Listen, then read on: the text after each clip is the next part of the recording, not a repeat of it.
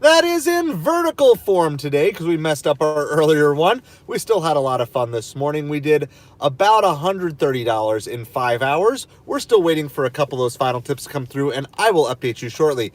Welcome to everybody watching live and on replay. If you are watching this on replay, make sure you hit that subscribe button right away so that way you'll be notified the next time that we do go live. These live streams are fun, but they can get kind of long if you're just watching on the side, but they're really fun to be interactive and catching them live as we go. But if you have any comments or questions afterwards, you can always post them down below. We just arrived at Pollo Tropical for our very first catering order that we are doing on the catering app Zifty. This is a catering order. It says it is through Easy Cater. So they are getting Easy Cater orders as well as Deliver That.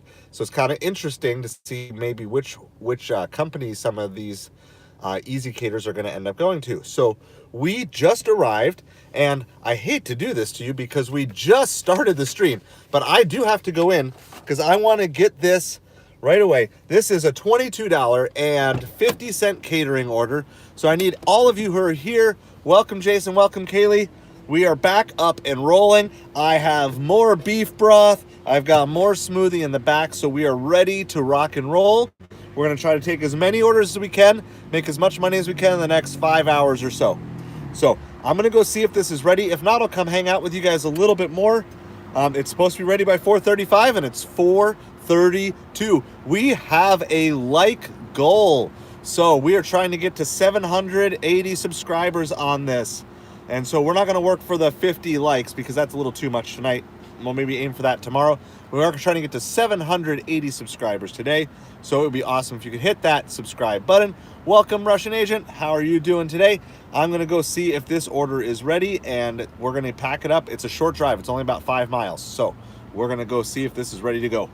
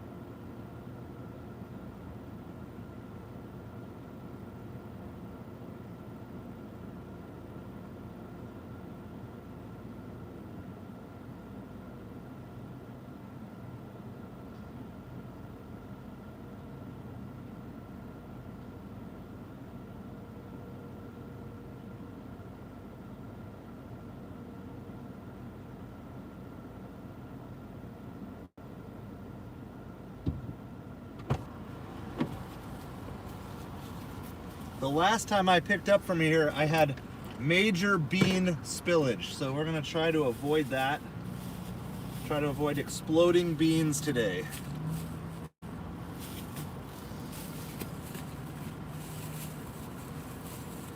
Try to get them nice and flat. It's going to an arcade. Now I think that's like a gambling type of arcade sort of thing here, but we'll kind of see what it is.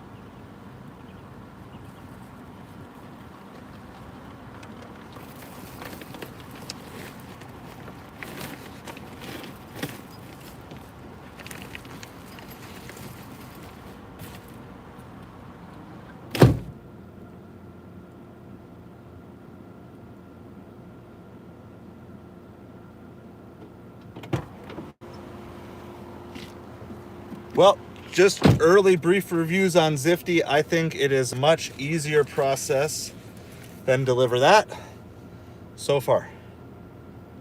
Let's complete all tasks. Got all items. What am I missing? Got all items. Depart. There you go. All right.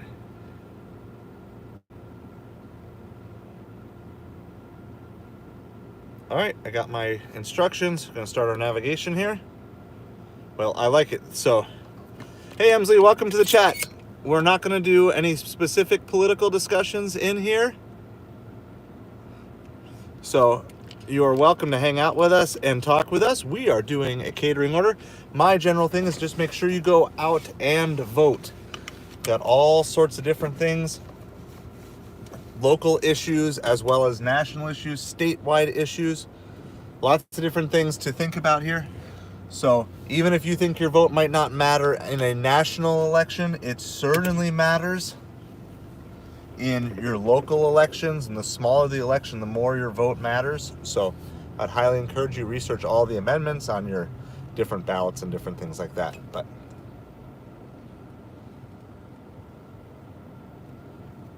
awesome, Landon, thanks for the subscribe. I appreciate it so much. We are trying to hit this goal of 780 subscribers by the end of the stream tonight.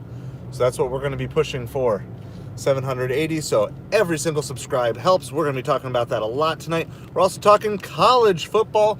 I have a nicer shirt on here for this catering delivery. I'll throw my U jersey back on. I'm a fan of the Miami Hurricanes, and they pulled off the win today. It was not really pretty. It was not impressive. They're probably not one of the top 5 teams in the country. However, they do keep winning. And sometimes that's all that matters, because teams like Penn State lost today. So maybe we'll move up in the polls, maybe not.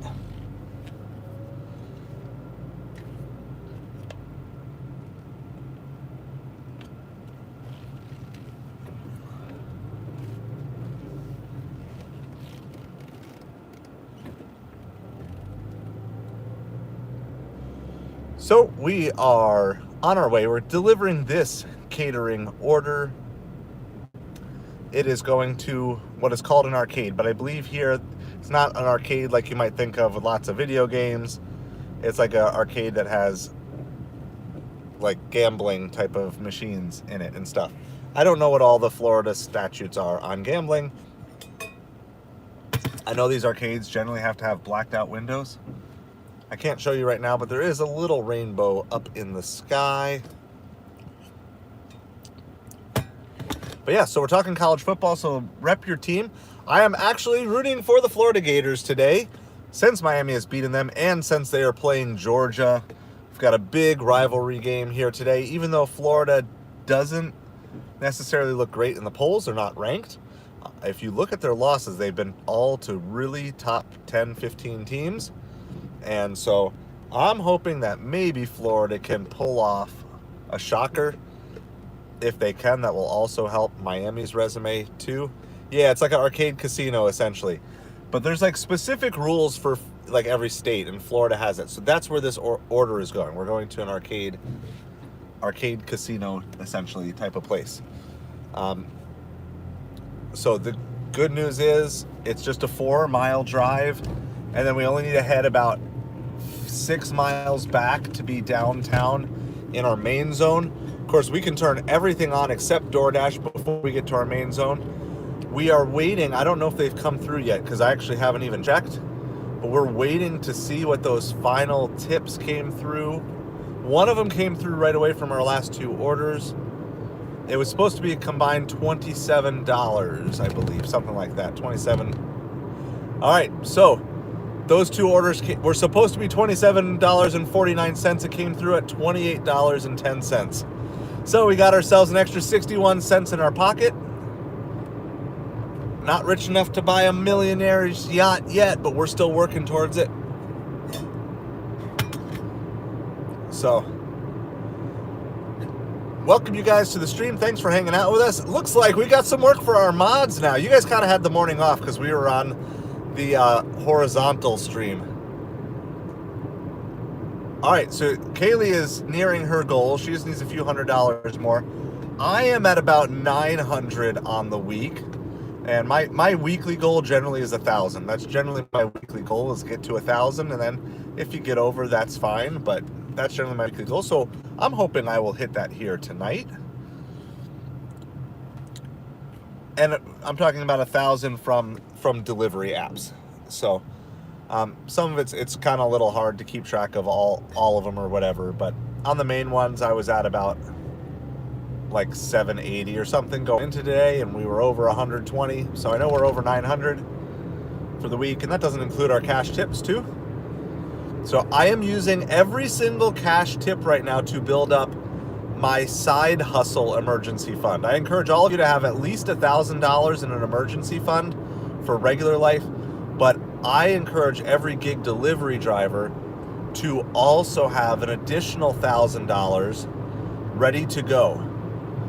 And so that's what I'm doing. We have the 1,000 for our family's emergency fund, but I'm building my side hustle emergency fund of an additional $1,000. Now this is for things like all of a sudden you need to blow out a tire, you need major car repairs, you got to rent a car for a few days while your car is in the shop, all sorts of things. You want to be able to keep the money flowing in. And so I've been slowly building up my cash tips, just been saving them all and building up my side hustle emergency fund. And I think I'm about $800 now. And so it's very exciting that we almost have the side hustle emergency fund fully funded as well. This is especially important, by the way, and you only own a single car. If you have access to a second vehicle, then maybe you wouldn't need a full 1,000, but I still think it's a good idea just to have the bonus 1,000. So you have Dave Ramsey's 1,000, but then if you're dependent on your car, you kind of almost need to have this as an extra 1,000. I just highly recommend it. Something we kind of discussed going through like some of these things, and I really took that to heart. And so I've almost accomplished that. Also, every like coin that I find either goes to either garage sales or that side hustle emergency fund.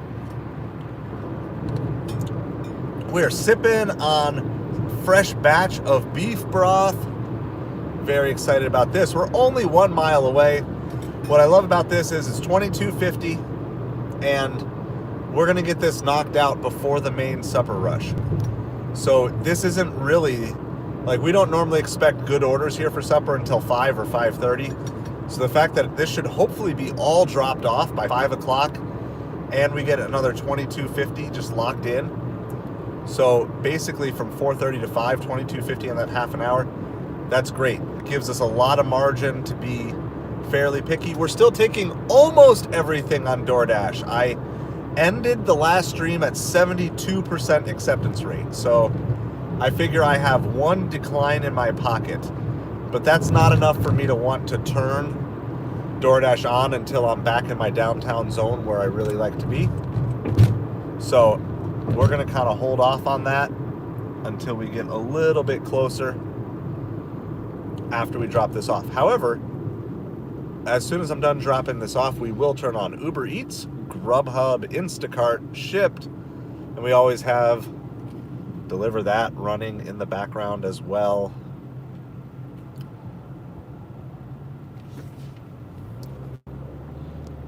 I've been told it's not often that you get catering offers on a Saturday afternoon, so I'm thankful for this.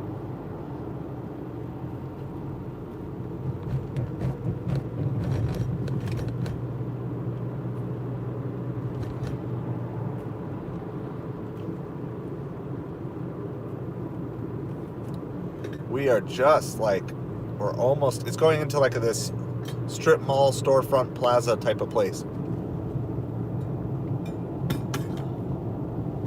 So we're gonna turn in here.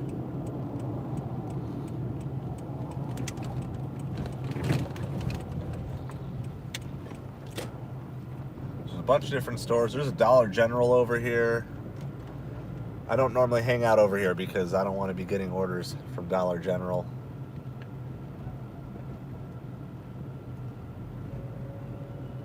Looks like we're going, it's not just unit numbers. Each place has an actual address. Now, in terms of Uber Eats or Grubhub, we certainly could get an order from over here. There is one pizza place in here. There's an ice cream place, as well as a bunch of other places on our way back into downtown. However, I do not want to turn on Doordash. All right, I think this is going to be, oh, there might be one closer parking spot. Oh, nope, there's not. All right, well, there's not a close parking spot either way, but we're just going to back in over here.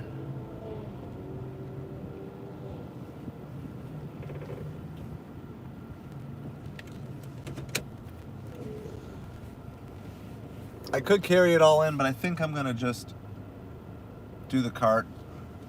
I don't think I can carry it all in one trip, so I'll use the cart so I can get everything in.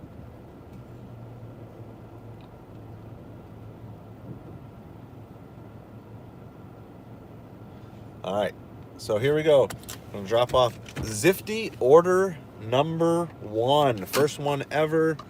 First catering order on the Zifty app. I don't know where my sign went. It's buried somewhere in here. We're going to get all this dropped off and then turn everything back on, head downtown.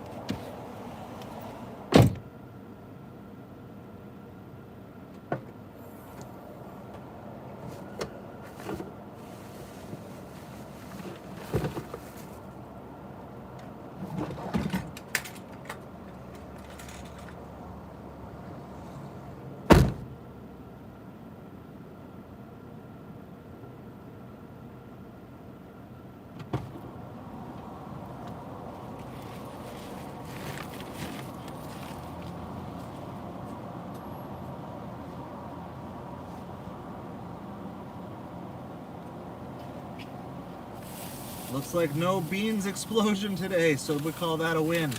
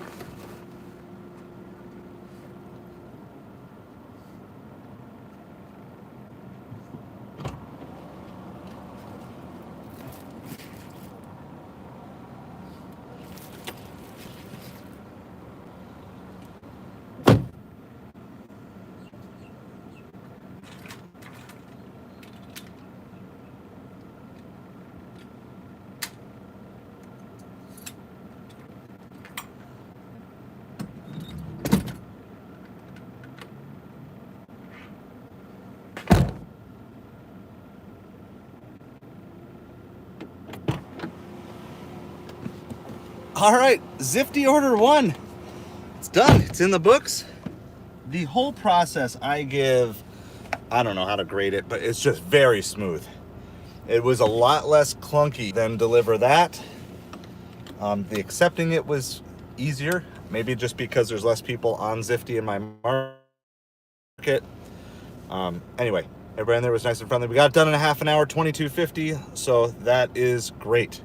We're going to start turning all the apps on here really quick, and then we're going to start heading back to downtown. Only app we're leaving off right now is Doordash. So we are talking food delivery, talking football, talking side hustles, all sorts of things. So, all right, Kaylee's going shopping. Oh, you got Peak Pay on DoorDash. Nice. Let's see. Anything here? They're offering Peak Pay from 11:30 p.m. to 1:30 a.m. if you want to hang out with me, Jason. There's no way I'm doing that late unless the orders are amazing all the way through. The second it feels like the good orders are done, I'm out.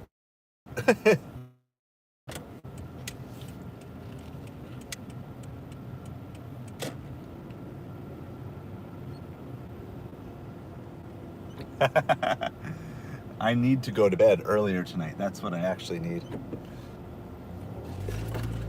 All right, we got everything dropped off. It is. That's basically what it is. It's like a casino arcade sort of thing. So I don't know all the gambling rules in Florida. Whether we have like 2 or 3 of those around here. So I don't know if it was like, they sell cans of soda and stuff there. They were making a good profit on it. I think it was like $2 for a can of soda. So they're making money on, so I don't know if they're probably raking in so much profit on the casino arcade part that they can basically just, it pays for a catering order like this. Get a bunch of people to come out on a Friday night. I mean, they were jammed out in there. Hey, dressed to impress. Well, thank you. I think he didn't ever have a beard, did he? I think he was clean shaven.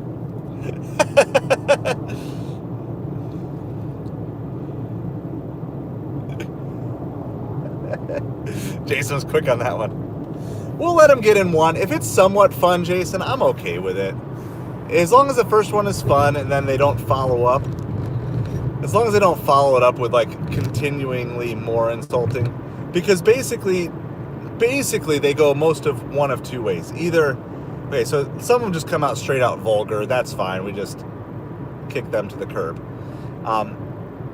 But a lot of them come in, make their funny joke. I roll with it, and then we'll see. So, gotcha. No, it's cool. It's cool. Like, I don't see everything. So, just so you know, and kind of for all mods, like, just a heads up. Like, I'm good to take, like, the initial joke if it's not a vulgar joke. Like, we're good with that. It's just, you know, if they persist with just being rude, that's fine. Like, some people want to come in, introduce themselves with a joke, or, you know, I don't know if it's the best way to walk into a room, but yeah, it's good. So, just a note to everybody, come on in, make your joke, but just make it one time. Don't keep repeating it. This beef broth is so hot. This morning, my wife made it with water from the coffee maker, which is hot, but not like crazy. Tonight, she made it on the stove. It was like, it's hot.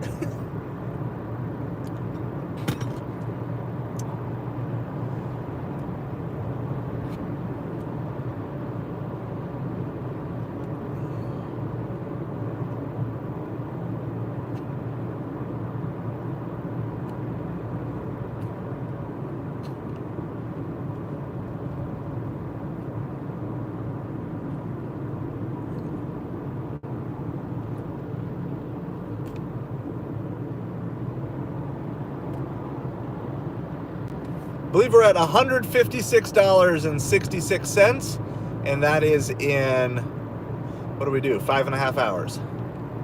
So we're just about where we like to be on a Saturday, which is amazing because it didn't feel, those of you who streamed this morning. It did not feel like it was a good thing. We just kind of had a really good catering order on Ubereats, my first ever Ubereats catering order. So not just one catering order, but two today. And that was even better than this one pay-wise. It was $42 for 4 miles. We did have to wait longer for that one, but I still think dollars per hour, that one came out on top just by a little bit. And we had a crazy $29 flour delivery that had a $25 tip on it. So Uber definitely carried the morning. We did get one platinum offer, being back on platinum. And then we had a couple, that flour order was Doordash. We had a $5 for 1 mile. Doordash was technically platinum, but not a platinum plus. And then we had another $5 for 6 mile on Doordash that we had to take because we had no flex in the acceptance rate. Still really don't have much acceptance rate flex, sadly. We've still got to take almost everything. We really can only reject stuff that's like way underwater. And when I say underwater, I mean something where the miles are way more. Well, underwater just means the miles are more than the dollars. So less than $1 a mile, we call that an underwater order. We are just headed to downtown. We're looking for high-end food. That's what we're looking for. I'd rather just make 4, 5, 6 deliveries over the next 3, 4, 5 hours that are all like $20 plus deliveries. That's what I'm gunning for. I'm going to try to be picky. We do have a little margin. So if we said, what did we say, 156? Is that what we said? I think it's like that. 156 divided by 5. Yeah, so we're like 31 an hour. We're going to lose a little time here just driving to good restaurants. This is all from where we were. That was like really like tend to be low end stuff. There's a bunch of fast food places. You can occasionally pull a good order out of those, but most of the time they're not. It's sad. There are a couple of nicer places along this strip, but that give you good orders occasionally. But because of DoorDash's metrics requirements, they're just orders that we can't take. So DoorDash wants every order taken, but that doesn't mean you need to take every order or set up anywhere and be running it all the time. Now, I'm Platinum Dasher, so I do have Dash Now anytime. If you weren't, you could be scheduling your dashes. Make sure you set an alarm for whenever your area releases the time slots every day. In my area, it is 3 o'clock. So even when I didn't have Platinum Dash for a couple of days, as long as I schedule right when it hit 3 o'clock, then I was able to schedule those orders. The problem is I still don't get anywhere near the quality of orders on DoorDash when I'm not Platinum. So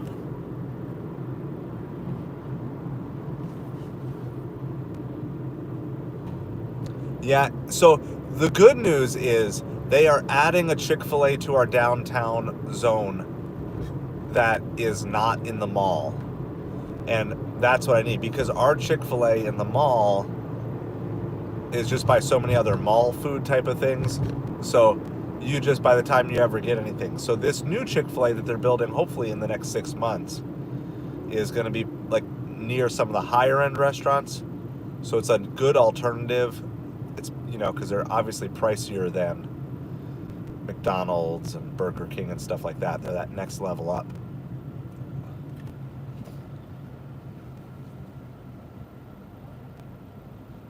Andreas, I really don't know what you're saying, so I can't read it out loud. It looks suspiciously like certain things that I know I probably shouldn't be saying, so I'm not going to read them, but welcome to the stream. If you are speaking English, I would love for you to just say hi to everybody, hang out with us. Love to have it. Blue Eyes, how's it going? I'm not the smartest tool in the shed, but I'm also a tool that wasn't born yesterday. I might be a tool, but I'm not a tool that was born yesterday. So, but I'm glad that you're here with us, Andreas. And if you're not speaking English, please do speak English only, because we don't have any way of modding right now other languages. Not to mention, I can't really respond. I can barely speak English. So try to have fun with you when I hang out. We are trying to hit a subscriber goal today. Trying to get to 400, no, that's a lie. Trying to get to 780 subscribers. We started at 764, so we were +1. So if you're hanging out with us, you haven't yet hit that button, would you mind just hitting that really quick? I'm not even going to bug you for likes today. I'm just looking for the subscribers today. And then, of course, we're working on our watch hours. We have a goal here of having super chats and stickers and all those things unlocked, certainly by Thanksgiving, and then be fully monetized by Christmas.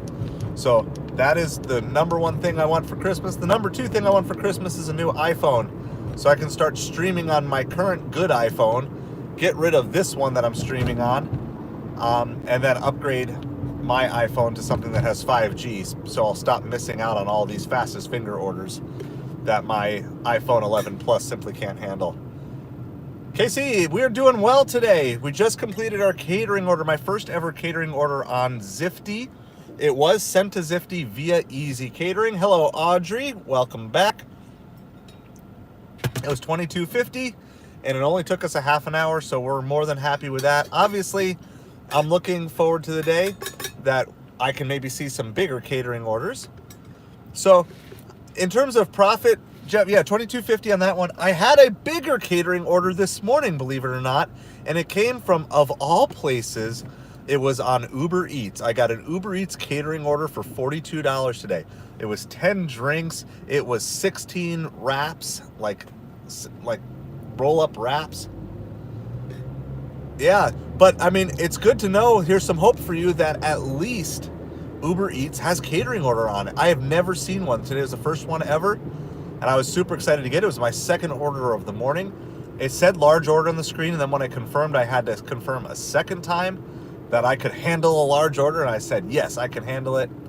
They quoted me $15 for 4 miles, but the tip on it was $39.50. So I'm pretty sure it was about a $395 order, and if that sounds really expensive to you, it is. This is a super high-end wrap and smoothie place. So I was guessing the order was between $300 and $400. So I think they had probably a $395 order, and they threw a 10% tip on there, and I was more than happy to deliver that to them. So we are just about 1.5 miles away from downtown. As soon as we get to downtown, I'll throw Doordash back on. But right now, we are closer to McDonald's than pretty much anything else. So since we're accepting almost everything, you're the Florida Keys. I would think that, I don't know. I would just think that because you get so many tourists down there, there would be places by the hotels that would do really well, even Instacart, because people are going to be down there 2 weeks, might be more likely to purchase groceries. I was exploring the Keys a while ago. Do you guys, I don't know, on all the Keys, are there any Walmarts or Targets on the Keys, or do you have to go all the way back to like the Miami area to do that? Yeah, well, that's fine. If you're only turning on when you go shopping, it's like if you catch something good. Like, I know lots of people who do that. Like, they literally have the apps. They're not looking to be top or anything. Okay. One Walmart. And that would make sense. I do know. I have been over to Miami. I've never made it down. Yeah, I've never made it down to the Keys themselves. I don't even think I made it as far south as Homestead. Just been across to Miami. Went to some Marlins games at their old stadium over there.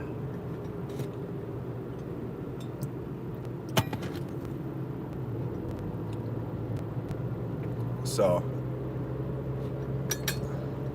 problem is, my wife doesn't like boats and she doesn't like bridges. So, I'd have to figure out a very creative way to get her there.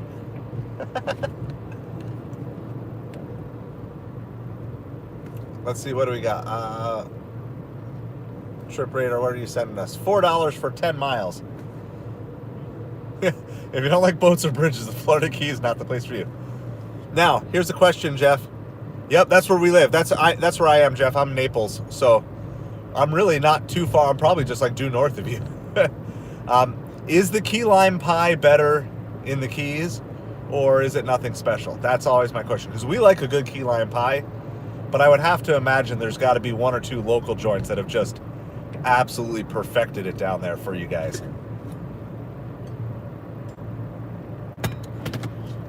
When my in-laws come down, they come down, spend the winter down here with us. Tastes the same in every Publix. All right. Well, Is there anything, do you guys have any, like, food specialty? Because I'm a foodie at heart. I could totally see myself having, like, a foodie channel on YouTube someday, too, exploring, like, our restaurants and stuff.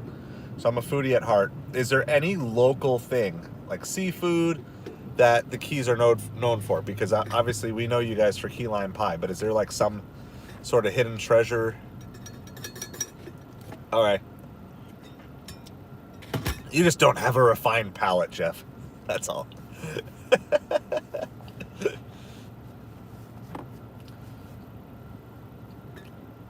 We've got some good seafood places in town. And I'm sure there's better ones that I can't afford to go to, but there are some really good ones, even the mid-range ones. We've got one. There's a little chain here. I don't know if they go all the way down to the Keys, but there's a chain here called Pinchers. I know they're up the west coast of Florida. It's like family casual. I mean, it's a little, I don't want to say processed, but it's not. But it's still really good quality seafood. Like, all our kids like it, and our kids don't eat a ton of seafood. And it's right on the water, which is really cool, so you can be eating and watch boats pass by. So I'm a big fan of that. Speaking of that, well, I'm actually just about to go over the bridge past it. As soon as we go over our bridge, we will turn on Doordash, because the water hopefully separates the bad orders from the good orders. It is 5:15. Took us 15 minutes to get back downtown. It's a little bummer, but there were no good Uber orders along the way. I don't even know. Yeah, Grubhub's on. No good Grubhub orders. No Grubhub orders along the way. We've got Instacart on, but we're not really hunting for Instacart. We're just seeing if we catch something amazing by accident, that's great. But I don't really like running. Sometimes I'll even shut off Instacart for supper if it's super busy, because it just is more annoying with all the alerts of $8 order, $7 order, $9 order popping up here. I am sipping on beef broth. We're on day 5, I believe. It's day 5 of my cleanse. I did about 3.5, almost 4 days of water only. Added in smoothies yesterday and beef broth today. All right, going over the bridge. That hopefully divides our bad orders from good orders.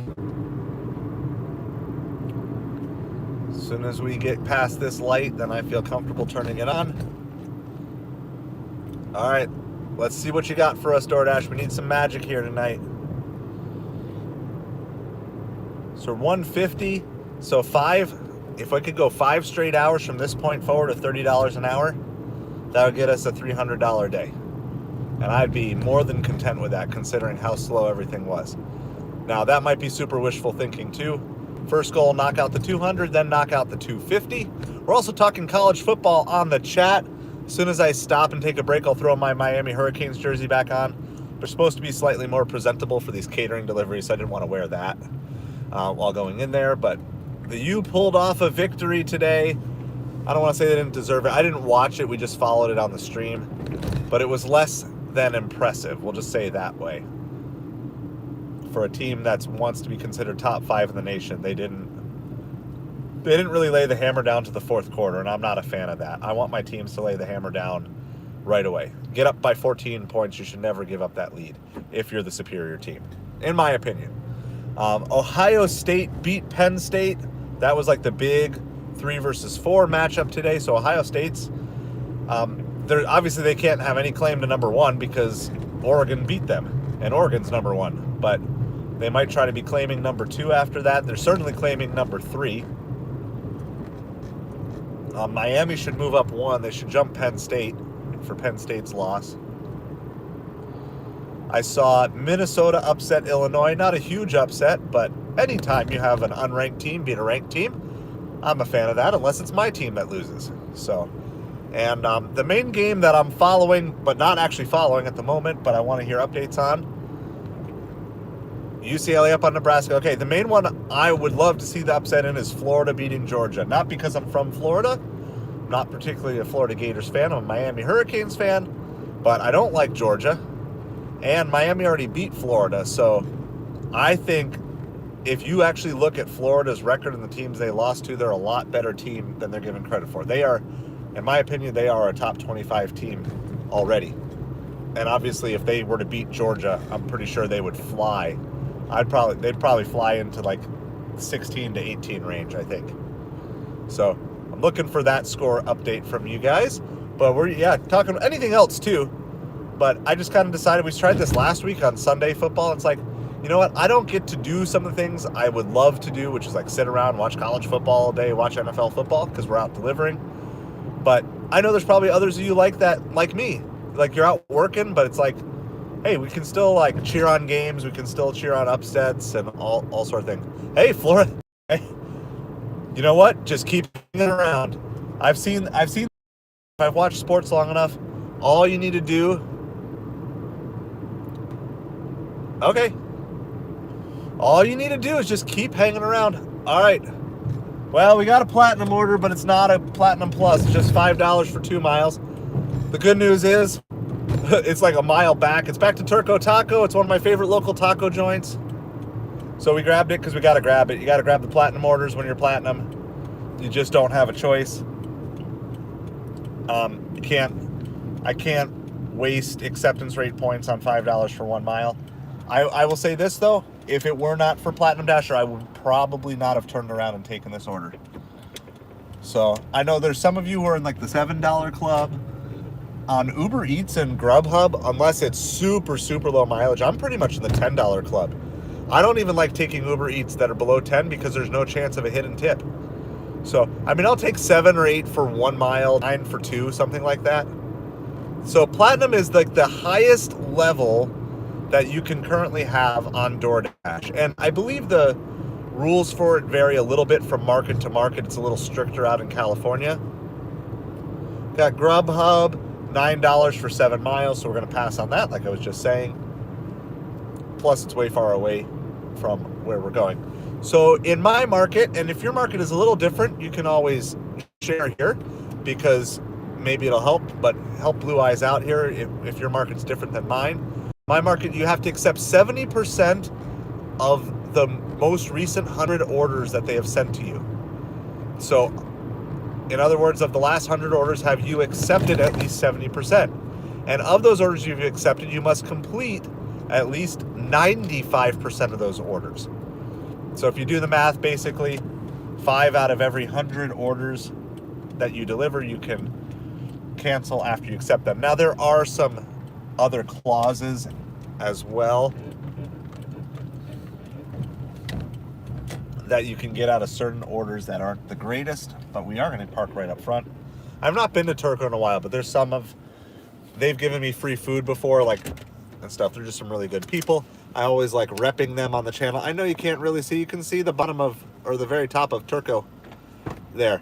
So no, we have no, I'm not in California, so I have no Prop 22. What we see is what we get. We're Florida.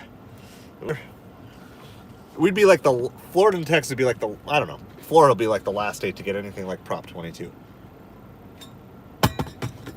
But maybe we can get rid of, both presidential candidates say they're getting rid of taxes on tips. I don't want a political debate, but you know what? That would certainly help all of us. So, all right, we are arrived. We're going to pick this up really quick. And again, I know I want to be able to mention broad political things over the next couple of days without there being things. Hey, nice. Get 322 for Prop 22. It's a good deal.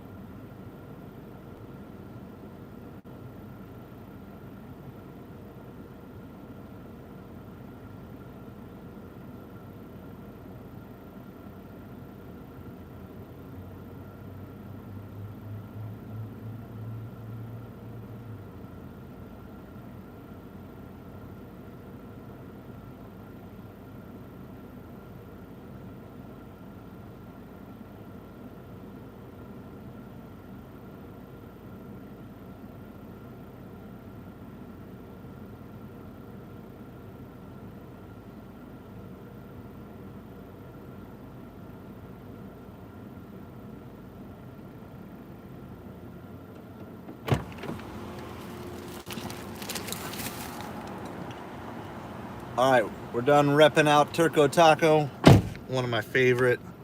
It's one of our local joints here. They have a couple locations.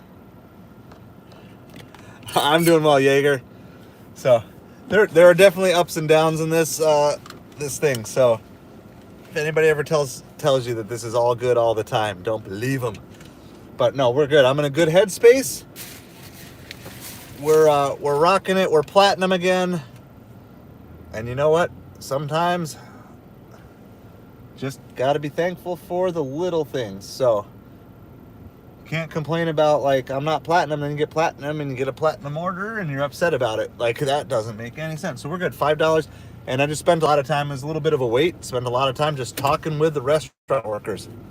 I would love to dirty stack right now, Jason. I just haven't seen anything. Usually I'll get something.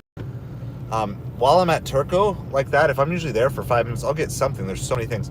They were telling me in there, though, that it's slow tonight. It's been slow pretty much yesterday, today. They said they're hoping it picks up tomorrow. But he just said it's Halloween weekend. Like, everybody just did their stuff.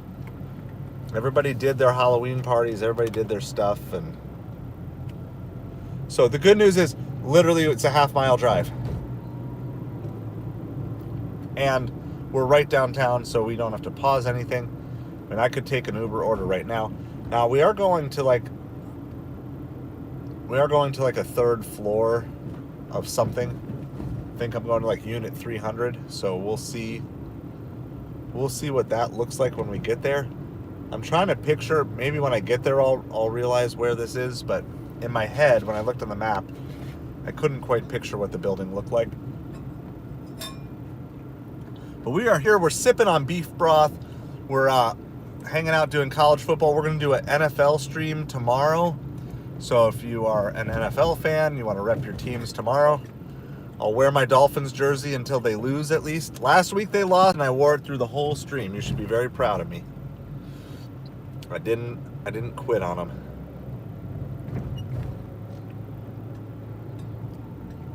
Actually, I see this. I think these are going to brand new apartments. That's why I'm not familiar with them.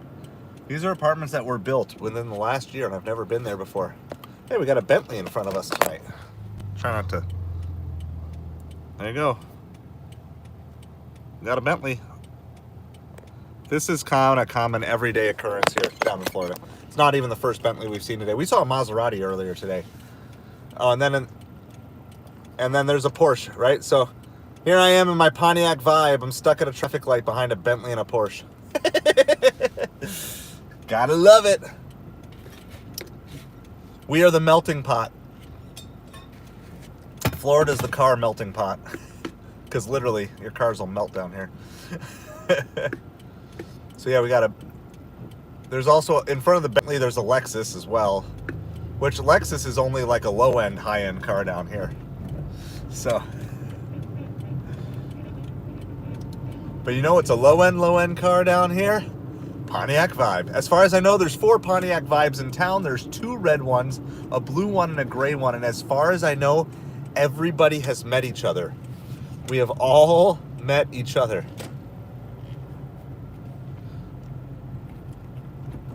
All right. I don't know if this is brand new. It's similar to one I've been to before. It's definitely a newer construction. So I'm going to try to figure out how to do anything in here. We'll see if there's any other.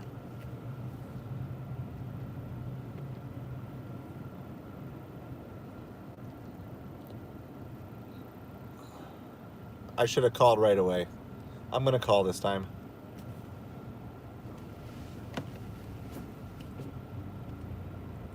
Yeah. Hi, Jill. This is your Turco Taco delivery. I just arrived. All right, I'm kind of under like the parking garage area. That's kind of where it brought me. Okay, perfect. I will see you there. All right. Yep, bye.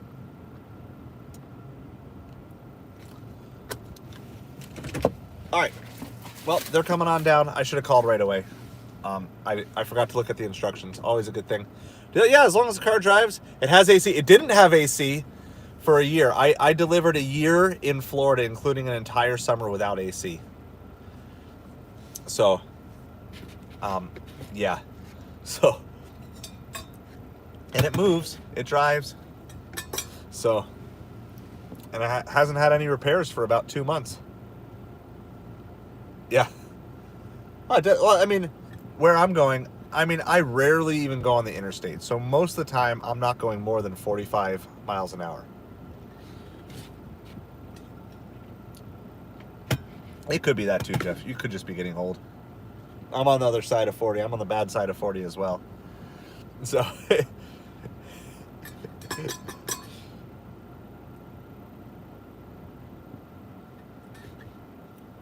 I'm just kind of keeping an eye and ready to pop out, but there's no reason for me to hop out and wait until I actually see them come down.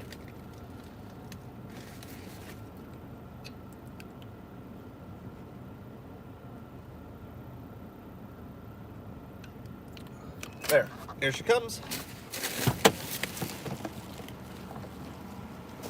Good evening.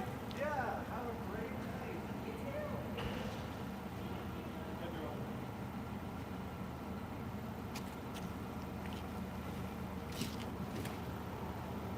Confirm. All right, come on. We need better than that, though. We need better than $5 for 1 mile. We need a Platinum Plus. I gotta get out of this parking garage here. We need a Platinum Plus order here. There's Saturday night, it's 5:30. So usually 5:30 is kind of when our main supper rush kicks in. I like to be out between 4:30 and 5 if I can. But all right. Okay, we're not gonna do this. Okay, but let me show you. This is a cash on delivery order for Papa John's. I have it on. We're gonna accept it. When you accept it, it gives you that acceptance rate point. I got to get out here where I have signal maybe. There is no penalty for declining it, but I always accept it, so you get the acceptance rate point. Okay, and then you can all right, you'll collect $30 in cash. We're not going to do this. I've done this before, but I'm not doing it now. And I'm going to decline it because that's not something I want to be doing right now. So it's kind of a nifty way. If you're looking to build your acceptance rate on Doordash, you can accept and then decline, and you still get the acceptance rate point and not have to deliver it. If it was later at night, if it was like 9, 10 at night, or if it was 2 or 3 in the afternoon, we might go do that. But there's no guarantee of tips and everything. I am set to do those orders, and I'm okay doing it, but it's a nice little hack. Even if you never want to do them, just take them, hit accept, then hit decline, and you get the acceptance rate point. So that's a little, just a nice little DoorDash acceptance rate hack.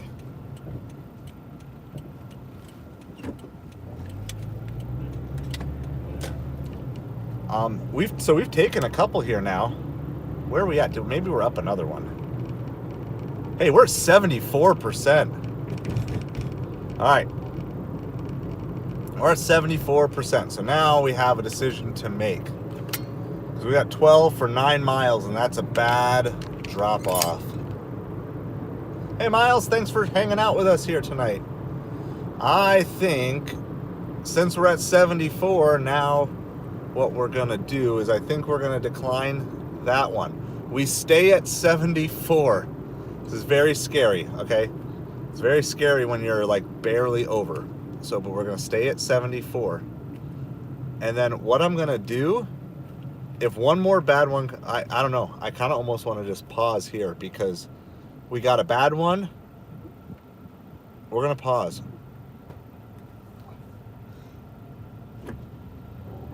So, Joy, so yesterday afternoon I started doing smoothie. And then, so my wife has been making smoothies for me. Just kind of like coconut water and some frozen fruit mixed in. And then today I started doing beef broth as well for my cleanse. So I've got like a nice thing. This is hot beef broth, nice and seasoned.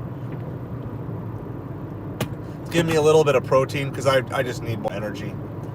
So, but yeah, I went almost 4 full days on just water while working a full-time schedule. So I was pretty happy with myself. I've never been able to do anything close to that. And then I just hit the point. I listened to my body hit the point where I knew it was time to start giving it food if I wanted to survive and be functional. And added in smoothie yesterday and then beef broth today. So it's nice. I got a nice balance of sweet and salty. Because I don't like a ton of sweet stuff.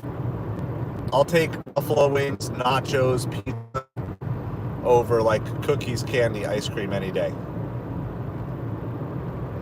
So like on Thanksgiving night, when everybody goes back for their second slice of pie, I go back for a turkey sandwich. So I like a good sweet now and then, but I can't have that much. And after about like 4 smoothies, I was like, okay, they're really good, but I need something to counter that. So, but yeah, welcome to everybody. We're trying to get to 680 subscribers today. 680 subscribers.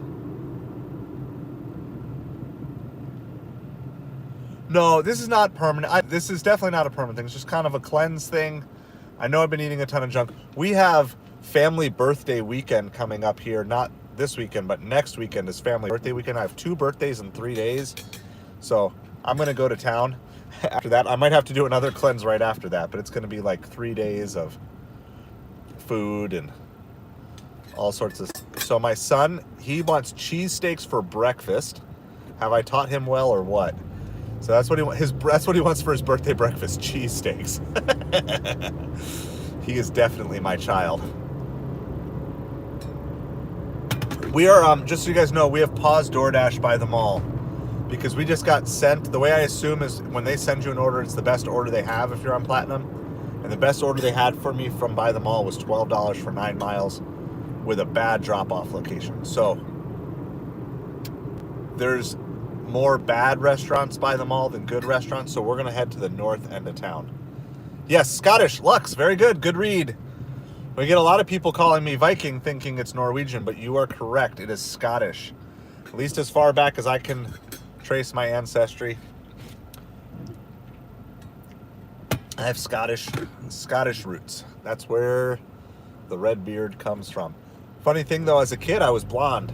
I had no, maybe like there's a hint of like strawberry blondness to it, but in general it's pretty much just blonde, light blonde hair. And then it all moved south and turned red. So that's the story of my hair life. So we're out here, we're looking for some good orders. Everything other than Doordash has been slow. We did a catering order. Yep. I moved south and all my hair moved south, so we're just hanging out down here.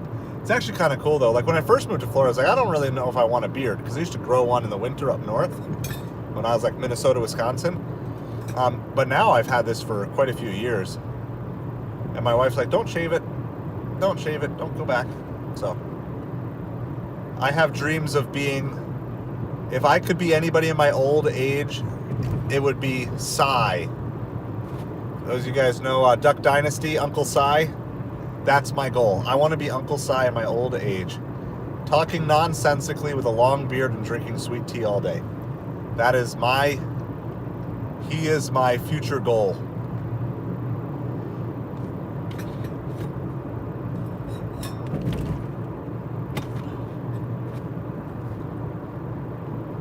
Uncle Cy. I don't know how to spell his name. Thank you, Joy. Appreciate it. Hi, Hacker. How's it going tonight? It's a little slow start. $8 for 10 mile on Uber. I just need to drive about 1 mile more. Yeah. So here's the thing.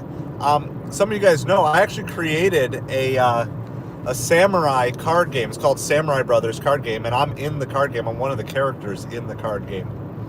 So, my name in the card game, my card game name is Survivor. My wife's card game name is Slice and Dice, and she's like dicing up a bunch of sushi and stuff. So, and then trying to remember, my oldest daughter is Cloud Rider, youngest daughter is Wave Star, and then I can't remember what my son's name is, but he managed to sneak a lightsaber into his gaming card. So they are available.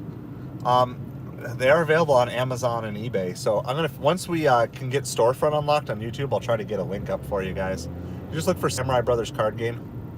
All right, we're by as good a restaurants as we're going to see for the next little bit. We're going to keep heading north. We're heading towards the crust. That's been our cash cow the last week and a half or so. Pizza's always good. Pizza, bar food, ribs, steak, they're always good places to hang out when there's football games on or coming on. So we're going to just keep heading that way. It felt good to finally decline a Doordash, though, after taking something like 50 or 60 in a row. And not have to do any shenanigans. No accept and then cancel and different things. Just flat out decline. We're still at 74%. Thank you, everybody, for hanging out. We're trying to get to that 780 subscriber thing. So if you haven't hit that, basically we're trying to set ourselves up for 800 tomorrow. So I'd love to get to like 770 here in the next little bit. So if you'd like to hit that. Also, we are doing lots of football talk, so keep us updated on scores. My personal rooting interest, not that I care about Florida, but I want to see Georgia lose, is Florida to beat Georgia. Last I heard, they had a nice little lead, so I'm excited to hear that. We're sipping on beef broth. Got smoothie ready to go in the back. Just looking for some good orders to deliver. Hanging out with you guys. Talking some football. Talking any gig delivery stuff you guys want. Talking life. Having fun. Got a nice casual stream. We're over 150 on the day. I had ideas of getting to 300, but since I said that, yeah, I mean, it's definitely better. When football season starts, the orders start to pick up. You get a lot of pizza, wings. So, but it doesn't necessarily mean every time there's football on, there is good deliveries. It just means there's a better chance. So I like to try to hang out where people are most likely to order large quantities of food from. Yeah, we made it, Jaeger. I have it with me. I wore it all morning. I'm wearing it in the morning stream. I took it off for my catering delivery. So we're going to head north. This is, like I said, the south end of town's been really slow the first half of the night, and the north end of town has been good. And then it just right around 7:30 or 8 o'clock, they seem to switch. So we got our Namba ramen and sushi. Yeah, but the more orders there are, the better chance you'll see a good one, because some drivers take everything, Joy. So this is the issue that we face. So let's say there's 10 orders and 10 drivers. You basically just have a 1 in 10 chance of seeing one of the best order. You're probably going to get something in the middle. But if there are, say, 20 orders and 10 drivers available, and you've got like a platinum thing, like the match or the trip radar, that's like, I actually just got one right now. I just got one as you asked that. So it's like whoever clicks on match and the algorithm determines you're the best match, they'll give it to you. So it's sent to multiple people. That's a match order. So good question. Perfect timing to ask that question. All right, we're almost to the crust. We're going to go hang out at the crust for 5 minutes. If we get something there, great. If not, we're moving on. We'll move across the street to Namba Ramen. If there's nothing coming out of places, you got to leave them. Don't just sit there hoping orders are going to come in. So, but basically, yeah, if there's 20 orders and there's only 10 drivers, then you're almost guaranteed one of the top orders, because there's just not enough drivers to deliver all the orders. It is pretty hard to find good match orders. I've gotten one or two. I don't know if they still call it trip radar, but, well, I wish it was more. Mostly it's algorithms picking who sees the order. That's most of what this is. It's mostly algorithms picking who sees orders.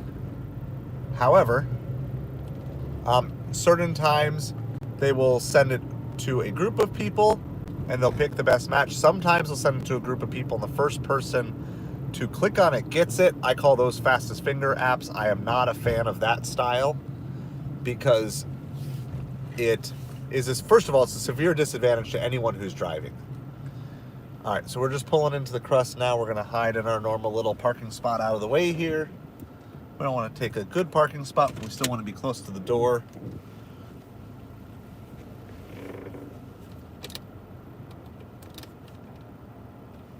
get backed in, catch up on chat. So it's a great time if you have any questions right now.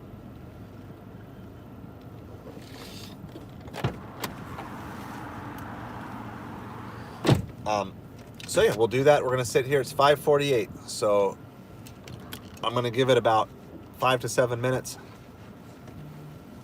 Well, right. So that's the thing. So if you're a driver who is maybe a better driver, you're a better delivery driver, and then some Joe Schmo who's just sitting in a parking lot doing nothing, scrolling YouTube. The one scrolling YouTube on their one phone and having that on the other phone, or the one running two phones with the same account trying to double click on the same order, they're much more likely to get it than you are. So I don't like how the specific matches that Uber sends, I don't like. However, the concept of the trip radar and the match, I really like that, and I wish a lot more apps would consider going to it. Maybe if Uber does eventually buy Instacart, which there are lots of rumors of that, maybe if that happens, they would implement it. So I would like them to see, like, okay, here's at the Costco drop, here's order one. It's $50 for 17 items going 10 miles. And it offers it to like the top tier of Instacart drivers that are there. And then you click on it, and then based off of things like delivery history, and I mean, yes, it's a little bit out of your control, but I think that's a more fair system in general. I know some people would hate that system, but for me personally, I would like that a lot better. To be, instead of constantly flipping back and forth. Yeah, and a lot of times then people click on things and you don't have time to evaluate it. In fact, Deliver That's whole premise is exactly the same. It's they'll show you on Deliver That, they show you a catering order, and you have to accept it before you could even look at the details, because otherwise someone else can accept it. And then you have 10 minutes to look at it and decide. I would rather them just send it to, you know, the best eligible group of people, let them look at it. Whoever wants it takes it, and then if multiple people take it, assign it to the best person. So, all right. By the way, I got lots of notifications, but I got this notification. I have no idea what it's from.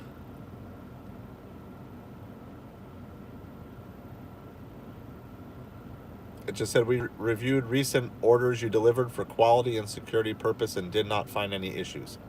Tap for details.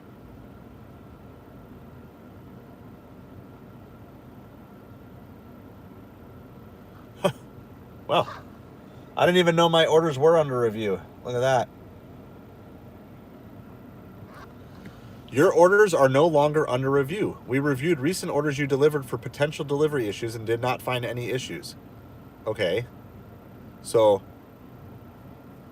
what happens next? Your earnings for these orders will be paid out in full. Well, that's good. You can view your earnings details in the earnings tab. Is it going to tell me which ones were issues? No, when I click on it, it goes away. What a joke, Doordash. You're just a joke. How would it be decided, Joy? I mean, that's how I would think. Proximity to the store, reviews.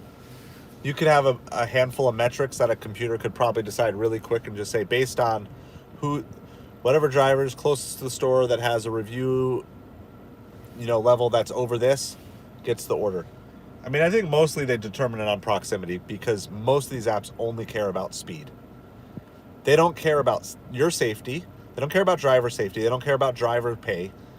A lot of times they don't even care about their pay. They care about getting orders delivered as quick as possible. And the ironic thing that I find is, a lot of times when I'm worried about delivering a late order, the customer's like, totally didn't care. We get it.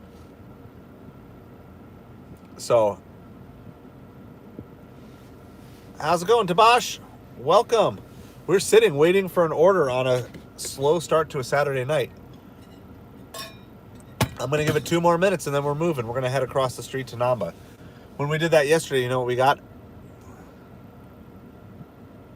Hi, Migo. Well, welcome. Doing well. If you care sharing, let us know where you're from. Always love to hear people. We're trying to get to 780 subscribers tonight, so I invite everybody to hit that subscribe button if you haven't done so.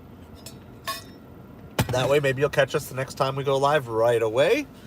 So, but we're just rocking it out. I'm doing well. We've made a lot of food deliveries today.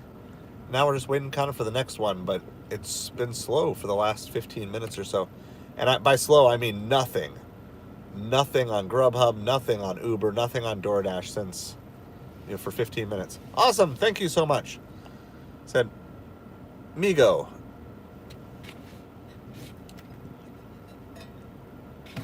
Yeah, well, remember all these, So the publicly traded companies are only about profit. That's their ultimate thing. That's all they care about. They just want to show larger and larger profit to their shareholders. All right, we got a shop and deliver on Uber, $8 for 6 miles. We're going to pass on that. Not quite yet. So usually the south end of the town is better later. So, but it is time. We're going to move across the street to Namba Ramen and Sushi. We were pulling big orders out of there the other day. I learned my lesson from yesterday. I'm actually going to go left to get to the stoplight to go right, because I always get stuck over there. I won't get stuck for quite as long over this way. Awesome. Thank you so much. You too. Thanks for stopping by. So, what happened yesterday? Oh, coming out of this parking lot for the crust pizza that I was in, I kept making a right turn to get on the main road, and then I always got blocked by traffic. So instead you have to make a left to get out by a stoplight. And like now I don't have to sit there at all. It worked right away. So now we're just heading across the street. I think it's good to move. You can sit somewhere, but I wouldn't sit anywhere more than 15 minutes absolutely max. And that would only be if you're seeing a lot of orders and they're not good ones. But we weren't even seeing orders over there. We saw like one order and sitting there for 7 minutes in the middle of supper time on a Saturday. So now the restaurants I've talked to are expecting it to be slow tonight. So I am keeping that in mind. I'm keeping my expectations realistic that it is probably going to be a slower night. But that being said, we still want to try to maximize our earnings to the best of our ability.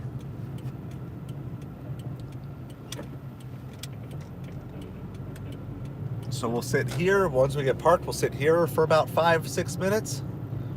And if we got nothing else, we got one other place to go back across the other side of the street to a high-end steak place called J. Alexander. So it's kind of this trifecta of restaurants. They've been doing really well for us, but like I always say, some nights the orders aren't going to be there. I'd be curious to know, those of you in other markets, is it slow for you tonight at the start of supper as well?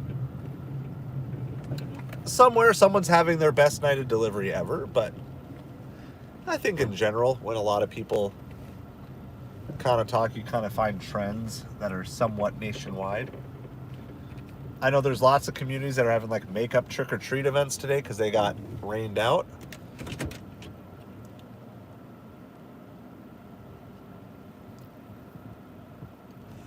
Okay, so Casey, this is the best theory. I don't think they've ever released anything official on this. The best theory is that those are customers who have consistently reported their orders not arriving. So it's kind of a level of accountability and protecting the drivers to a certain extent to say, look, they can't hand this offer off unless you give them a PIN. But here's the irony. There's a simple way around it, which is you just don't come to the door. And after 8 minutes, the driver has to leave the order, and then you don't need to give them a PIN. And then you can report it not being there. Ask me how I know this, because that's what happened to us last weekend. All right, I'm going to get some college football updates here.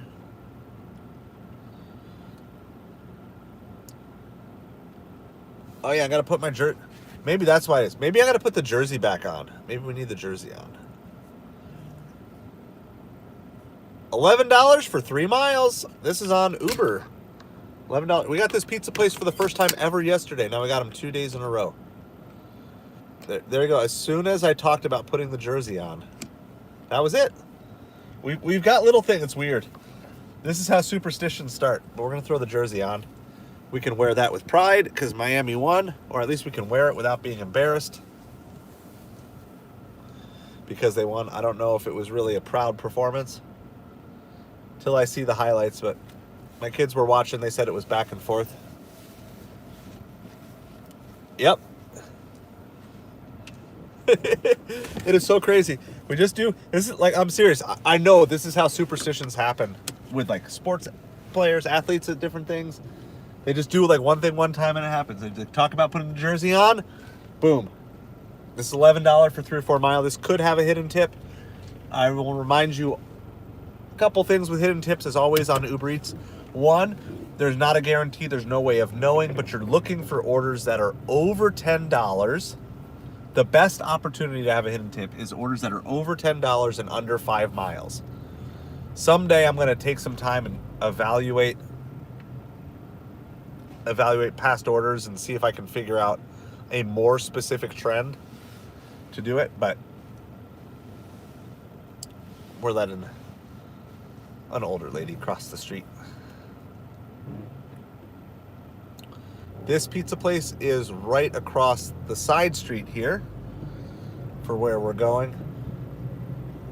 But we have to kind of cut through a hotel parking lot to get there. It's kind of a little weird.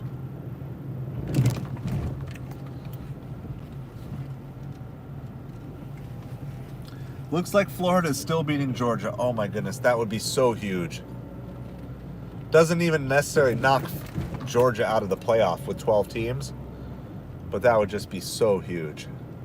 And huge for Florida, too.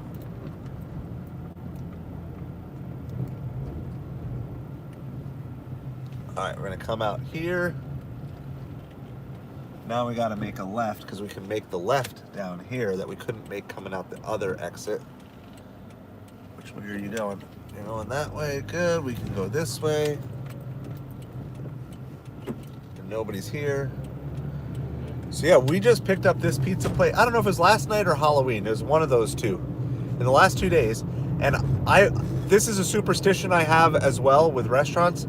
I think anytime that you see a new restaurant, if the order is at all reasonable, you should take it.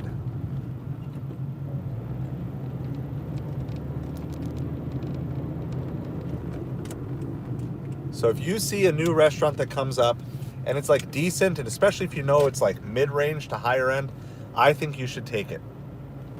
And I have found multiple times, as soon as I do that, once I get one good delivery, one like solid delivery from a new restaurant under my belt, I will often get more. And so this spot that we've been staying at over here the last couple days, to now add a second, well, not a second, but add another restaurant into our portfolio of good high-end restaurants that we can be delivering from is great. More options and more opportunities are better. It might even give us the chance to park over in this parking lot sometime as well.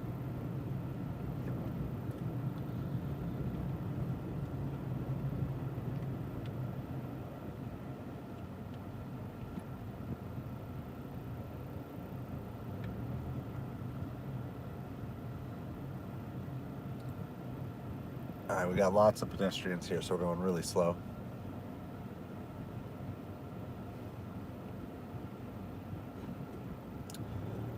So in general, it's proximity, Joy. I know I'm not catching every one of your questions, but in general, proximity it's not the only metric, but it is a major metric. Proximity is a major metric. So let's see. Wings, pizza, salad, eggplant parm. That's what we're picking up here. All right. The sign is still buried somewhere. I'm going to have to dig that out later, but we're going to go grab this.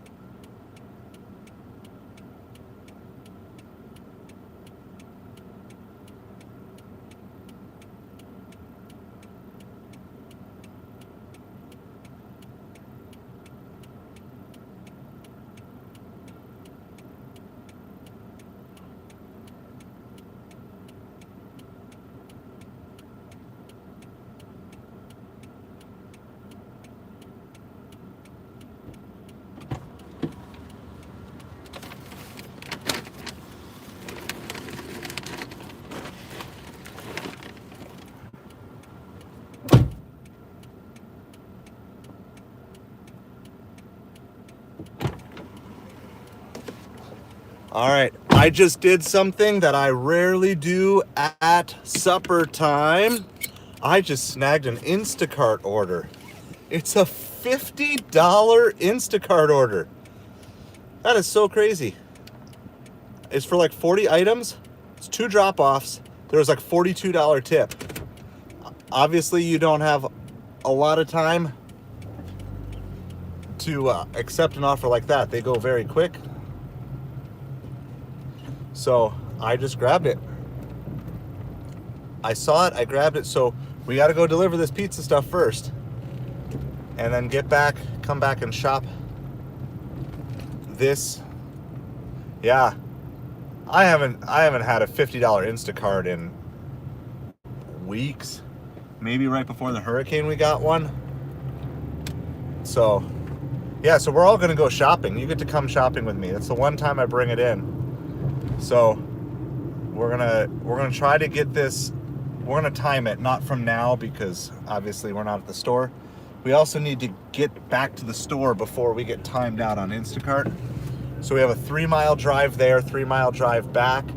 The drop off. So like normally I hate doing this, especially with Platinum, but there is absolutely zero guarantee with how tonight's been going that we'll see $50 over the next 2 hours, let alone 1 hour. Yeah, we're gonna go shopping.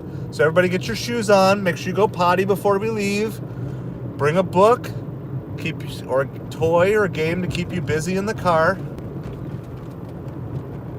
Make sure you brush your hair. That's the side of shopping. So anyway, that's what we got. You can you tell that I've done this before? You know, like all the things to say. It's getting easier to get them all out the door. The problem is our car is getting too small. So it's like, we need a bigger car because they all just fight with each other in the back seat because they're all growing. They're all like arms and legs.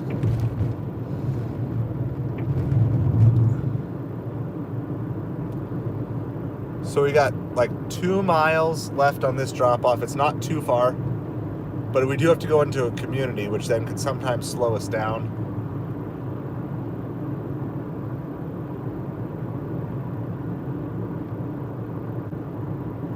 Three kids in the back seat of a Pontiac Vibe when one of them's still in a booster. It's really tight back there.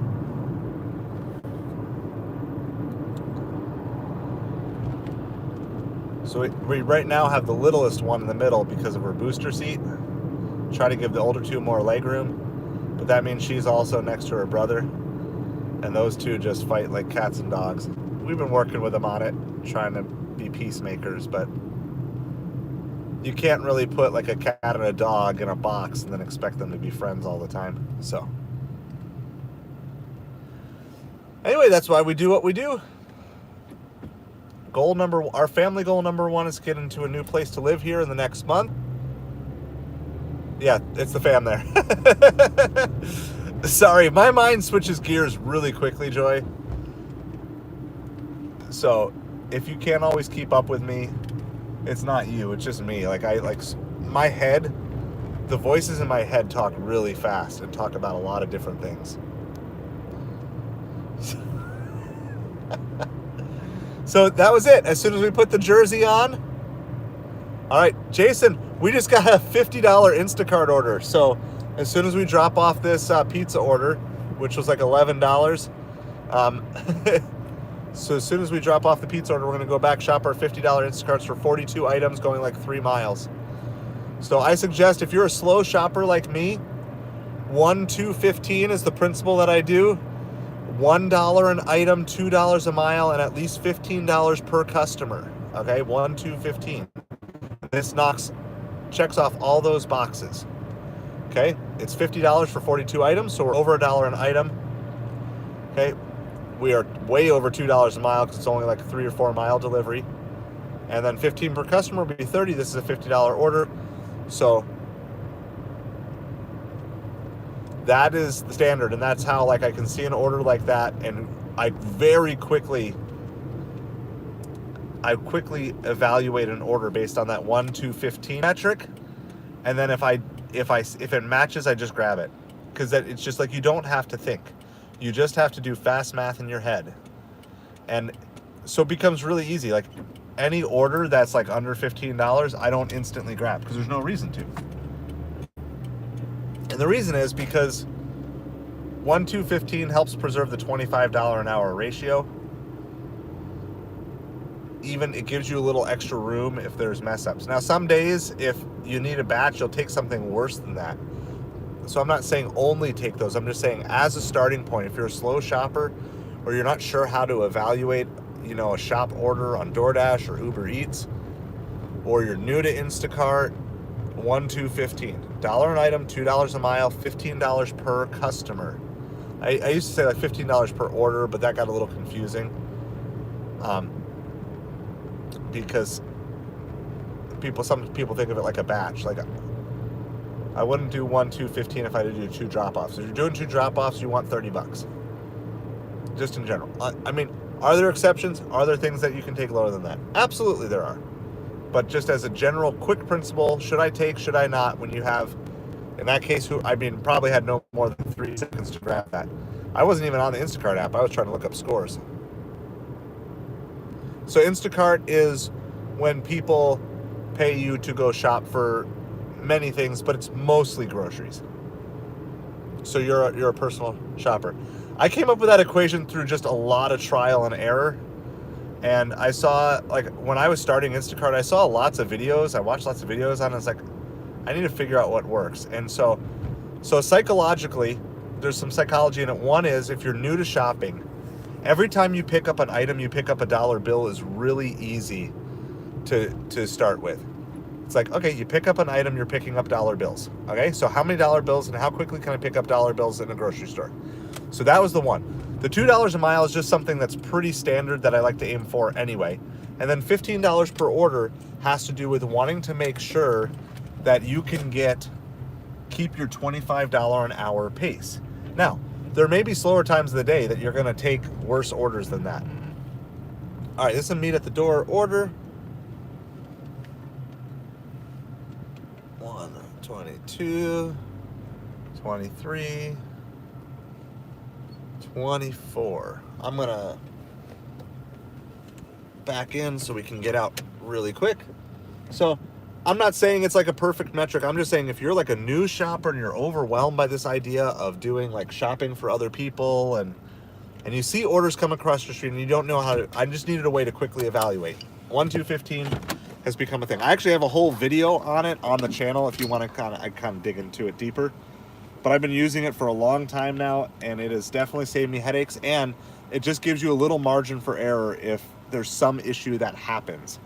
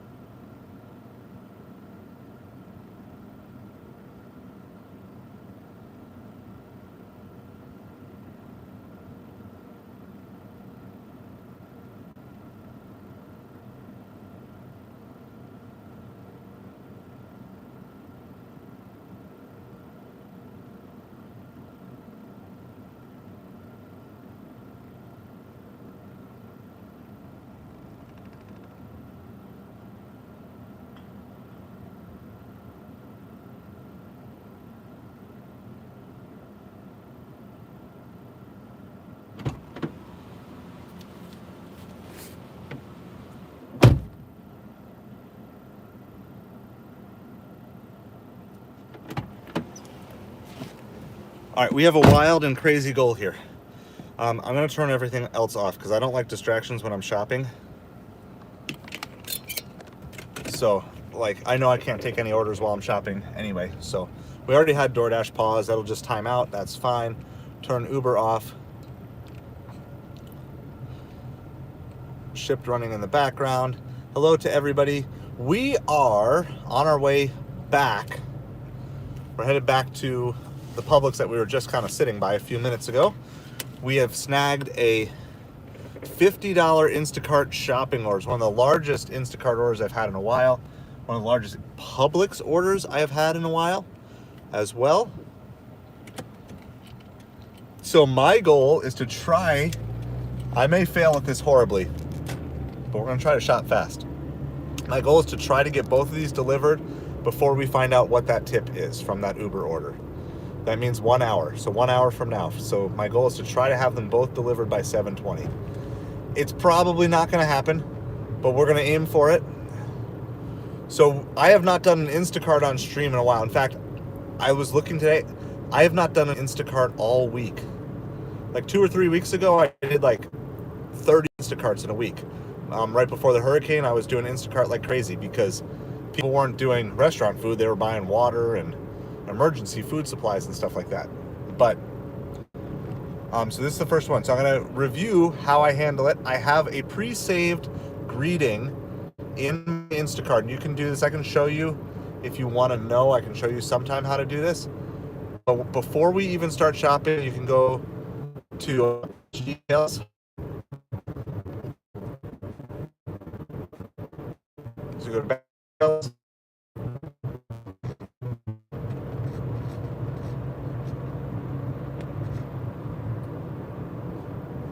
right, I lost you for a second, I think I'm back.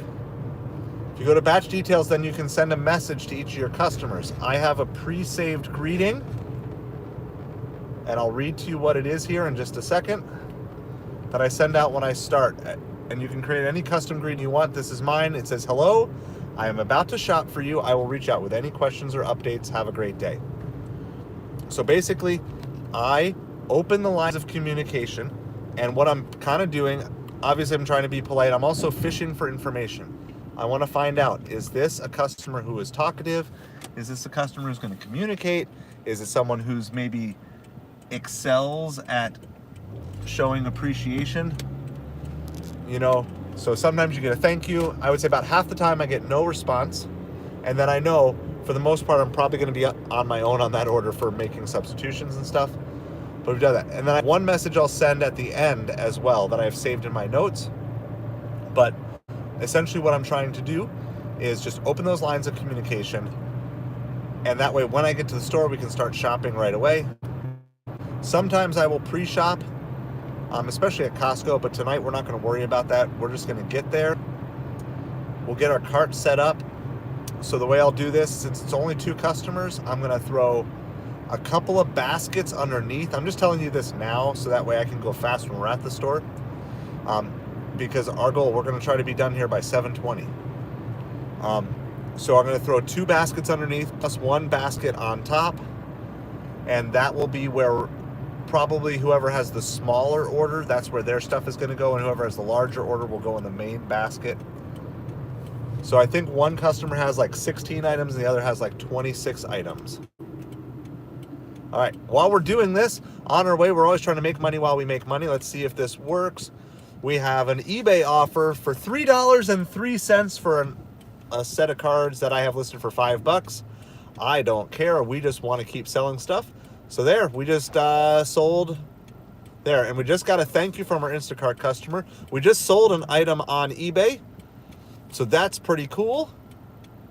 So we sold an item on eBay while we're driving to our Instacart. We're making money while we make money. And so that's what I want to encourage you guys to do. Find out different ways that you can have things that can make you money even while you're busy. And things like eBay and Amazon are great for that. We can talk more about that later as well. I know we got a lot of trains of thought. So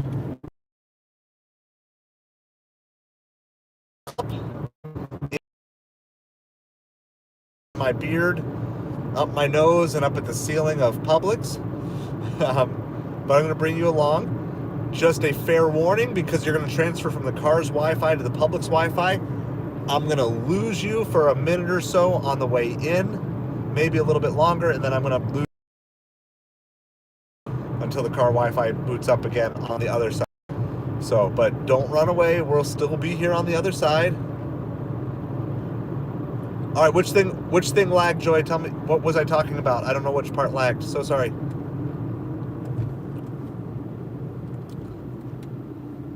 Let me know what part lagged. What was I talking about when it lagged, and I'll try to pick up from there. Yes, Joy, I mean, for sure, in terms of the intentionality, I think one of the biggest reasons... Okay, so we accepted an offer on eBay, $3 for a $5 item.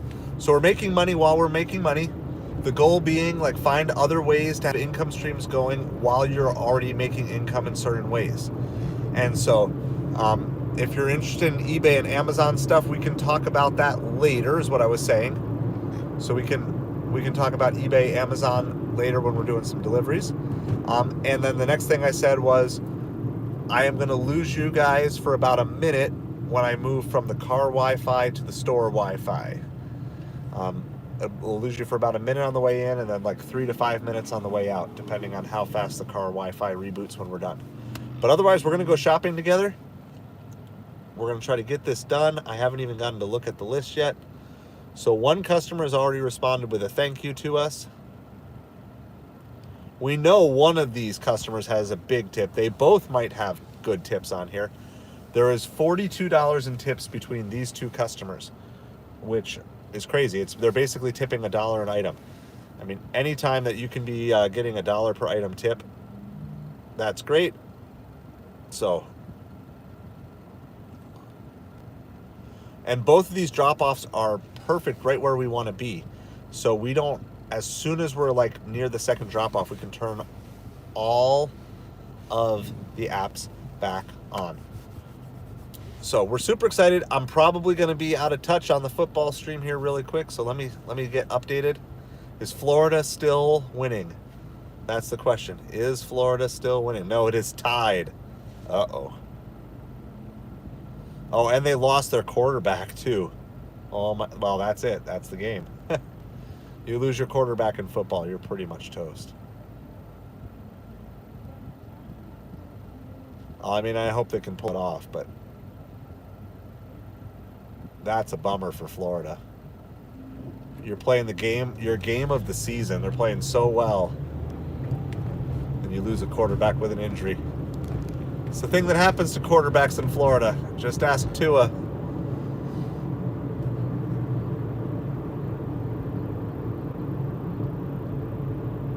So we are literally going to have another app closed. We're just going to focus on our shopping.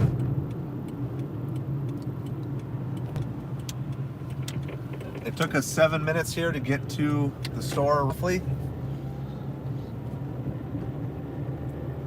So we probably have to shop it in about 30 minutes, check out in 5, and then have time to get them delivered. To do it all in an hour is going to be tough, but we're going to do our best. Give it a shot.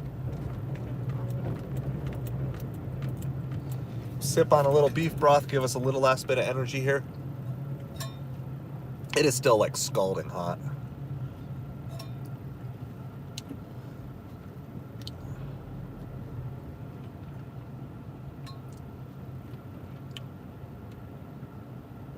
We're going to do it, Joy.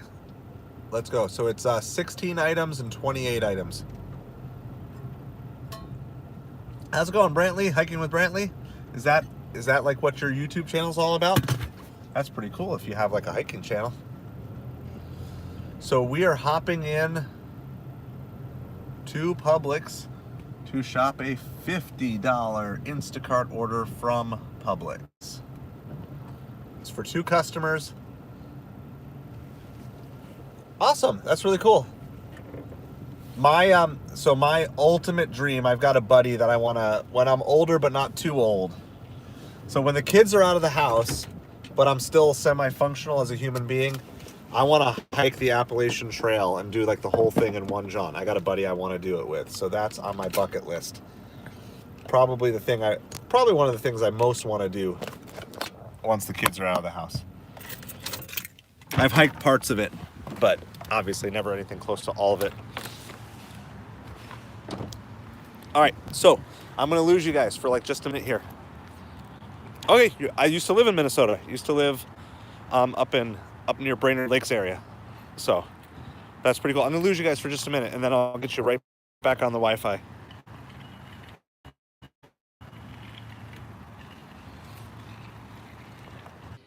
All right, I think we're good. I have been to Duluth, yes.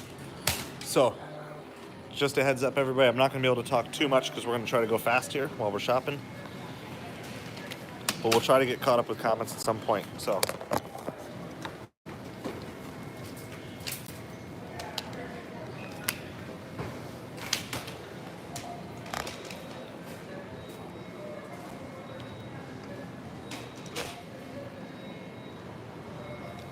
All right, you're in a basket. You are in a shopping basket.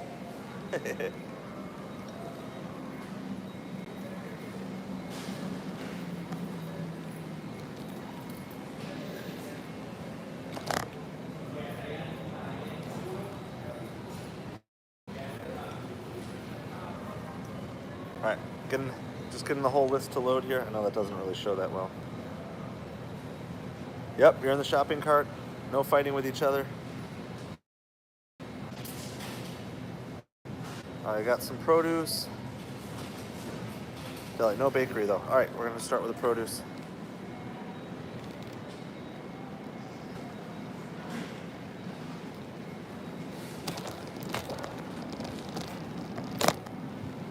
Is B the bigger order? Yeah, B is the bigger order. So B's gonna be in the basket. All right. So have fun. Talk. I'm not ignoring you guys. I mean, I am ignoring you, but not in a mean way. I just want to get this done as fast as possible. We're gonna see what we can do, and I'll catch up on chat in a little bit.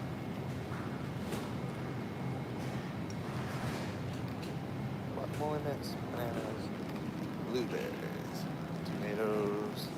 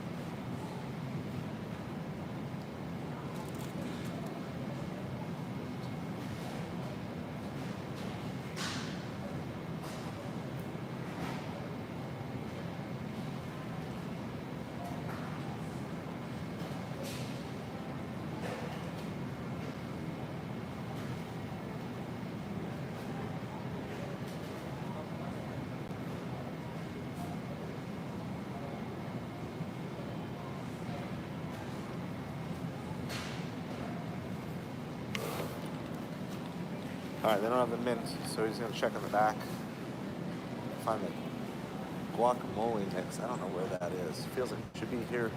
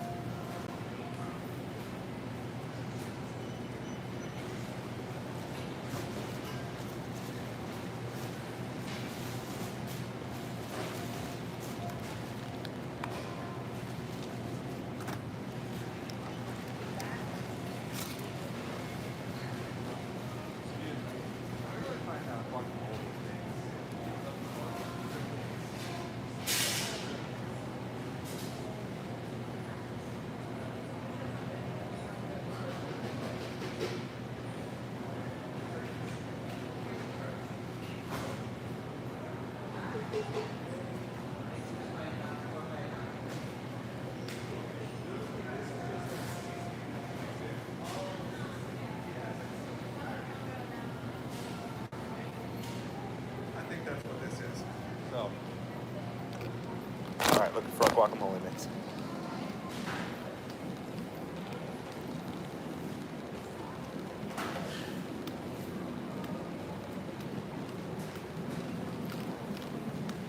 Ah, yep. There we go. Thank you so much.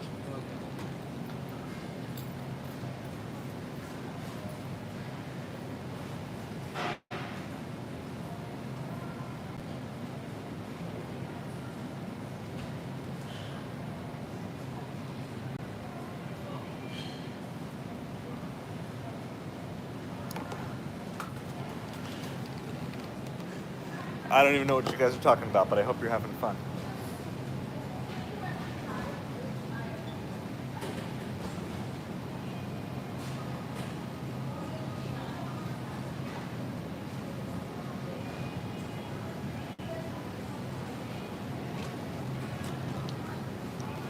All right, done with produce. Headed to the deli. 6 minutes into our shop.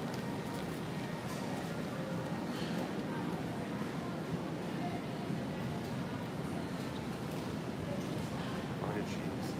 Salami. It's not this one.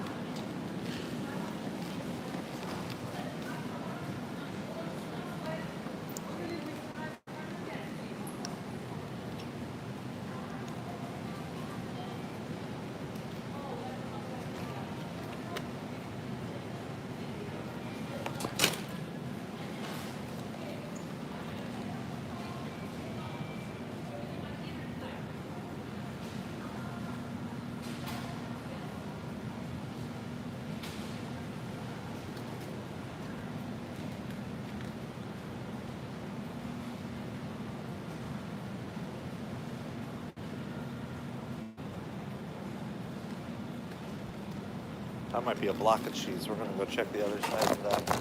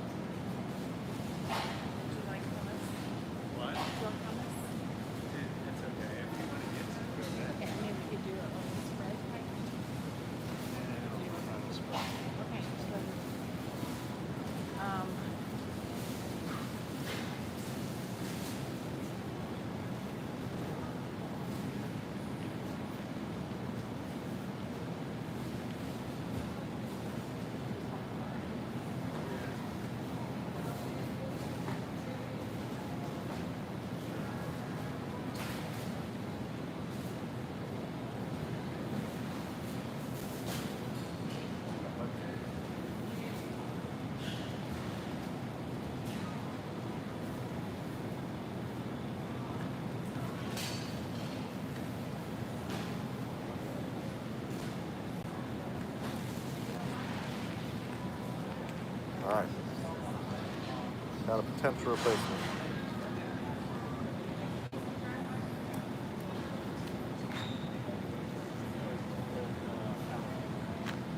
Havarti replacement, question mark?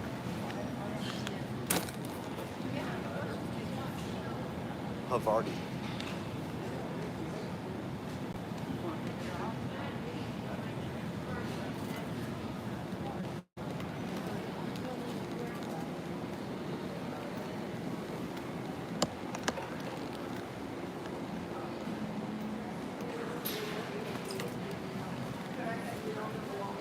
Gotta grab a chicken.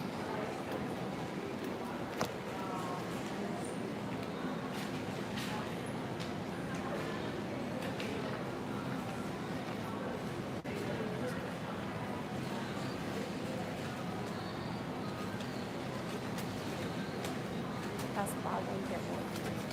What is? This thing? It's what cakes.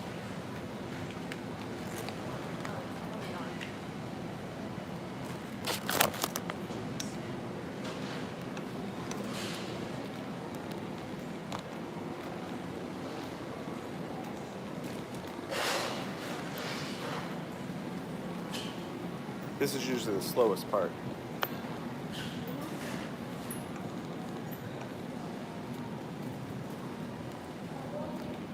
Once you get the the deli, bakery, and produce done, then you can usually kind of fly. So there's a lot of individual things you got to find.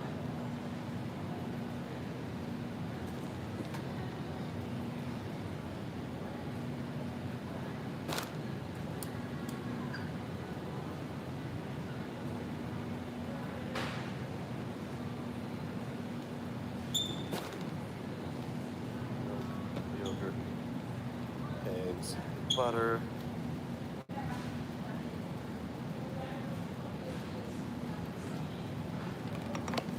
Milk, yogurt, eggs, butter, but we can start going up and down the other aisles now.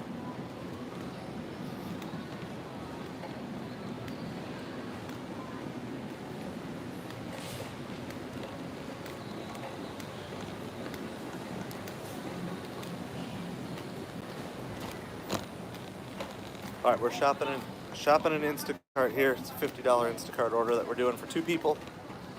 We're 11 minutes into the actual shop. Trying to get it done by about 7. I don't know if we can do it or not, but we're gonna try.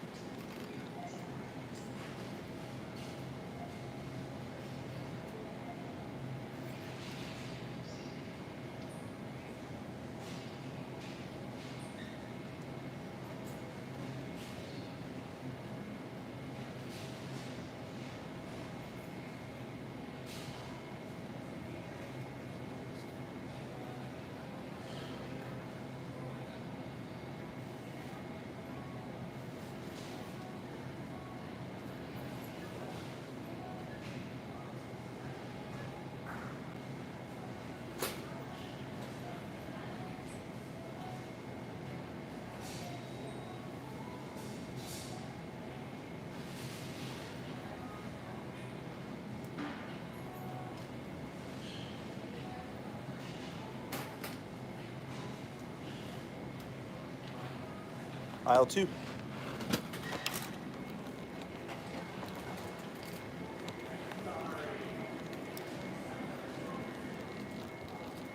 Need grapefruit and oranges in pomegranate fruit water. I don't even know what that means. All right, left. Send me up ahead here somewhere. More brand, Del Monte.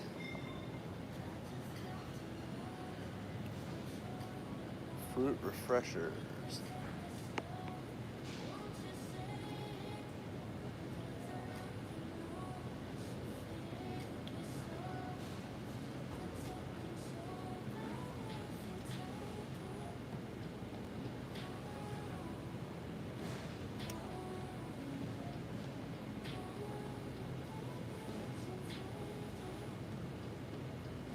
Bubble fruit gel. Where are fruit refreshers?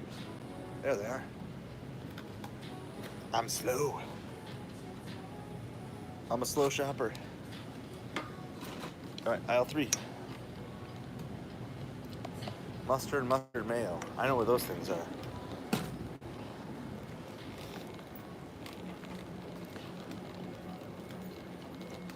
Mustard mayo. All right, find our mayo. Kraft real mayo 12. Almonds. Kraft.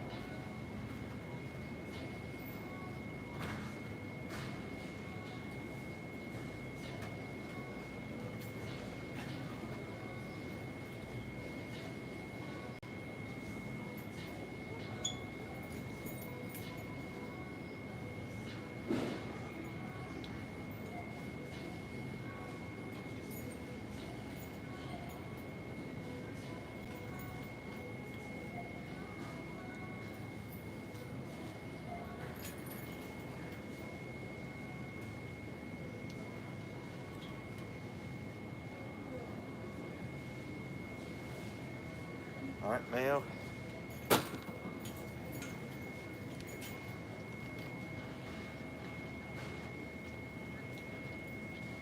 Mustard.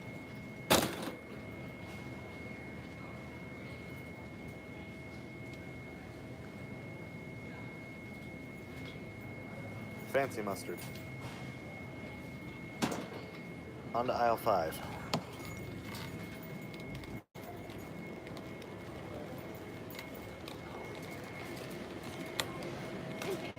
I'm not catching everything, Jason, but it looked like a $40 hours. Good work. Good work.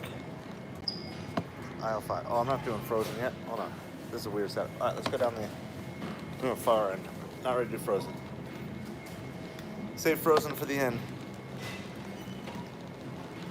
25 an hour, Joy, is a kind of that's our channel goal. Other people might have higher or lower goals, but anytime you're over 30 an hour, it's a good hour, in my opinion.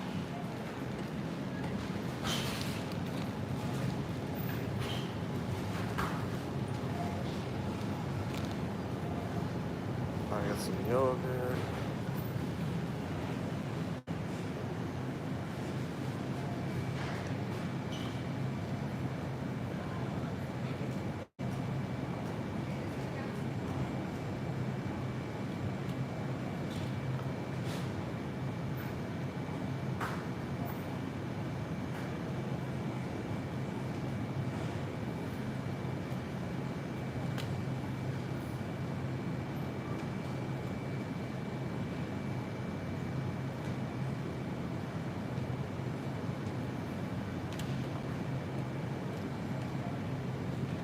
All right, more yogurt. Guava.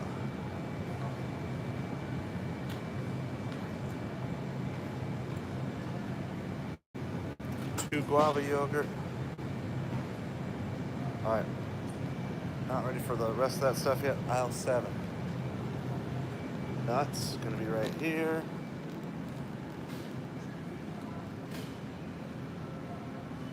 Medina.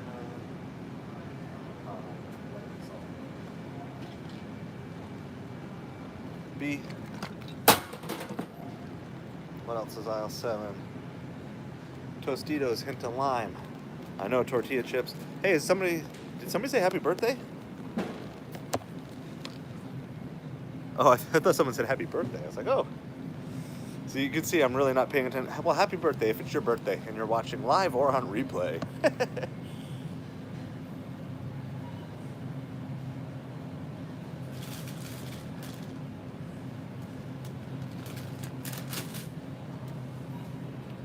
One of the things I love about having such an active chat is it just keeps everybody involved.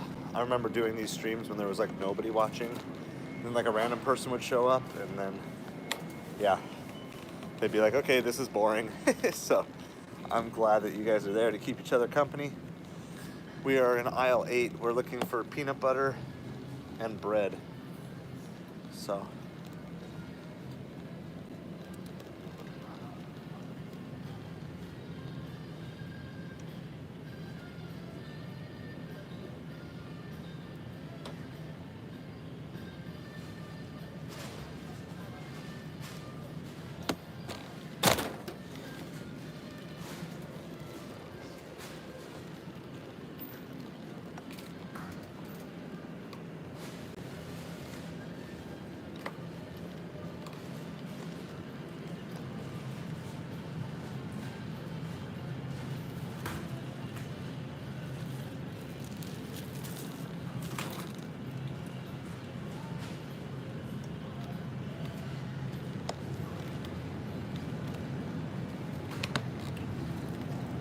I think we're just going to finish the rest of the aisles, and then we'll clear the refrigerated stuff and grab our frozen stuff and be done. Now we need plates.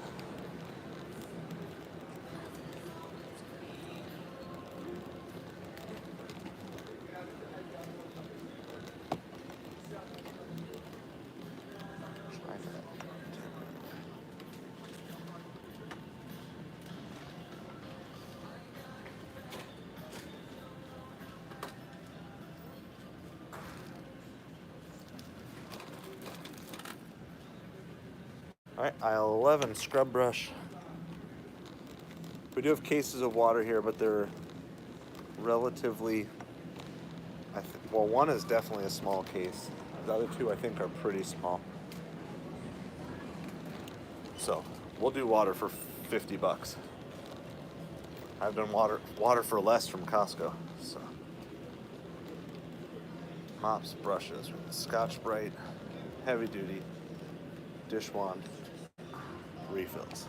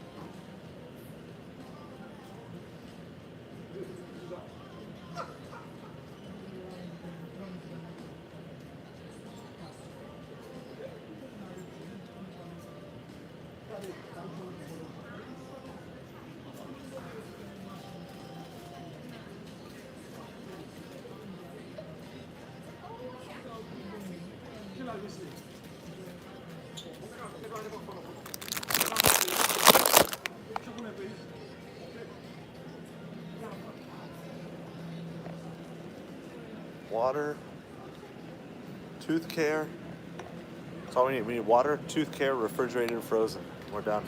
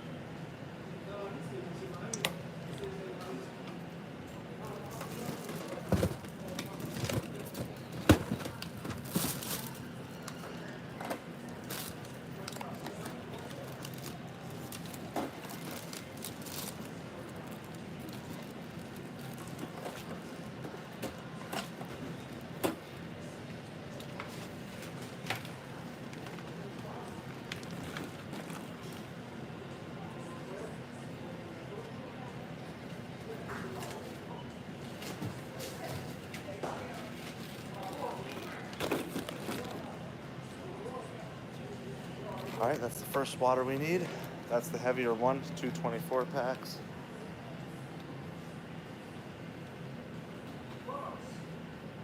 $1 liter.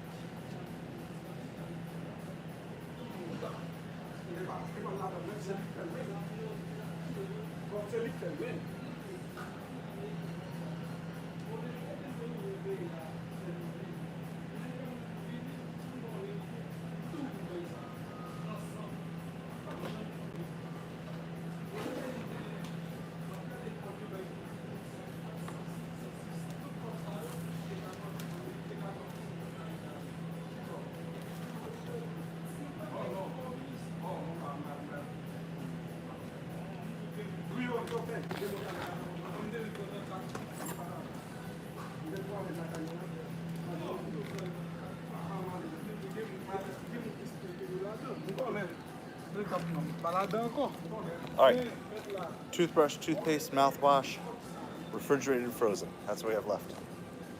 Should be almost a perfect loop.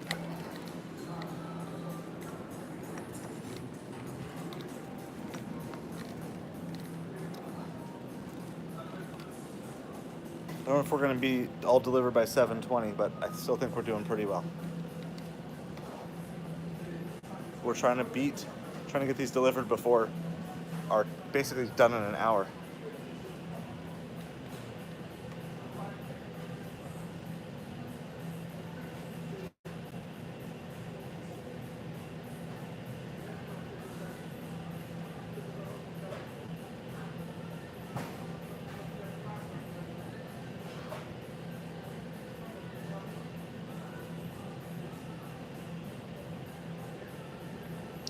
as soon as I have a good estimate.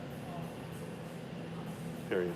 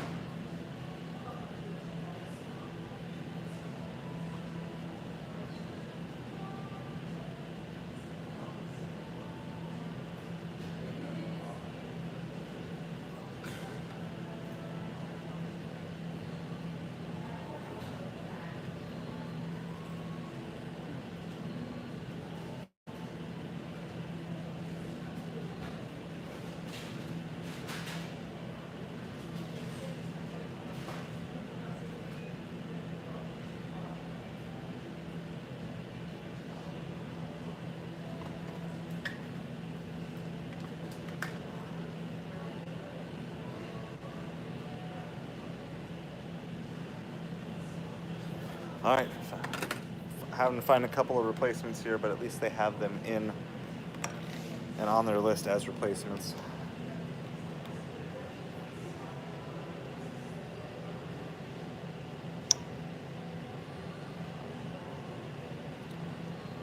Unfortunately, the replacements are a little bit cheaper than the originals, so the tip might go down a tad.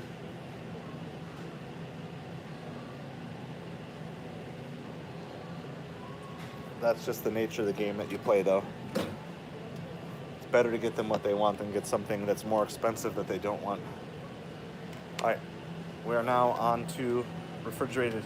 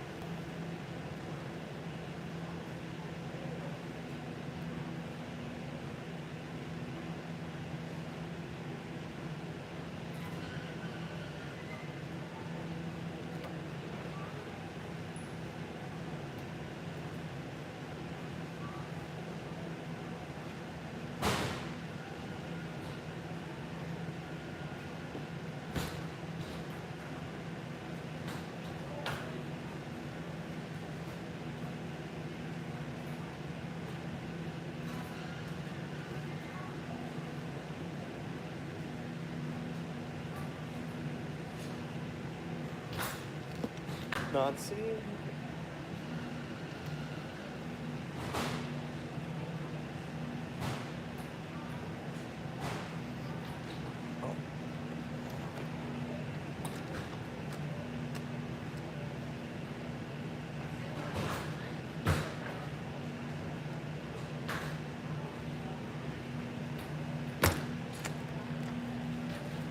butter.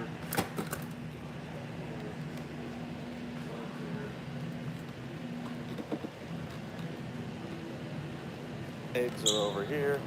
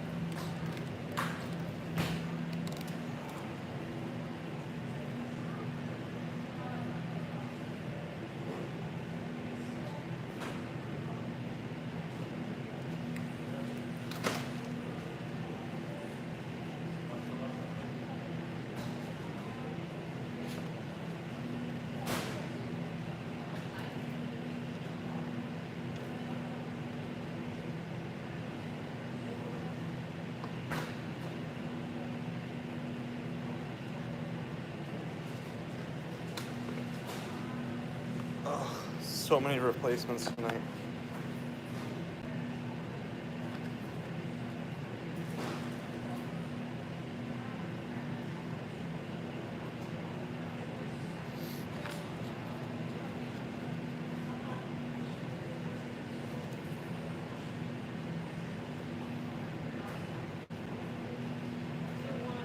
Egg replacement, question mark?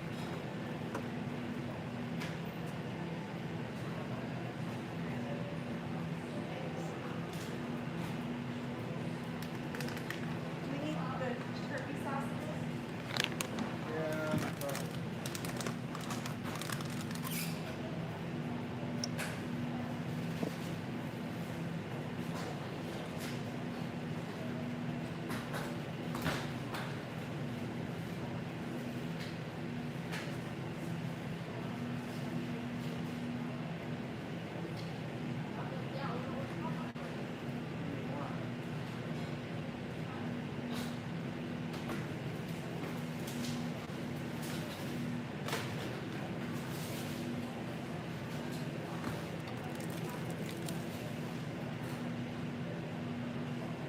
Milk, creamer, frozen.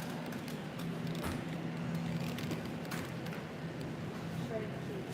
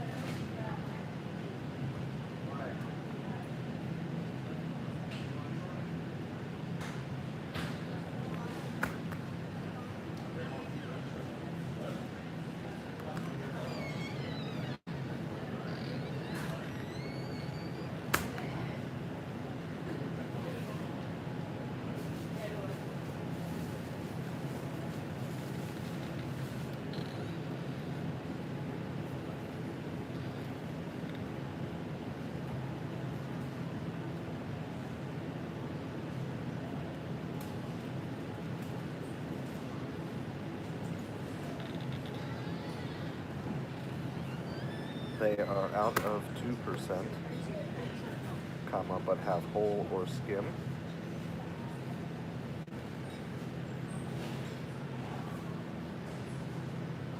Okay.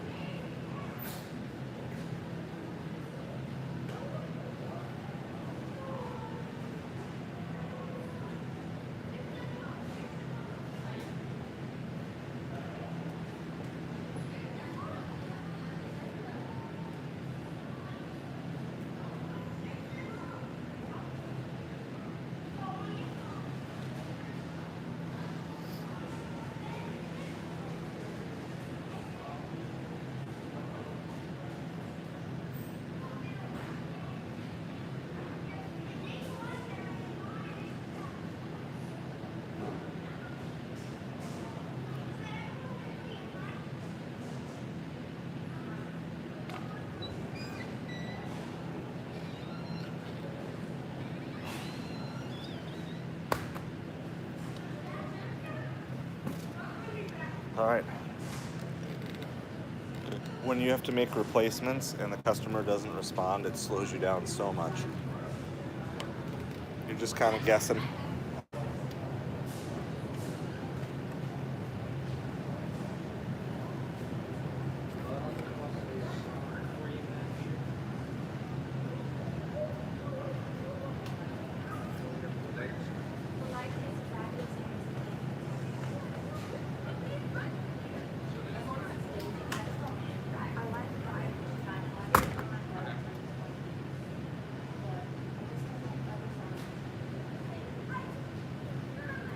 There was like no milk, no creamer. It's like such a run on this stuff.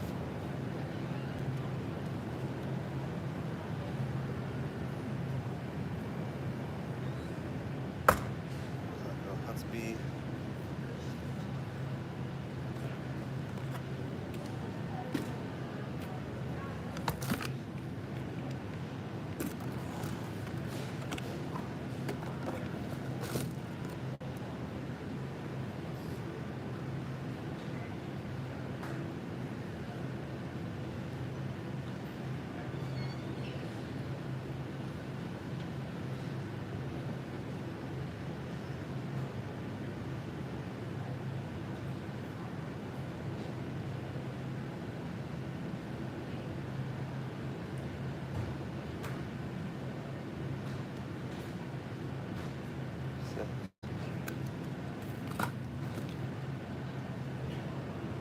All right, I'm almost done shopping.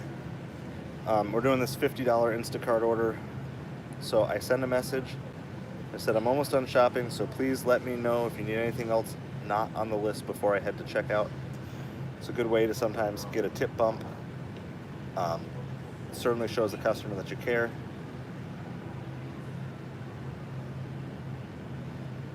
And sometimes they'll add an item that actually helps the tip go up that way too. So I find about 85% of the time they don't add anything, 80, 85. Most of the time they don't add anything, but every once in a while you get it.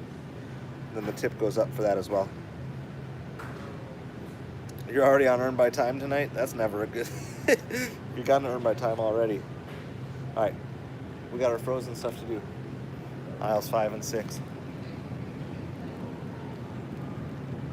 All right, our one customer said they're good. The one customer that I need to do replacements for hasn't replied at all. All right, well, that makes sense then. Get the peak pay. Get that peak pay.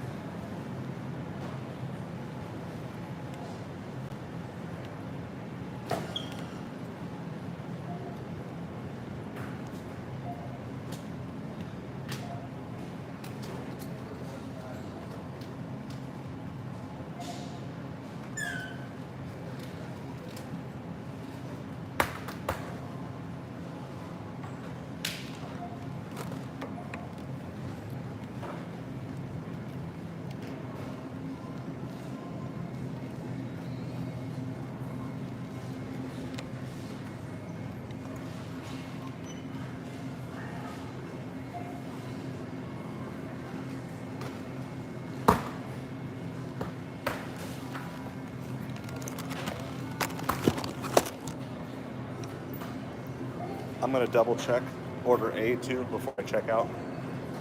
Make sure I have everything separated right.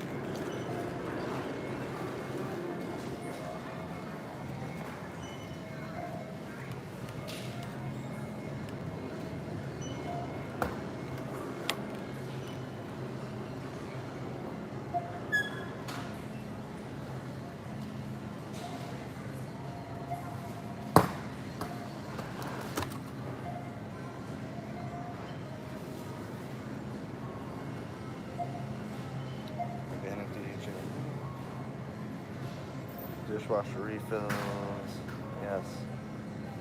Guac mix, mint.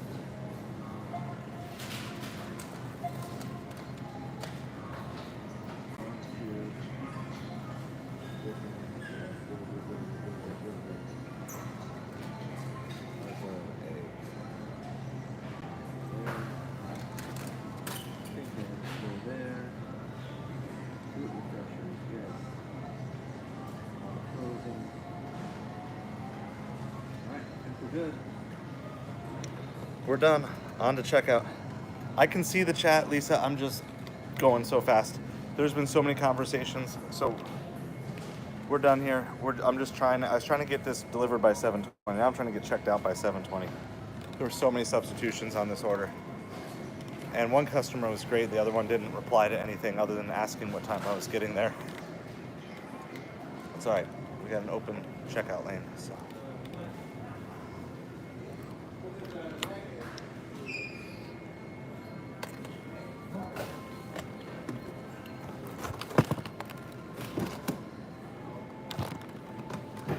Good evening. How are you? Doing well. Let's do paper for the first order, please.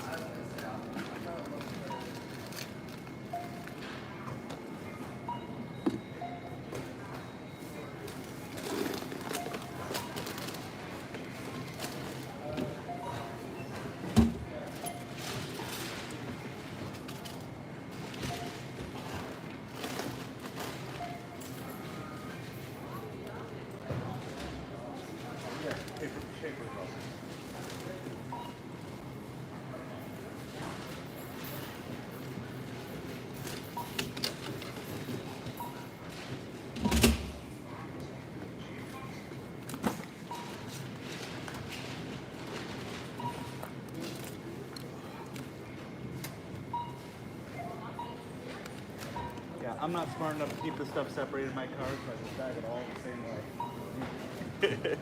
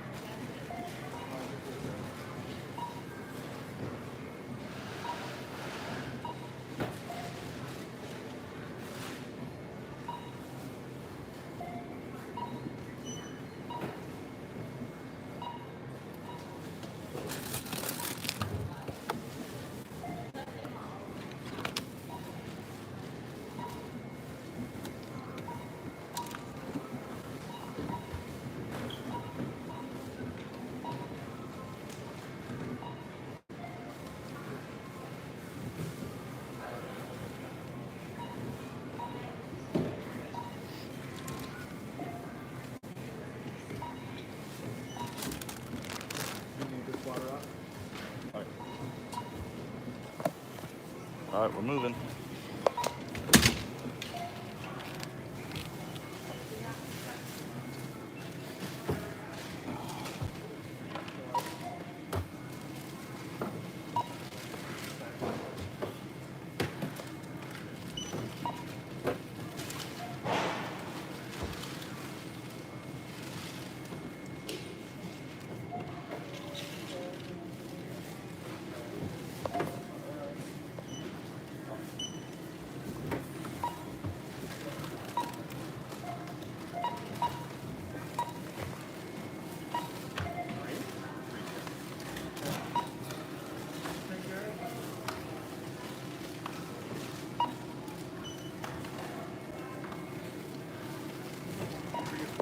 Shot. Yeah. No, I just can't make it through. Yeah. That's all.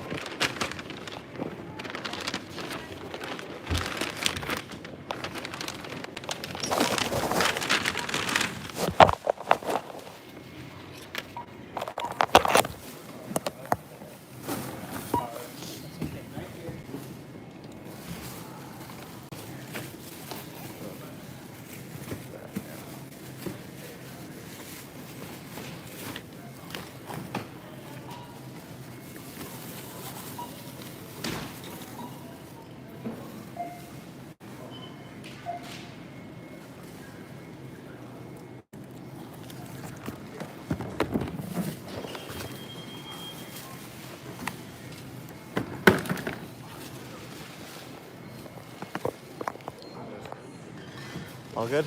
All right, thank you so much. All right. Apologize for all that chaos. The customer in the next aisle over was like blocking off the aisle. I'm gonna lose you guys for like 2 minutes. We're gonna get the car Wi-Fi back on. Sorry, I know it's chaos right now. This is the real world though. This is raw. So I'll catch you guys in a couple minutes. It's dark out.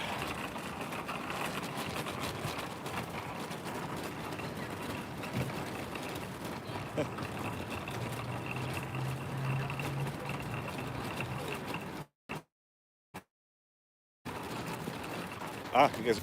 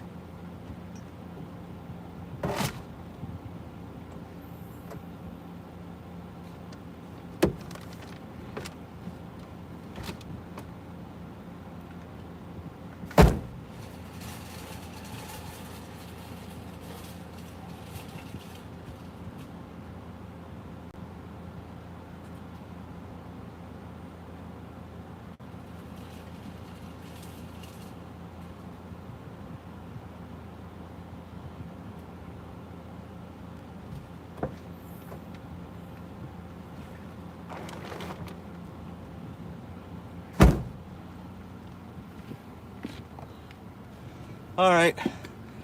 Well, talk about some chaos there. So what I was trying to tell you guys is at the very end, there's like a family of like 6 people, and not like a young family. Like the youngest ones in the family were in their 20s to 30s.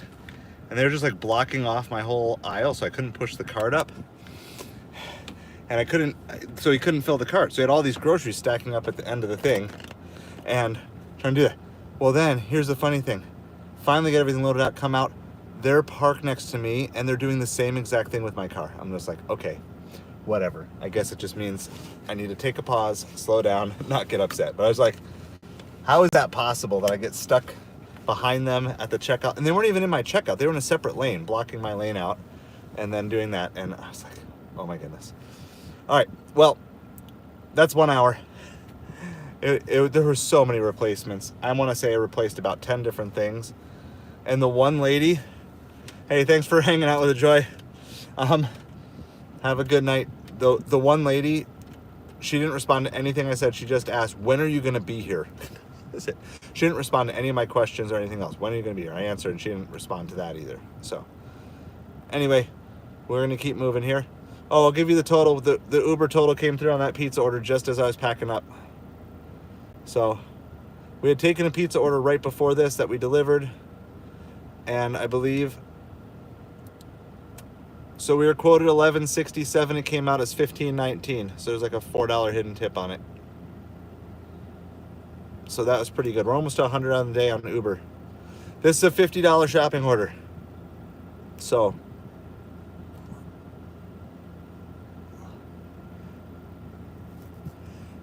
hello to anyone I missed. Sorry for all that chaos that we had going on in the store. I just cannot, I can't shop a big order and talk at the same time.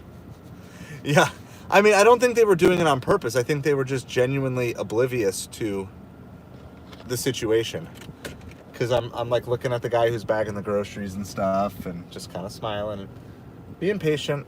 Like, it's not the biggest deal in the world, but it was just kind of funny. And then for that to happen again at the car being them parked exactly next to me too, on top of that, I'm like, all right, I guess it's just a message, time to slow down. So the good news with these two drop-offs, so the shopping part took 1 hour. We were hoping to be done fully in an hour. That's not gonna happen, that's okay. The good news is both these drop-offs are super close and we're right by where we are. Now the north end of town probably only has about 1 hour good left in it. But that's okay because I still don't think, I mean, it's a coin flip if we get $50 in 2 hours doing restaurant delivery. So sometimes you just got to take what's there for sure. And this $50, I mean, we're still going to get it done in an hour and a half. And who knows? I mean, I think our tip's going to go down a little bit because I had to sub in some less expensive items that they requested as replacements. But when we're talking a little bit, we're talking like $5 or less. So I think our total should be around $45 or less. Unless the customer gets angry and removes more of the tip, then, you know. I don't know if I've ever actually gotten tip baited on Instacart, though. I have on Ubereats about 6 or 7 times. But maybe once, maybe one time I kind of think I remember on Instacart. But it's pretty rare. So anyway, I know there was a lot of chaos there. Sorry for not being chatty in the chat. Shopping is not, I'm just not fast at it. So, and we were talking before, that's why I set up for me the 1-2-15 principle for slow shoppers. If you're a great shopper, then you can change those numbers to whatever you know you can do. But, so what I like about it is because this order fits that principle, even though it went slower than I had hoped, we're still going to hit 25 an hour. So it's not going to, I just need margin. I need margin when I'm doing shopping orders. So obviously if you're just running in the store to pick up 1 or 2 items for $10, that's fine. But when you start talking more than 10 items, even more than 5 items in a lot of stores, you want to make sure you've got some good margin.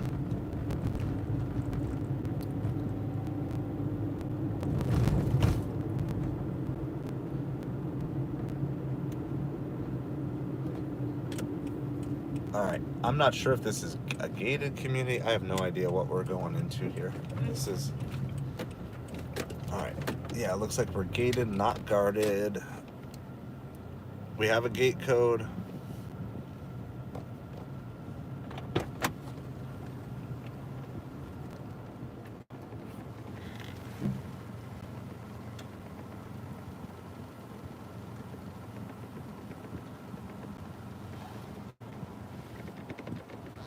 And it worked. We like when gate codes work. Oh, I think I know this place now.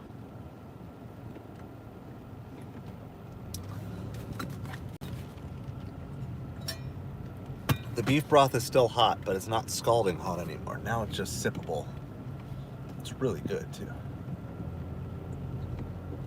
All right. Drop off one. This first customer was a smaller order, but she was the one who was a lot more talkative, appreciative. She was nicer. So, and it's also meet the customer. I like the combination. Usually, if they're a talkative customer and polite and sweet, and it's a meet the customer, usually those interactions are good. I didn't say it before, but when I dropped off that pizza order that we had that hidden tip on, right as I opened the door, she was like, "Good evening, Craig. How are you tonight?" It's like, that's so cool. That's the way to do it. And I know I don't always do that when a delivery driver arrives for me, but I've had that happen a couple times and I realize how much I appreciate it. It's like, I need to start practicing that when I'm the recipient of an order as well.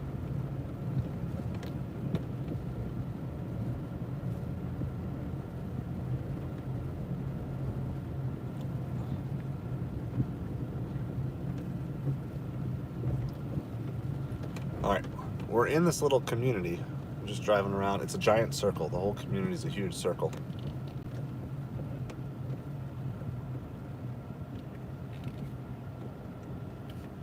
It's not this building. It's the next one. I'm going to turn off the light so I can see hopefully a little bit better. Once we have both of these dropped off, I definitely want to get caught up on football scores and everything else. I have a bad feeling about that Florida game, but I can still hope that they manage to pull something out. But I saw their quarterback was out, so. All right, we're just going to set our flashers on here really quick. I see their parking spot. I just don't see their door yet. So.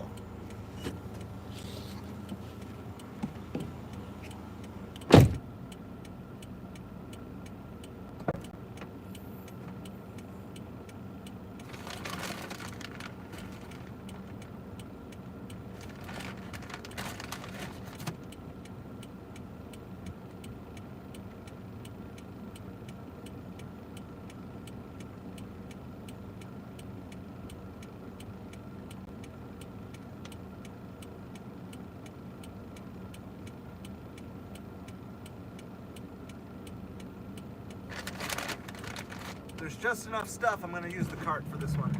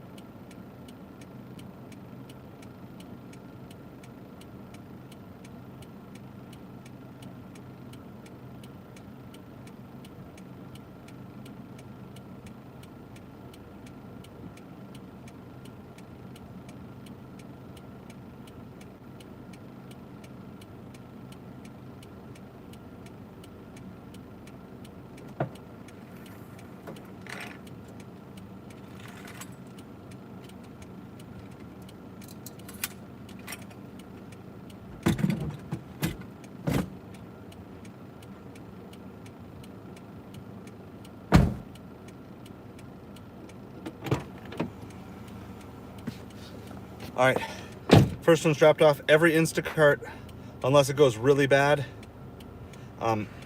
every Instacart I send a follow-up message. If it goes really bad, I say don't poke the bear. I just say, simple message, thank you for being so awesome. You're such a blessing to us. Have a great day. And so you can send it either right after you deliver or right before you mark it as delivered, however you want to do it.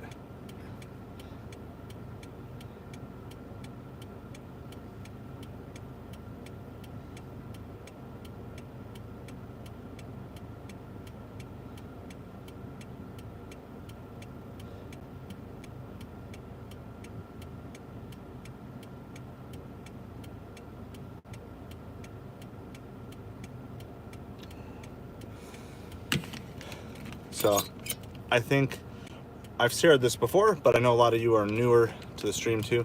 I think there's an interesting dynamic at play when you, as the delivery driver, use the words thank you. It catches people off guard, but in reality, why are we doing this? We're doing this to make money, right? So this customer wanted an ETA, so on my way.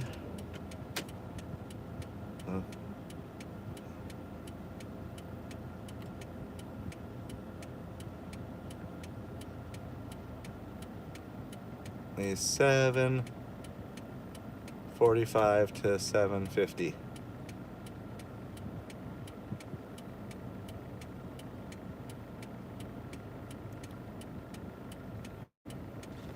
All right. So that's that. We got everything set so I won't get lost. I mean, I shouldn't get lost leaving a circle, but I've been known to do other things. I appreciate everybody hanging with me. I've been not really attentive to the chat. Okay, so Casey, I'll catch up on little things as I go. Here's how I handle it. When a customer goes through and makes their order, you have basically three options you can choose for replacement. I think the default option... Let's get started. Drive safely. In 800 feet, turn right on Excalibur Circle. Then turn right. Hold on, my headphones may have died. Might be time to switch headphones here. Hold on one second. Time to switch the headphones.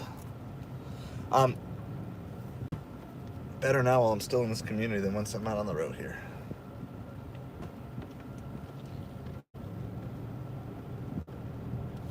So the customer basically has three options. I believe the default option is essentially it's let the shopper pick a replacement. That's the default option. Additionally, they can pick a specific replacement that they want. So they can say, okay, if they don't have this in a 12-pack, I want it in an 18-pack instead. Or they can simply say refund. This customer, the one that I'm delivering to now, had a few replacements picked out for some items, but other items it said just pick a replacement.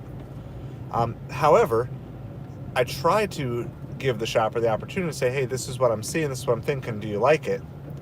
So that way they have time to respond or whatever. And this particular customer, their only concern was when I was going to get there.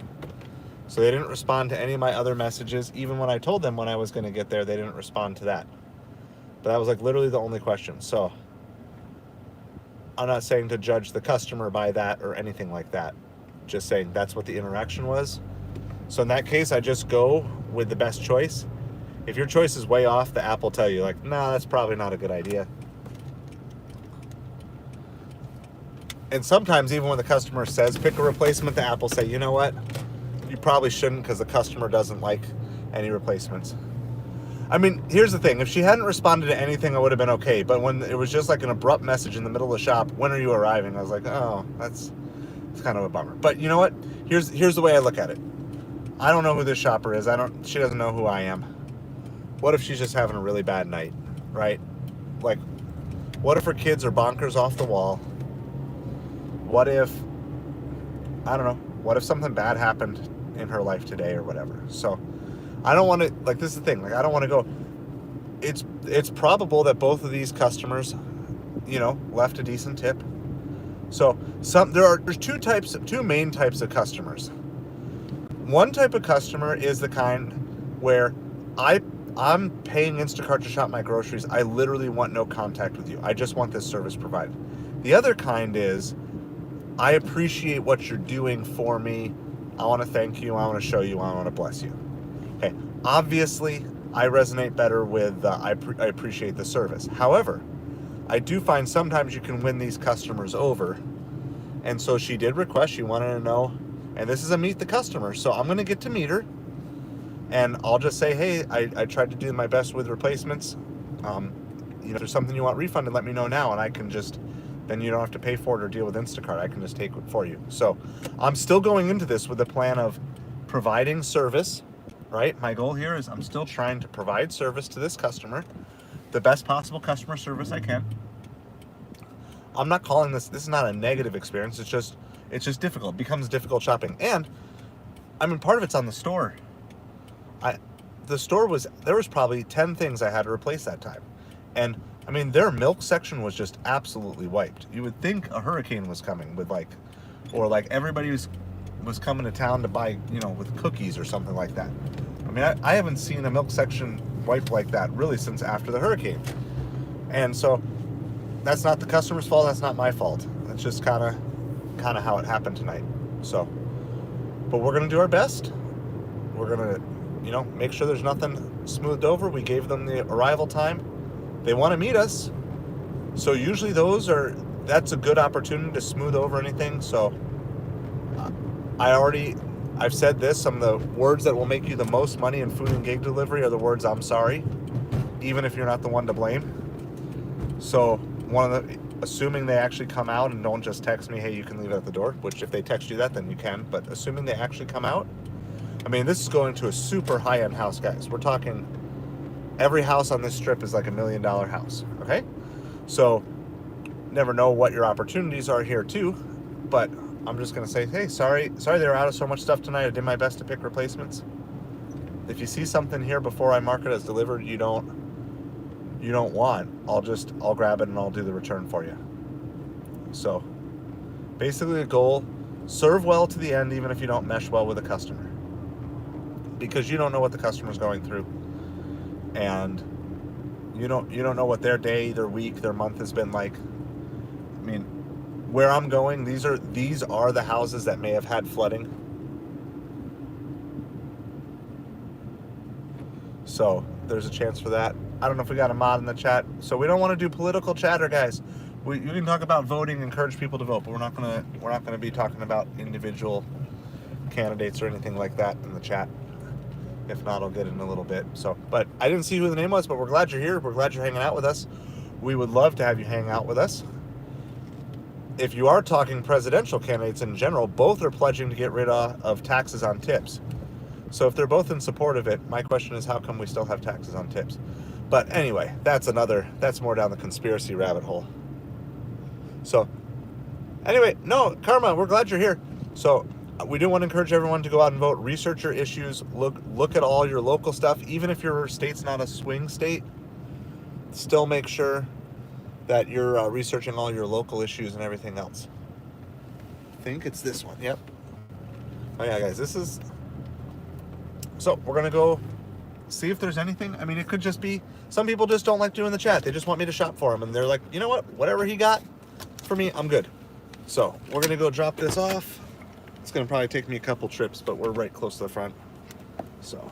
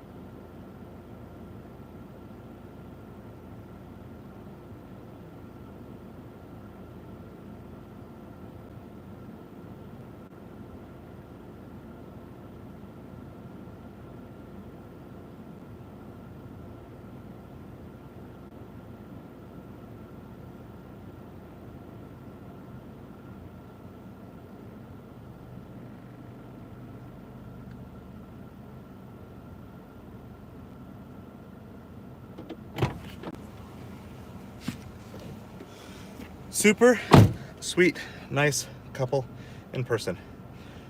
So we're going to send our thank you message here right away. We're going to follow it up. And then we'll see what at least the initial... It's going to take a minute here. So they're year-round residents. I asked them how they did with a hurricane. And they said they made out okay this time. They said, but a lot of other people around them did not. So, all right.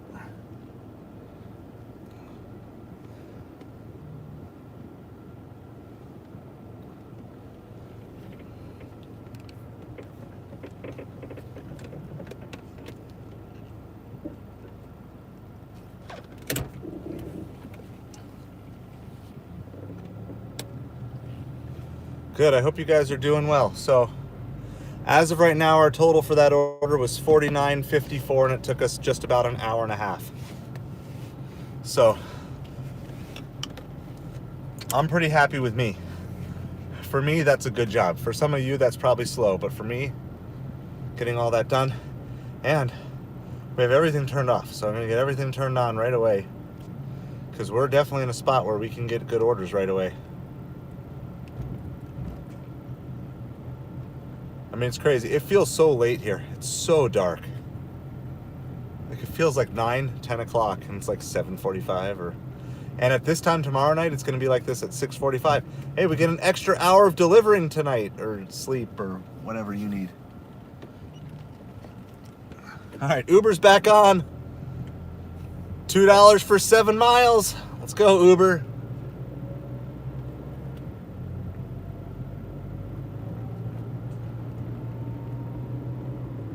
All right, I'm gonna go park by our Namba Ramen and Sushi, because that's the closest place I can get to first. It'll also still be in that same parking lot of that Publix we were just at. So I mean, yeah, we're like less than a mile away from our favorite hangout spot. And I'm just gonna, I probably won't be able to get back all that chat from the last hour and a half, but get caught up. So a hearty hello to everyone. We're working on that subscriber goal tonight, so if you haven't hit that subscribe button, we're trying to get to 780. I think we were still in the 760s last I checked, so we could use some help. Yeah, we're 767. We're definitely up on the day, but let's see if we can knock out 3 more subscribers here. Get to 770. We'll just break it down into some small chunks and see what we can do after that. So if you haven't yet hit that subscribe, we'd appreciate that so much.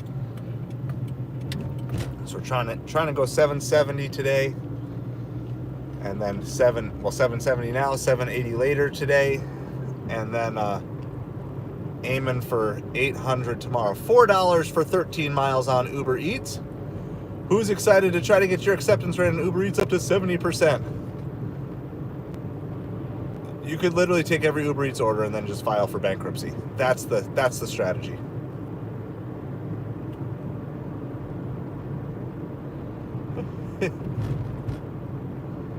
Step 1, take every Ubereats order. Step 2, file for bankruptcy.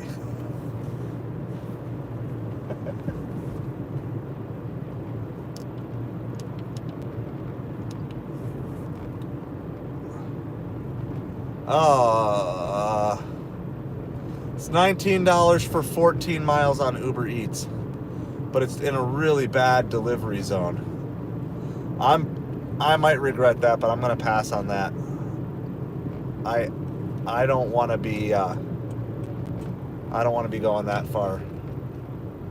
I know there could be a hidden tip on that. I get it. But 14 miles away from my delivery zone, that's 14 miles back.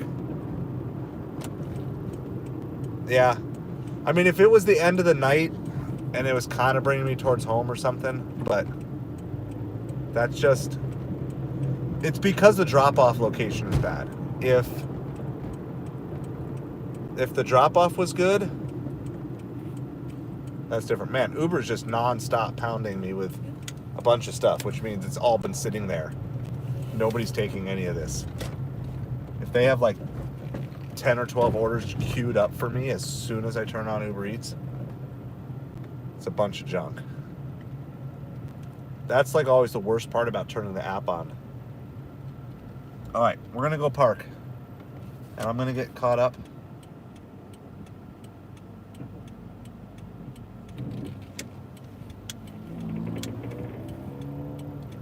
Caught up on chat, get caught up on football.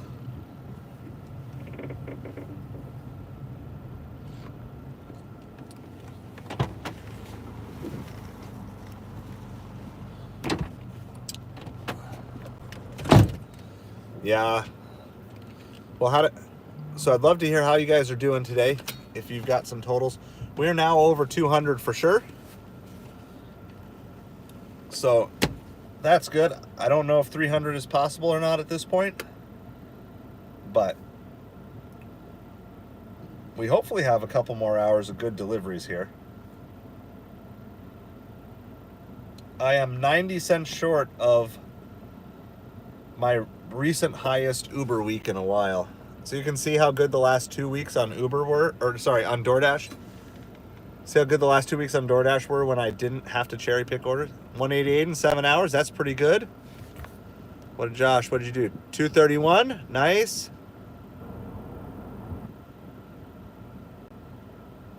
2 for 7. Yeah, it's time change tonight in case you guys didn't know. So you either can stay out a little bit later if you want and get the same amount of sleep, or get caught up on that one hour of sleep that you've been desperately missing out on.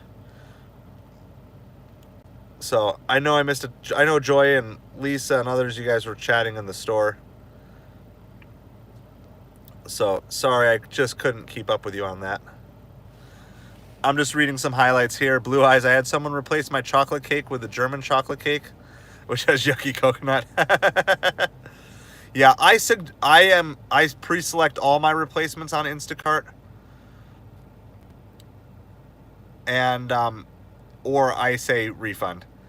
Either I don't put it in the shop. I don't trust any of our shoppers around here.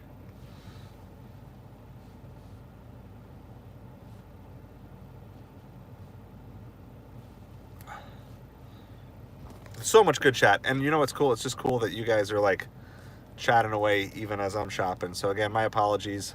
Someday I'll get better.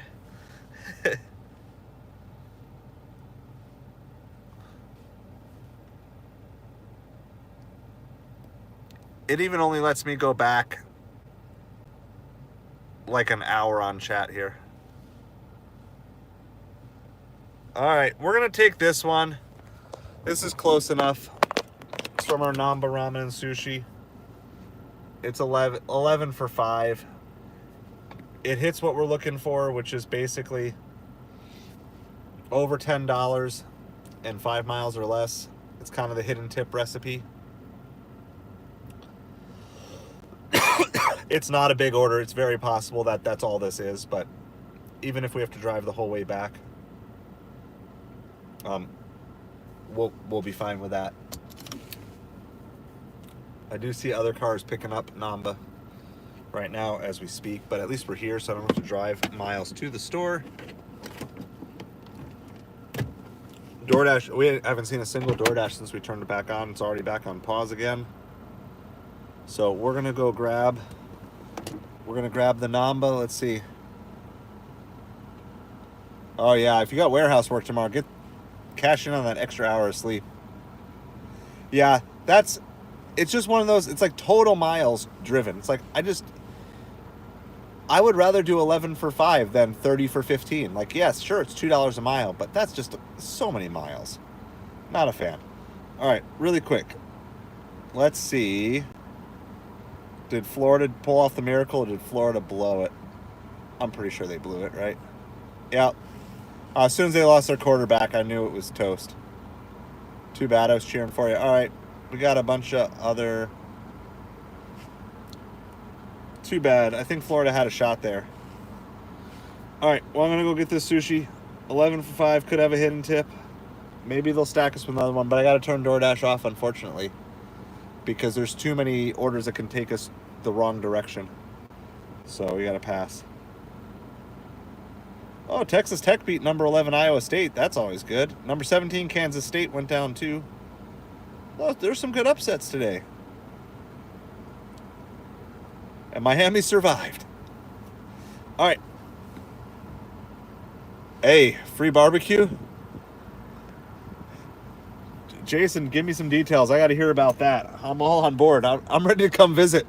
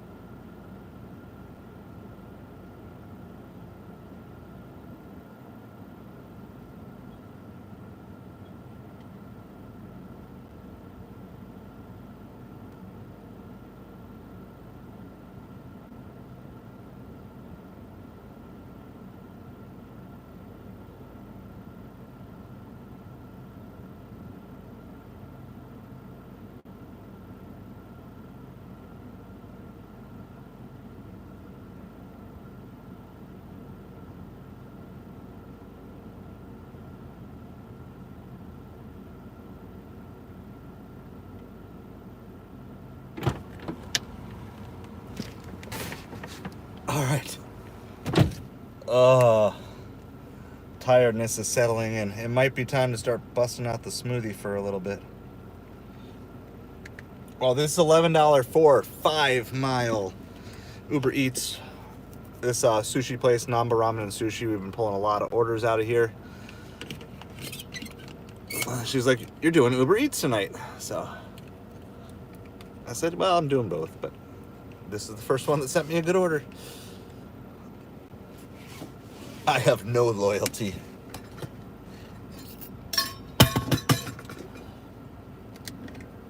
All right, we're gonna switch beef broth for smoothie. I'm gonna go from protein to sugar. We're also on day 5 of a cleanse. It's going on at about 3.5, almost 4 days of just water, and then a day of smoothie, and then I added beef broth. I'll still be adding other things in, but I'm trying to keep it mostly a liquid diet for now, at least for a few more days.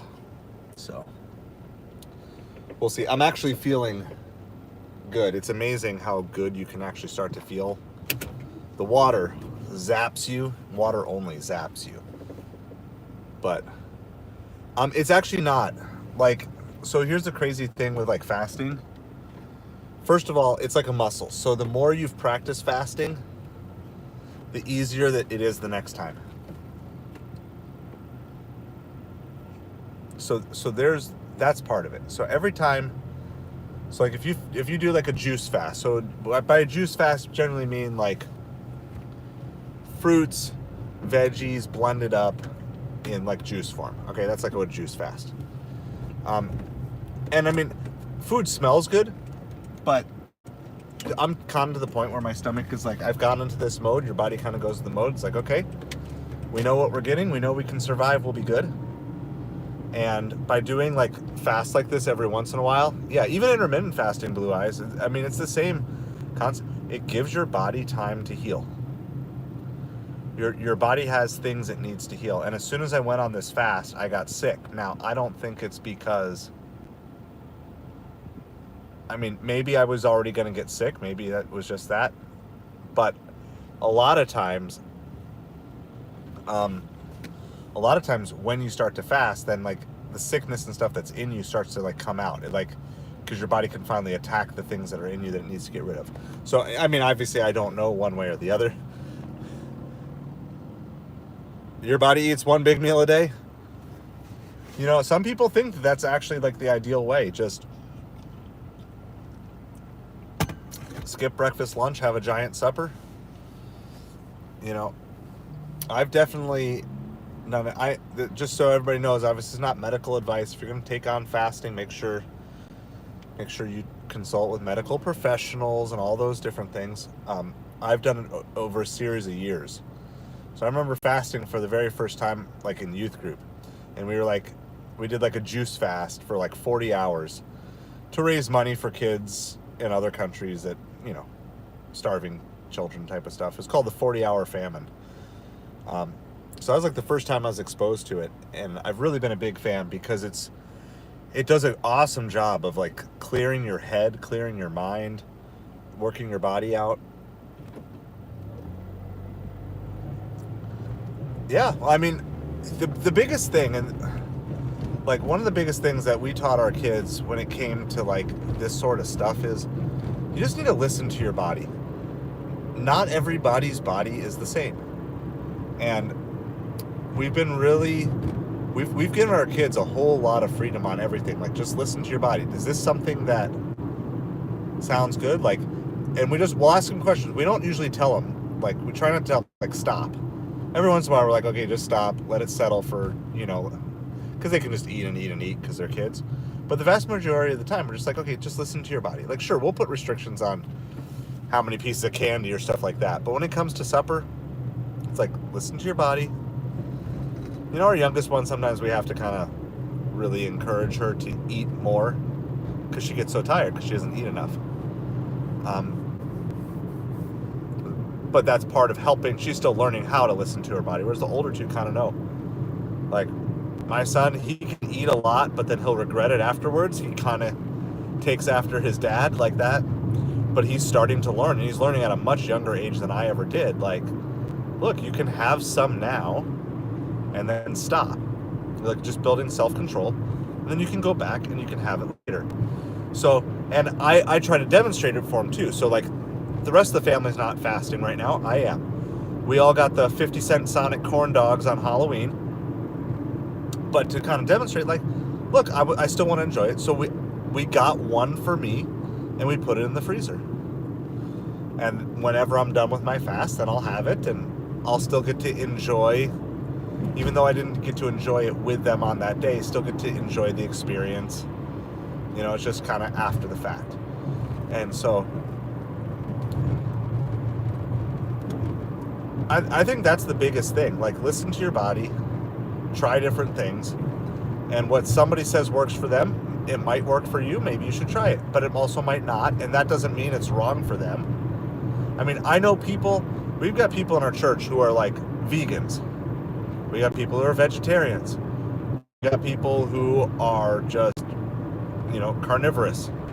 Like, and they all are doing what works best for them. And their personal convictions, and nobody pushes it on anyone else. Like, you should be doing this. And I think that's good. I think that's the right way to approach these things. But I know for me, my body functions best on a mostly keto diet. If I go pure keto and have no carbs whatsoever, then honestly, I end up just caving into all sorts of temptation down the road. So, like, for me, I like doing like keto like 7 days a week and then like 24 hours of eating whatever I want. And I want to say, it might have been Joe Rogan or someone who was on one of his podcasts who mentioned that was like a concept. Like, go really strict, like 6 days a week, and then 1 day a week eat whatever you want, completely guilt-free.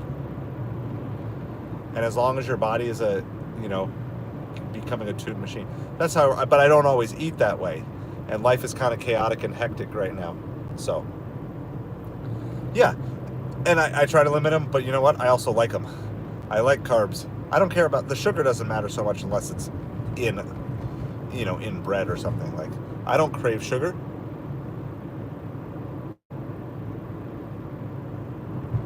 Yeah. No, you're Big Mama. Like, I live, yeah, see, I'm the same way, Blue Eyes. So I'm definitely savory over sweet. We're, just so you guys know, we're about 3 miles away, but about 1.5 miles from the community here. No, so if you guys want to, this is the time. You guys want to go a little philosophical, theological, yeah. Like, the concept that you're going to die one day, like, it's kind of crazy. Like, there's just going to be a day, either a day that you're not going to wake up, or a time in a day where you're just going to fall asleep, and that's going to be it. I actually don't think it's a bad thing to think about these things. I kind of take more of a stoic view. I mean, I'm a follower of Jesus, so I don't believe that death is the end. I believe that if you're a follower of Jesus, that you'll be with him for eternity as well. Like, that's where I stand on that stuff. I know not everybody in the chat agrees, and that's cool. And everybody in this chat, you're welcome to share what you believe, and as long as we're not attacking each other and stuff like that. Jaeger. But so if you go back to like some of the Stoic philosophers, I forget exactly the phrasing. It's like memento mori, but it's basically like remember you're gonna die. That's essentially what they would do in pretty much all their paintings and stuff. They would paint like a skull somewhere in there, or something along those lines, to just kind of be a constant reminder, like there is an end. And I think that's actually been a big part of my transformation. I'm not in a super huge Stoic kick right now, but I have been through it and like studied and learned a lot, and I kind of let it do what it needed to do in me. It's definitely part of my growth journey. I don't think we should like dwell on death. I don't think we should celebrate death. But I think it's good to be mindful of it, and I think it's what helps with things like, okay, you know what? We're having trouble communicating with a customer tonight. Is it really that big a deal in the scheme of things, the scheme of life and death? When I'm laying on my deathbed one day, am I going to be laying down thinking like, oh my goodness, I'm so angry at that one customer? Like, no, we're not going to be talking about that.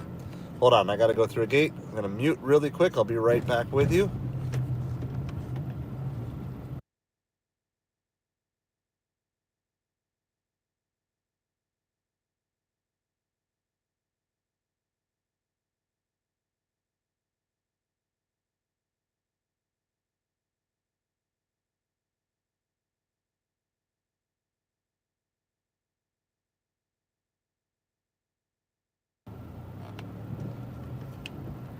All right, Doordash sent me a note that they're really busy right now, and they really, really want me to dash. They desperately want me.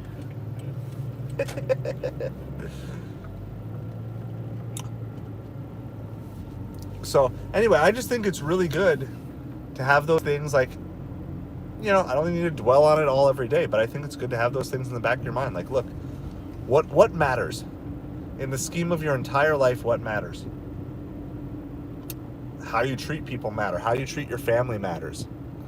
Yeah, like, it's really weird because when I was a pastor, I was dealing with like a lot of boomers, and it was crazy to me how scared the boomers were of death. And I'm like, and by that I mean the boomer generation, so you're talking those that are like 70 plus. I don't know the exact generation line, but those born 40s, 50s, maybe early 60s. And they're facing their debt. Like, it's around the corner. I mean, maybe it's 5 years, maybe it's 20, but I mean, they're there. Like, as a generation, that generation is going to be gone within most of our lifetimes. And it was amazing having conversations with them, how they don't even want to think or talk about death. And I'm like, that has to be in your perspective. And the Bible actually says it's better to go to a funeral than a party. And it's not saying don't go to parties, don't celebrate things, but it's basically that same reminder, like, it's good to go to a place of mourning and to realize that there is an end to these things, and that ultimately you've got to make the decision to the question, like, is this all there is, or is there something more, right? Like, that's the big question of humanity. Is your life all there is? You're just a hunk of slime evolved to a higher order, or were you specially created? That's basically, that's part of it. And then if you're specially created, you got to figure out, I think your life goal is to figure out, well, who is that creator and what is the relationship that they want with you? So, and I look at it like, no, there's no way. There's no way. If you look at all of the beasts that we've been able to tame, like all the animals we're able to tame, I get it. There are certain animals that are stronger than us, more powerful than us. But there's just, we are far superior in just about every way, socially, emotionally, just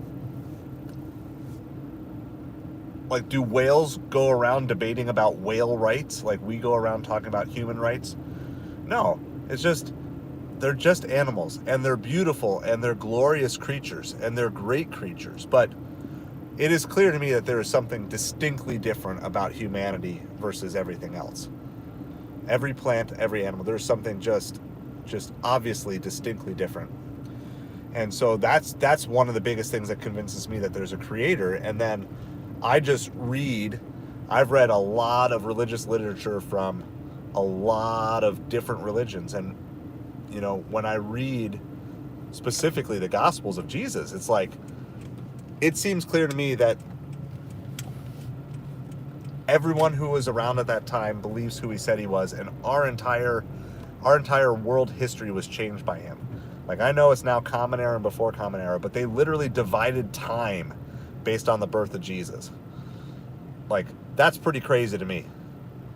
Like, nobody else has had that. And so all of that just really leads me to believe that Jesus is who he says he is. And that's why I put my faith in him after doing lots of study. So anyway, that's about it. I'm not going to go too much deeper. Plus, we are at our house, so we're going to drop off our sushi. This is just a leave at the door, so that should be nice and quick. And then we're going to head probably right back down where we were, see if we can snag one more order from down there, and then it'll probably be time to head towards Magic Dumpster.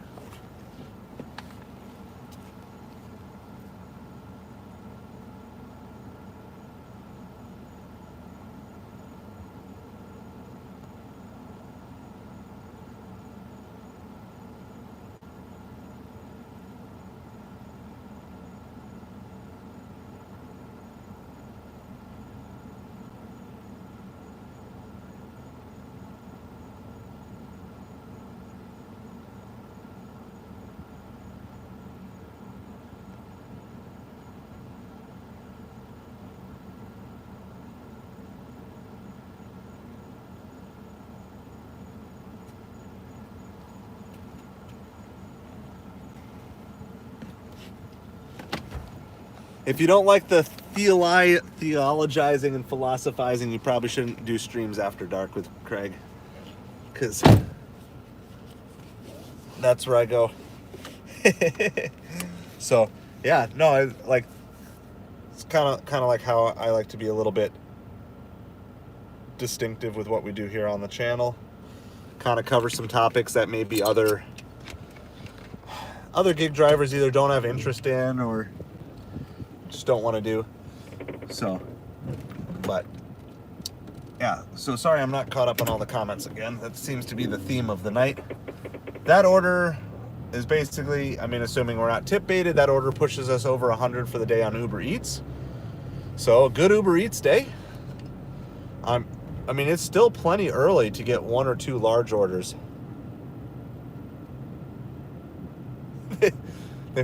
I wonder if they just forgot to change their settings. You know what? That's kind of a genius. Okay, so hear me out. Do you think it's okay? So the message was, hold on. What was the message here? Blue Eyes. You had Uber Eats. They told you that they were coming on a bike, but they actually showed up in a car. Do you know why that's genius potentially? Tell me, guys, why you think this is a genius idea if that's actually what they did.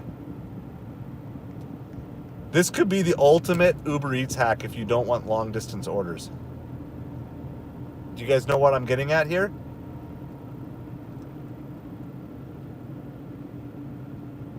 Thanks, Hager. Appreciate it. So, I wonder if they put that they're on a bike so they don't get any orders that go, because don't you get super short orders when you're on a bike? Is that risking your account, do you guys think? If you tell Uber Eats you're on a bike, but you're actually delivering in a car, but you'll never get an order like more than 5 miles? I wonder if that's what they did, Blue Eyes. I wonder if they told Uber Eats they're on a bike, but they just drive a car. I don't know what the mileage limit is. I mean, I might actually fiddle around and try that sometime. Do you think that would risk your account? But I wonder if that's why they did it. It might. But I'll tell you what, if you wanted to, I definitely wouldn't go and make YouTube videos about it, because someone will turn you in for that. Someone's going to be like, Uber Eats, a site of hustle, said he's on a bike, but he's actually using a car. We should ban him. Who do they like going? Who do the trolls really like going after? They like going after Pedro Santiago. Right? It's so funny. Every time, you look at different posts, and your driver Mike, all his comments are super respectful and everything like that, and Trevor's deliveries, he gets a couple of trolls not believing that you can do $600 in a day or things like that. It's all fake. When you go on Pedro Santiago's, it's 2/3 of his comments are just trolls who hate him.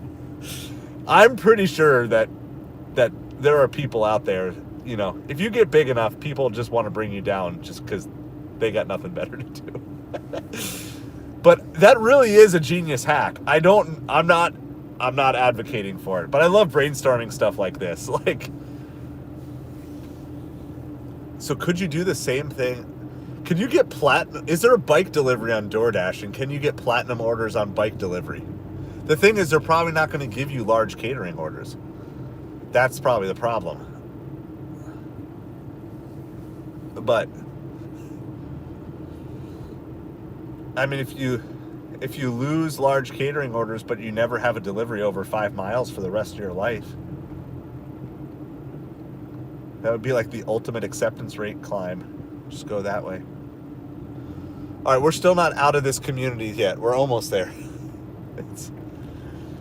We've driven deep into some communities over the last couple of days, miles in.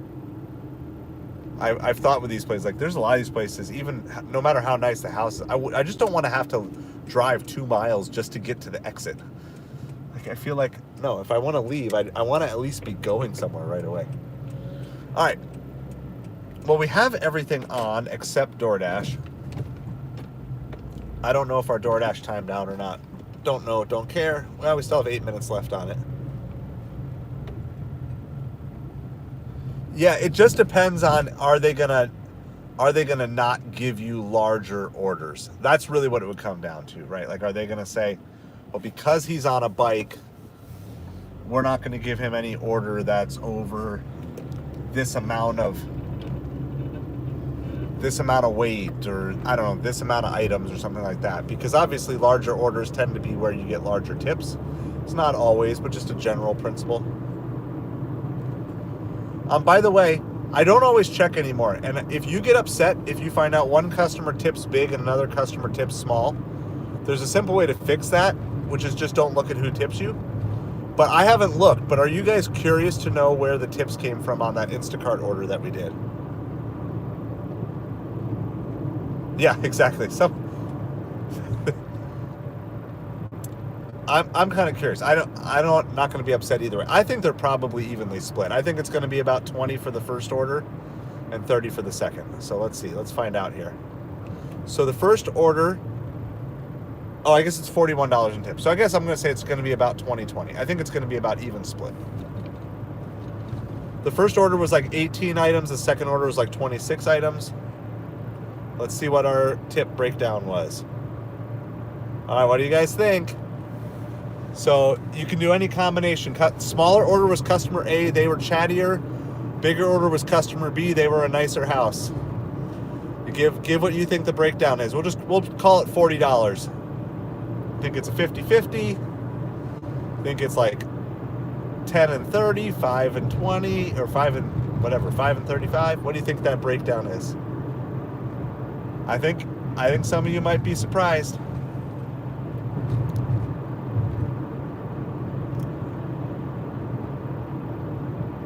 $60-40. You guys are going to be surprised. Put your guesses in. Put your whatever percentage you think. 60-40. Getting lots of 60-40s. So I was thinking it was going to be about 50-50. I thought each of them just threw a $20 bill. That was my guess. A was smaller, friendlier. B was bigger, nicer house. All right, here's the final breakdown. I don't know if you... Oh, man, that really washes out so bad. I don't know how to show you that. Let's see. Can we get this somehow? Oh, there, right there. Can you guys see that? Customer A was $761. Customer B, the nicer house that didn't communicate, was $34 of that tip. So that's kind of like $20.80. That's crazy. I did not expect it to be that different. Yeah. So that kind of goes back to the don't judge the book by the cover. Some people just don't want to communicate in the app. It doesn't mean they don't like you. Doesn't mean they're mean. You know, and I'm not upset at the friendly lady either, right? Like, I accepted it. I'm willing to do that shopping, but that's a great tip. That's a great tip from customer B, for sure. And both tips went down pennies, like not much at all, because of replaced items that were a little bit cheaper. But we're talking pennies. Like, I lost about $1 in tip for replaced items. It wasn't that bad. So that was really good. And of course, Instacart likes to pair you with customers that you have good things with. So hopefully they like the service. And maybe that's a customer we can get again. They said they live here year round too. So, all right, we finally got something. $5 for 2 miles on Uber. We're going to pass on that.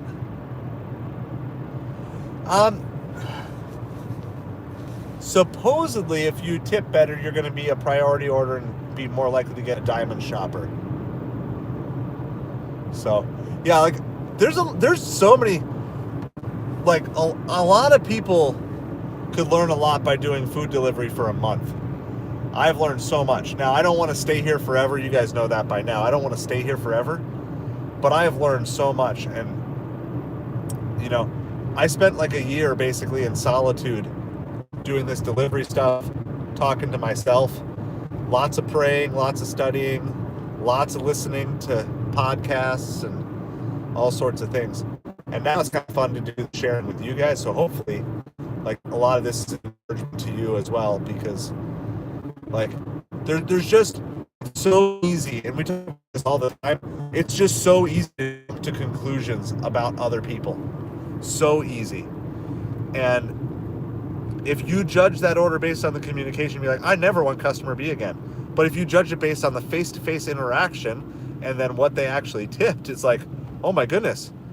Could you imagine if you were like super reactive and you like called Instacart and say, by the way, I'm shopping this order I'm going to deliver. I never want customer B again. And then you find out that they were this huge tipper. Like people get so emotional about stuff that there's just, you shouldn't be emotional about. And I say that because sometimes it gets me too. You know, sometimes I get caught in the ups and downs of everything. All right, we're close enough. We're going to resume our dash here. There's really nothing in between except bad stuff, so we didn't want to get any of that. I don't even know if I'm going to park down here. I think I'm just going to run it, and we're going to just start heading south. I'm tired enough that I want to start getting closer to home. Of course, we'll take any good orders at this point. It's not like crazy late, but I know my pizza place closes at 9. Like, we're going to lose some of our restaurants here.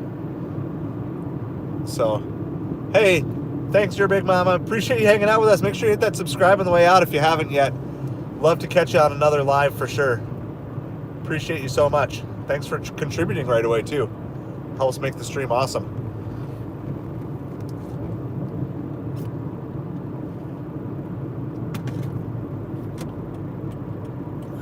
All right, so we were right by our high-end restaurants, and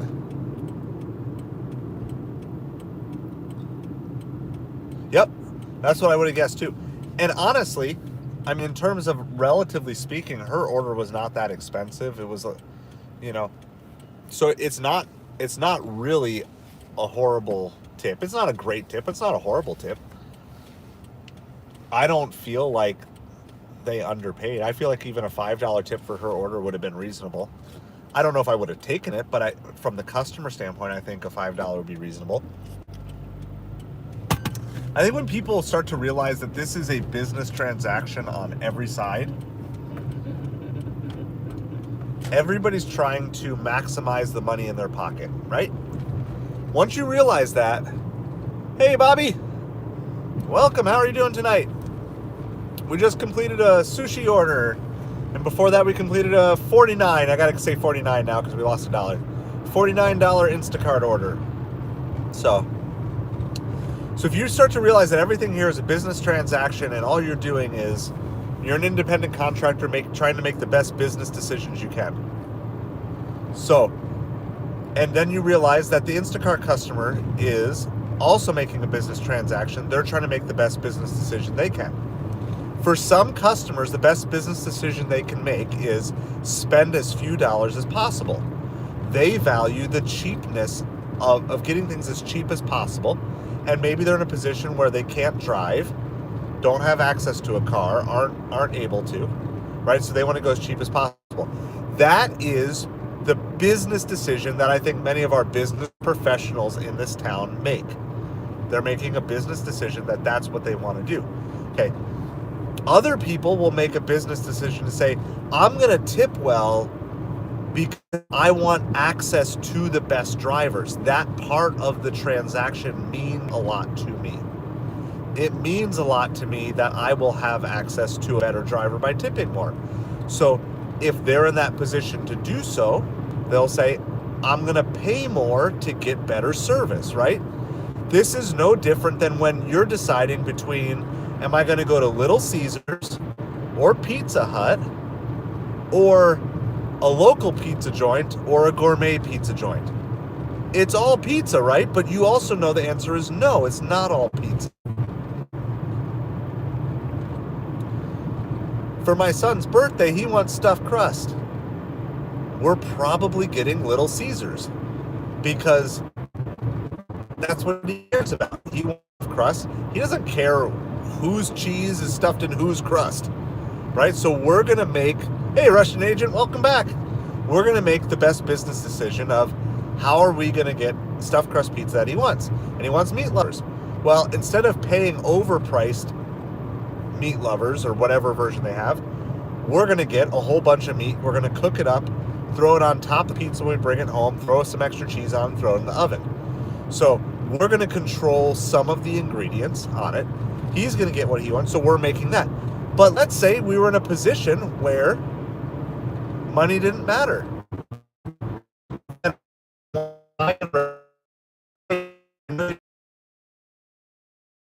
Willing to pay you an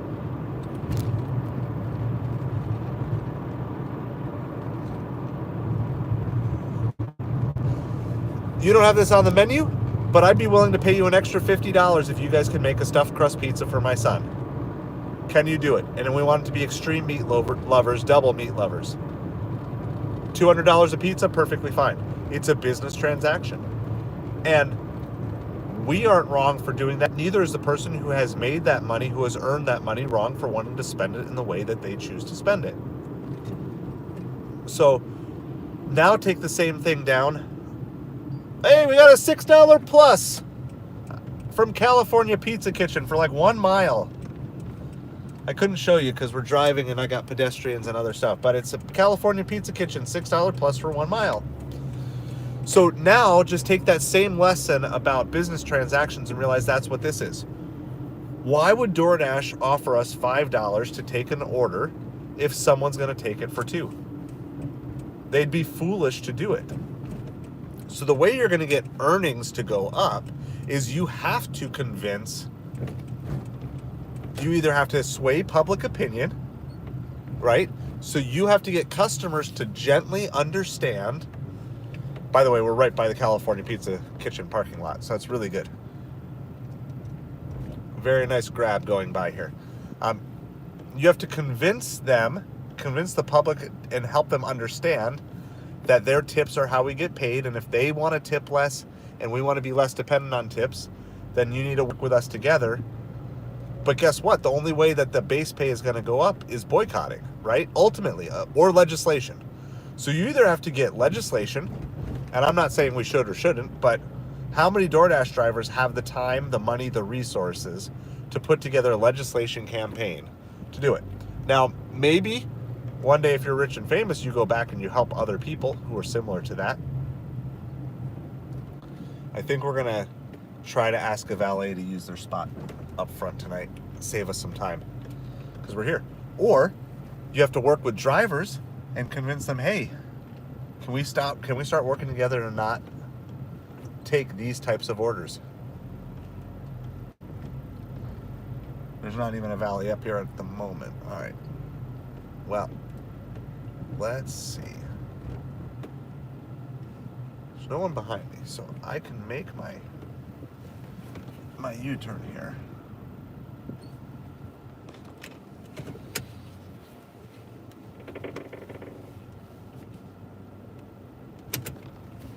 Don't want to crash into the Bentley convertible that's behind me.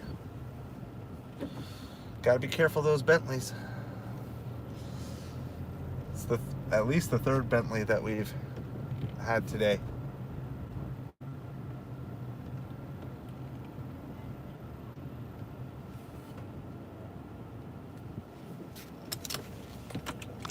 I'm still going to confirm here.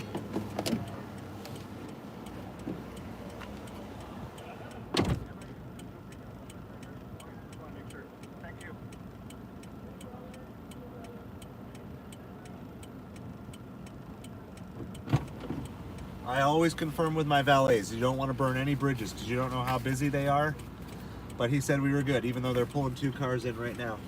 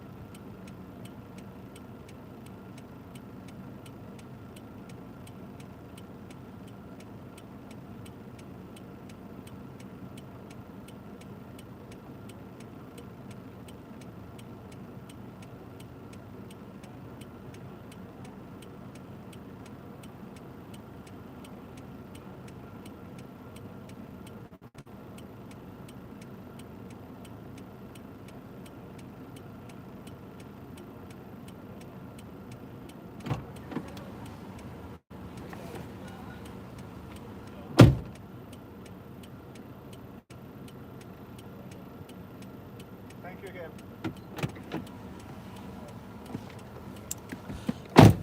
The other tip I have with these valet drivers, I always do what I call the double thank you. I thank them right away, and then I always go find them at the end. So you do a double thank you.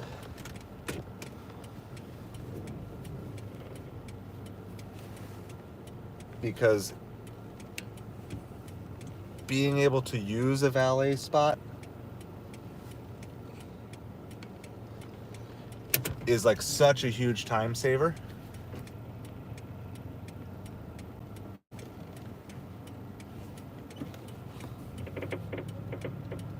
And so I don't want to lose that. So keep those relationships. Once you build them, keep them. I worked all summer to build these relationships with these valet drivers. So that way when we get to season when I really need it, that's when they're going to be available. Like right now. You know, there's no parking spots for a good long distance. I was able to park right up front, in, out. All right, we're 1 mile away from the drop-off. It's basically just like 1 or 2 road drive. This doesn't look like a super huge order, honestly. So I wouldn't be surprised if this is just our normal $7 with, you know, $3 base pay, $5 tip. A lot of those show up as $6 pluses. We just get lots of $6.50 pluses that turn out to be $7 around here. But it's fine. We've only had to decline 1 Doordash tonight. We're at least at 74%. I mean, honestly, I'm kind of at the point where it's like I'll only take, like, if I see 2 bad Doordash orders in a row, then we're gonna either shut it off or move to earn by time on Doordash. I'm hoping we don't, obviously, because I want to stay on earn per offer and I want to deliver, but we got to play by the rules that DoorDash wants us to play by. And what DoorDash is telling me, even though they're not telling me, is we don't really want you to deliver as much as you used to. That's what they're telling me. That's not what they're trying to communicate, but that's what they are communicating. So this is back in Pelican Bay, somewhere back in this development. There's probably other people you know too, but somewhere back in this development, Judge Judy lives. Judge Judy lives back here. That's like my ultimate delivery. That would be my highlight. If I got to deliver to Judge Judy, I would be like so stoked. But she would probably be a leave at the door. I doubt that she would want to meet the customer. So here's a question. We'll throw this question out here because we want some good dialogue. Everybody's getting tired. It's the end of the night. I think we've done this one other time before, but it's always fun to see what responses. Have you delivered to anyone famous? Maybe not like famous, but maybe like even locally famous, like a mayor. Like, have you delivered to your mayor? Have you delivered to, you know, a local singer or musician? Or like, have you delivered to someone where you're like, when you met him, you're like, wow, that's kind of cool. Kind of love to know. This smells really good, by the way. It's a pizza and like some spinach artichoke dip, and the pizza itself is what's smelling good. So have you delivered to anyone famous? There was one guy a couple weeks ago I delivered to, and he had a major guitar room, and I showed it live on the stream. And I feel like he's probably a famous guitar player. Like, he had 2 walls full of guitars, and like nice ones. Like, I'm not a music, but I can still tell a good instrument when I see it. I mean, I played clarinet in high school. What more expertise do I need? So, and I just kind of got the vibe. You know, of course, you're not going to ask. And I don't know celebrities anyway, but I kind of got the vibe that maybe he was a, you know, not like a rock star, but like a semi-famous. But that was just a gut feeling. But have any of you had anyone that you know you've delivered to who is famous?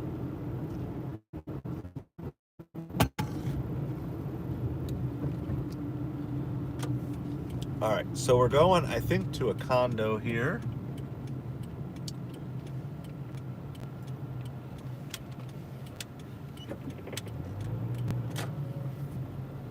Oh, hold on. Is it 60?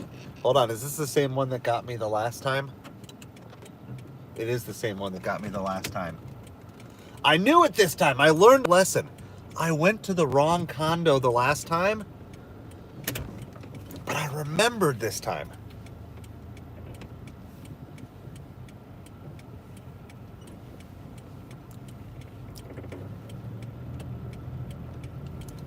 I can learn new things. Old dog does learn new trick.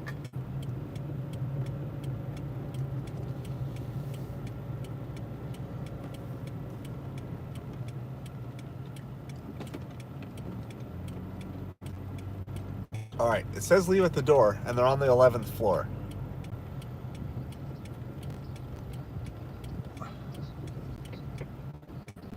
Well, ain't nobody in Pelican Bay want a Pontiac vibe, so that's one thing I don't have to worry about. So, the question is, can I find the sign? Do I know where the sign is? I have no idea where the sign went. Did it fall in the crack? It did! We'll use the sign, because sign hasn't been out much this evening. Sign feels lost and lonely. So everybody say hi to the BRB sign. It's been tucked away, eating the crumbs on the floor for the last 5 hours.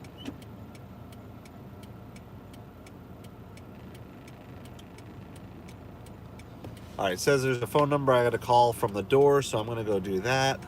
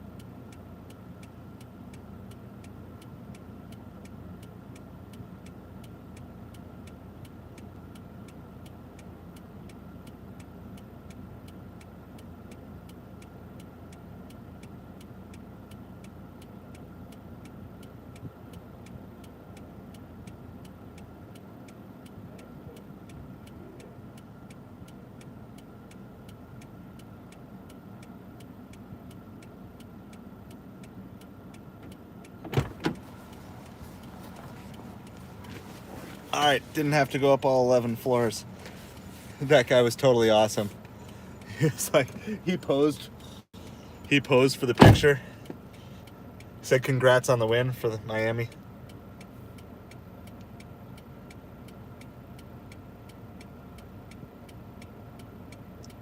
That's really fun. I like fun customers. I can't show you because it's like a customer, but it's like it's such a cool thing. All right, let's see. This was $6 plus. Whoa! Guess what? Better than 7. Can you see that? Sorry, I don't know how to focus. 12. It's a $10 tip.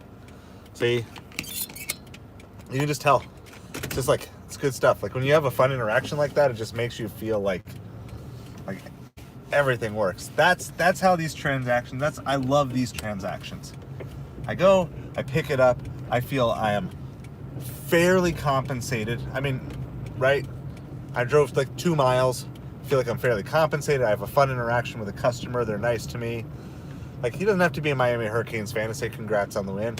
You know, just has it, poses for the picture, knows I got to do my job. He gets his food, everybody's happy. Like, it's just so beautiful. It's so beautiful when everything works. And it's like, there should be a button that I should hit right after that, which is like, this is the best customer ever. I want to keep delivering for them. And I think these apps, it's the biggest thing the are missing is pairing customers with drivers that work well together. I know Instacart does that a little, but it should be like, it shouldn't just be one way. It shouldn't just be customers rating drivers. It should be drivers rating customers. Like, you can be customer friendly. Like, here's the deal. Amazon bans people from using Amazon all the time. Amazon is also super customer friendly. So like, you can do both. You can be customer friendly, customer centric as a business. So, yeah, that was more than 20% on that order, I bet. Getting a bunch of junk orders on Uber. I'm not even gonna read them all to you. It's like, it's when it all works, it's just so fun. It's like, I just want every delivery to be like that. I could do that.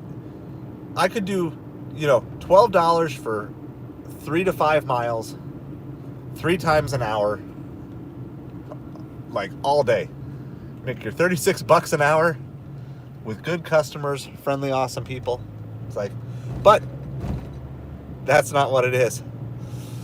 So, did we ever, I remember there was something about free barbecue. Did we ever get the story about that? Maybe you posted it and I missed it. I need to get to a place where I can park here. Go ahead. You're on the right. You go before me. $8 for 11 miles on Uber. Passing. We're going to keep heading towards downtown. I think that's our most likely place. And here's the good news. I have an empty water bottle if we need to feed Magic. So, now, don't tell him that, because if he's in a good mood, then we might be good and get something right away. But if necessary, I learned. So we had no orders till I put the jersey back on. So that was like the good luck charm the first half of the night. Now we're gonna go see if Magic Dumpster has anything for us, or we can catch anything on the way. We got a lot of places are closing now at 9. So I'm trying to get to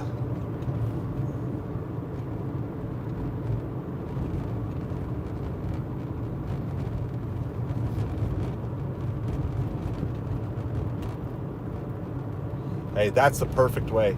I mean, I know you still have to wait for it, but that's the perfect cancel. I would say that's not much different than how we got the free chicken tenders last week. Like, I was on my way to deliver them. Like, I was already driving to them, and then they canceled. I'm like, okay.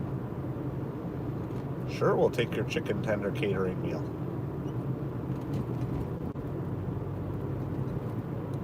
And then I did finally call back, and I got my half pay on that too. So I got half pay to eat a chicken tender catering meal. Like, literally, we got 3 meals out of it as a family. It was beautiful. We still have the buffalo. They have like a buffalo blue cheese sauce and a barbecue sauce. Like, we still have that left.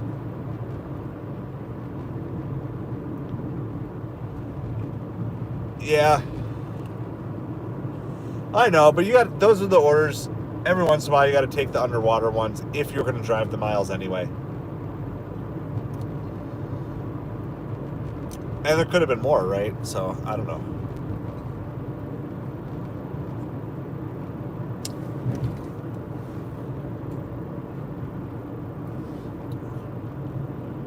Free barbecue! Yeah, barbecue sounds amazing. I need to get to Kansas City soon. It's been too long. It's been about 3 years, I think. 2 years. I guess 2 years ago I went through Kansas City.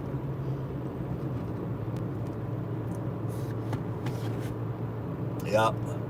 So you guys got, what is your favorite type of barbecue?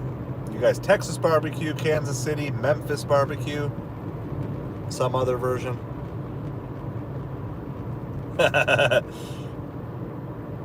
Oh, you're in Kansas City, Blue Eyes? Do you have a... I can't remember. Did I ask you already if you have a favorite barbecue joint there? Are you on the Kansas side or the Missouri side? You eat it all, yeah. I would say I give a slight nod. I give a slight nod to Kansas City barbecue. I'll eat it all. I've not yet had Memphis, but I think that's supposed to be like a little tangier. Some good burnt ends. Got to find the right place to find your good burnt ends. Oh, well, maybe that's what we got to do. Whenever we do our meetup. All right, well, Blue Eyes, list your favorites. So I want to see if I've eaten at any of them. I've eaten at quite a few on both the Missouri and the Kansas side. We actually used to, when I was a youth pastor, we had trips down to St. Louis multiple times.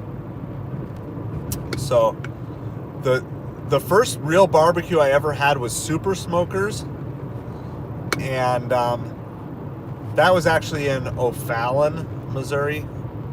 I don't know if it's still there or not, but Super Smokers. And then when we took a group of kids places for barbecue, Gates was the best. Gates just could kind of handle the crowd the best, even though I don't think it's the best. Yeah, no, that was, Tim, that was just the first time I ever had real barbecue was Super Smokers. My favorite one presently, so there's one in small town northern Missouri that I had, and I can't remember the name. Yeah, I've got friends in O'Fallon, Tim. So I know quite a few people, not like not super deep connections, but I got some friends in O'Fallon. Anytime I drive through, I got people I stop in by there. So, my favorite one in the Kansas City area is Arthur Bryant's. You have Gates number one. Okay. I had Arthur Bryant's is my favorite when I go through.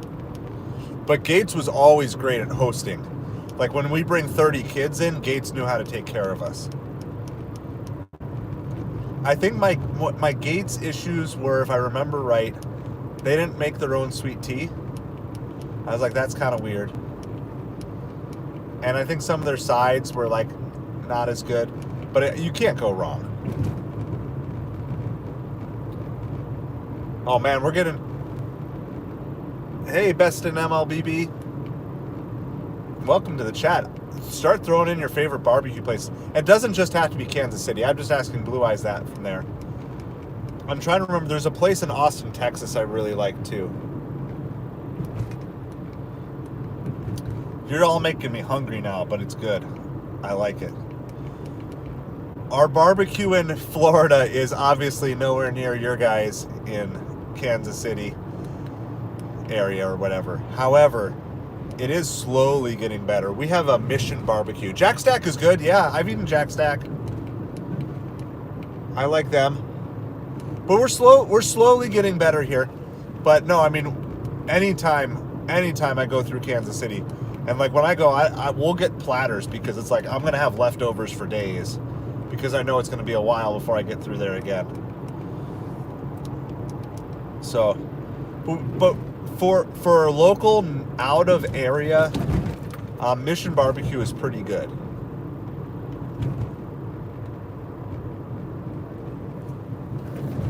Well, guess what? That just sounds like a YouTube channel you got to start, Tim. That sounds like a side hustle. That sounds like a side hustle to me. How about this? When we're rich in a few years, Tim, we'll just take that on together. $6 for 8 Mile. Okay, see, so Jaeger. So I've never done that. Now I do like Nashville hot fried chicken. Give me some of that any day. I went to one where they were like, our kids were pretty little, and they were like scared. They're like, "Are you gonna let your kids eat them?" I'm like, "Yep.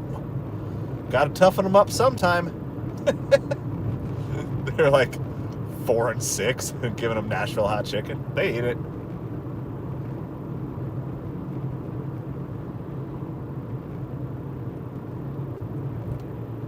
Yeah, exactly. Well, I mean, that's my plan. Once I get this monetized and rolling, I'd love to. There's other YouTube channels I'd love to start.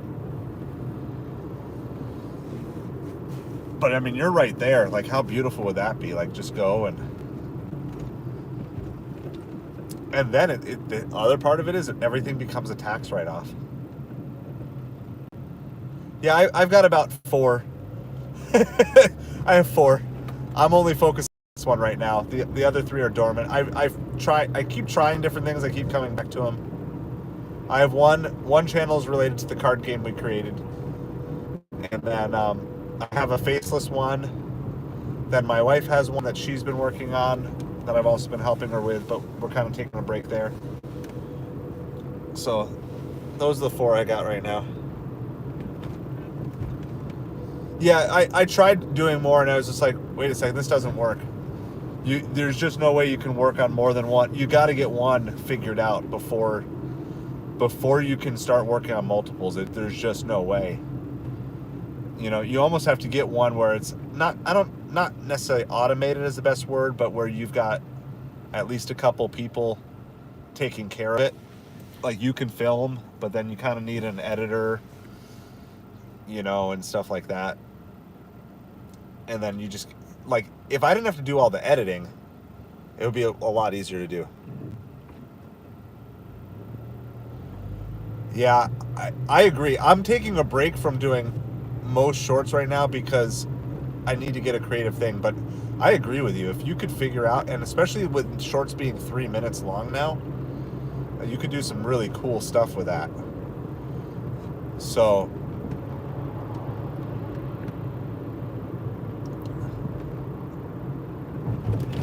and I have like ideas, but most of my ideas like don't jive with like this channel, you know. So I think some of these things. Oh, actually, I have another channel too. I have a spiritual channel too that I'm doing. What were you using before? I've just been using iMovie because that's what I was proficient in previously. I know a lot of people have moved to CapCut. Well, we just drove about 8 miles and saw absolutely 0 good orders, so it is time to go visit Magic Dumpster.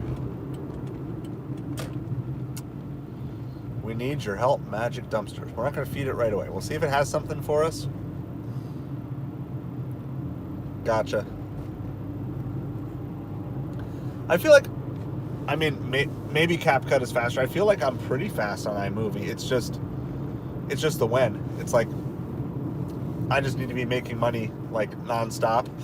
So it's like, if I have any time at home, I just feel like I should either be working on eBay or Amazon or just spending time with my family. It's like, right now I'm just in that space where we're not monetized, so money's not coming in off of YouTube, so obviously I can't pay anyone to do that. And at the same time, trying to park here by Magic Dumpster. We got a bike coming first. All right, here we are. We're by Magic Dumpster. All right, for those of you who don't know, Magic Dumpster likes to give us good orders most of the time. There we are.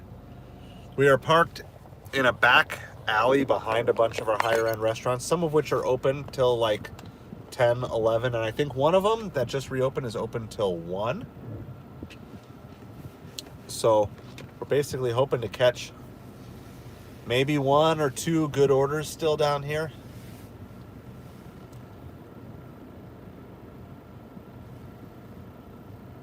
Yeah, there's Magic Dumpster. So everybody say hello to Magic Dumpster. Magic Dumpster was, I don't know, hungry yesterday. So after a few minutes, someone came over, threw a water bottle in, and we instantly got an order. So The good news is I do have empty water bottles in the car to feed Magic Dumpster. But we're going to just see if there's something here first.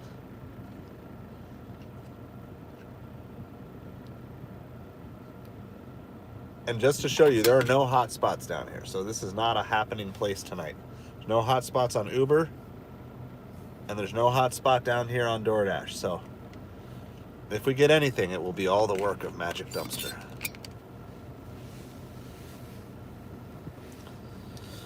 All right, let me get caught up on chat here. First, like sitting down and taking a break here for a second. We do have one pending tip, I think, still. Yeah, we have one pending tip that we're waiting for on Uber.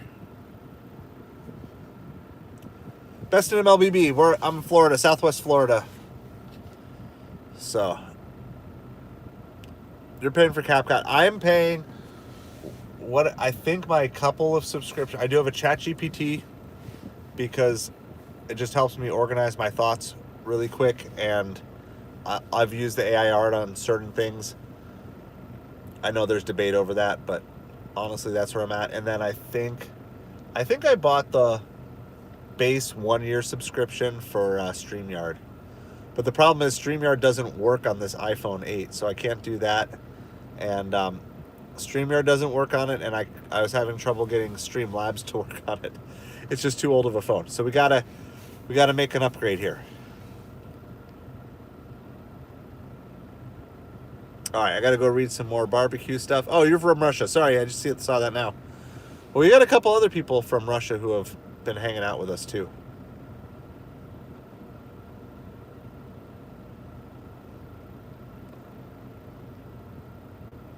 Jack Sack.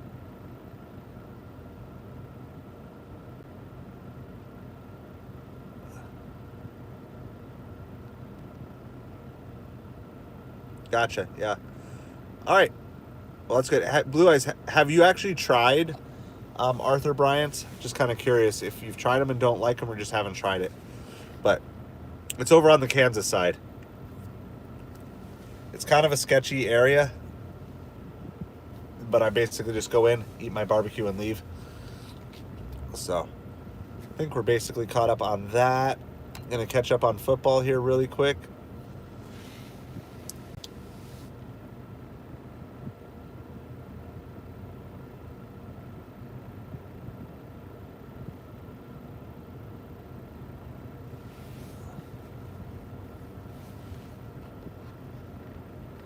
Where do I get that from? Do I go to like the phone company or whatever?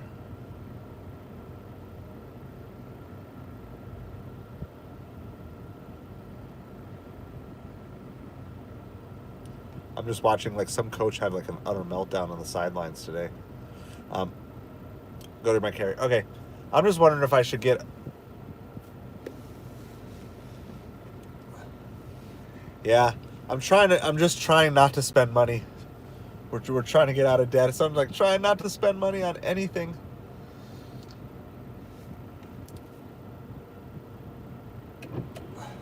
So right now I actually have the car has a hotspot. So my main phone is Verizon, and then I have the T-Mobile Sync Up Drive hotspot for the car. So that's how I'm streaming to you. I'm streaming to you even though this phone has no network on it. It just streams off the car Wi-Fi. So that is my my setup here. Hey Sanam, welcome to the chat. I don't know if that's English or not, but it didn't look like anything that I would want to pronounce out loud. Just make sure you're speaking in English, but we're glad you're here.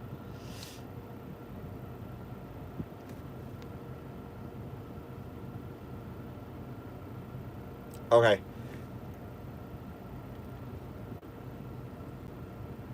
It does. All right. Well, that's fine. I still want you guys speaking in English, though, just because we don't always have people in here who can translate stuff.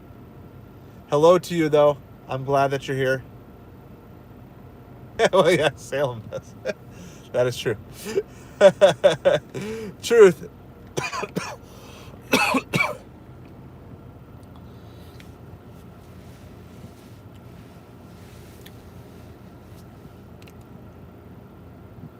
All right, well, I think it's time to feed Magic Dumpster. And if he's still grumpy, then it's probably time to call it a day.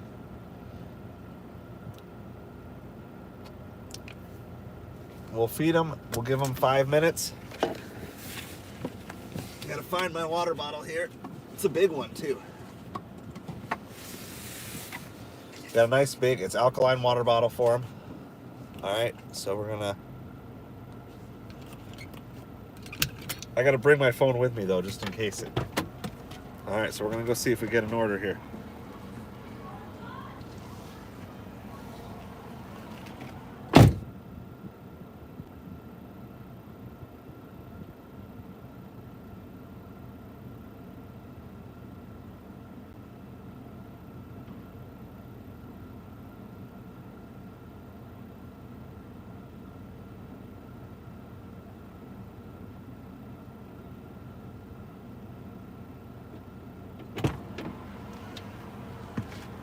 All right, I don't know what all you could see, but I fed him. Gave him a little pat, a little rub, a little thank you.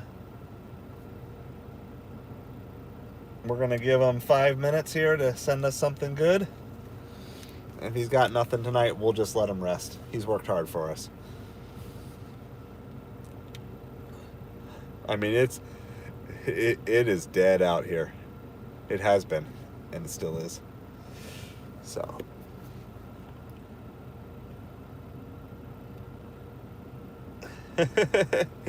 No, I didn't scan anything. I was just like rubbing the phone for some of the magic. So Magic Dumpster is just where we go to sometimes get good orders. Shannon, though, thank you so much for hanging out with us. Appreciate you being here for sure. We just stick with English only because it's just simpler right now. Maybe when we have multilingual mods on all the time, we can do that. I guess GigWise had you covered in this case, but it's hard enough to keep everything clean in English.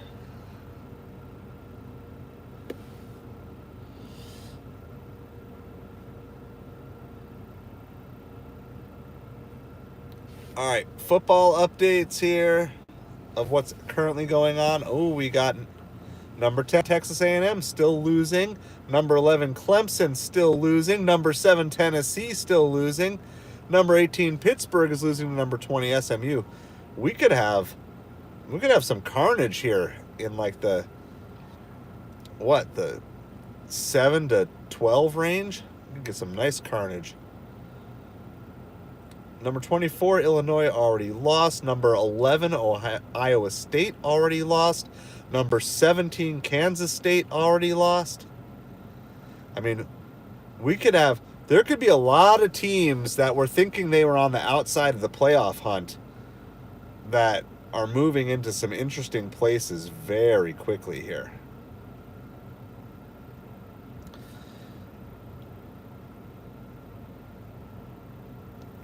Because when you're fighting for 12 spots and all of a sudden it's like, ooh, wait.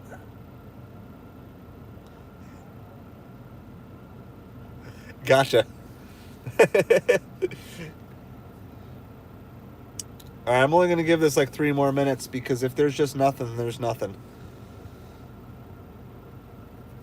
There's not really a point in just staying on. I'm going to be out somewhere around 1 or 2 tomorrow is the plan to go live. We do need one more to get to 770. So I know we're not going to make it to 780 tonight, but if we got one person who wants to subscribe, that'll get us to 770. Oh, old school days, Jay Fiedler. So I remember Marino, of course, and then it's kind of felt like we haven't had a great quarterback since then. We had a couple of good years with Chad Pennington. I feel like there's a lot of years with Fiedler, a lot of years with Tannehill, and then other random ones. Josh is back. All right. Well, we fed Magic Dumpster. We still don't have anything here. We're going to give it 2 more minutes. We did just get a bright spot on Uber. And then the way I do it on the way home, I'll I can actually start. You can start to see the bags under my eyes. I'm definitely getting tired here. I'm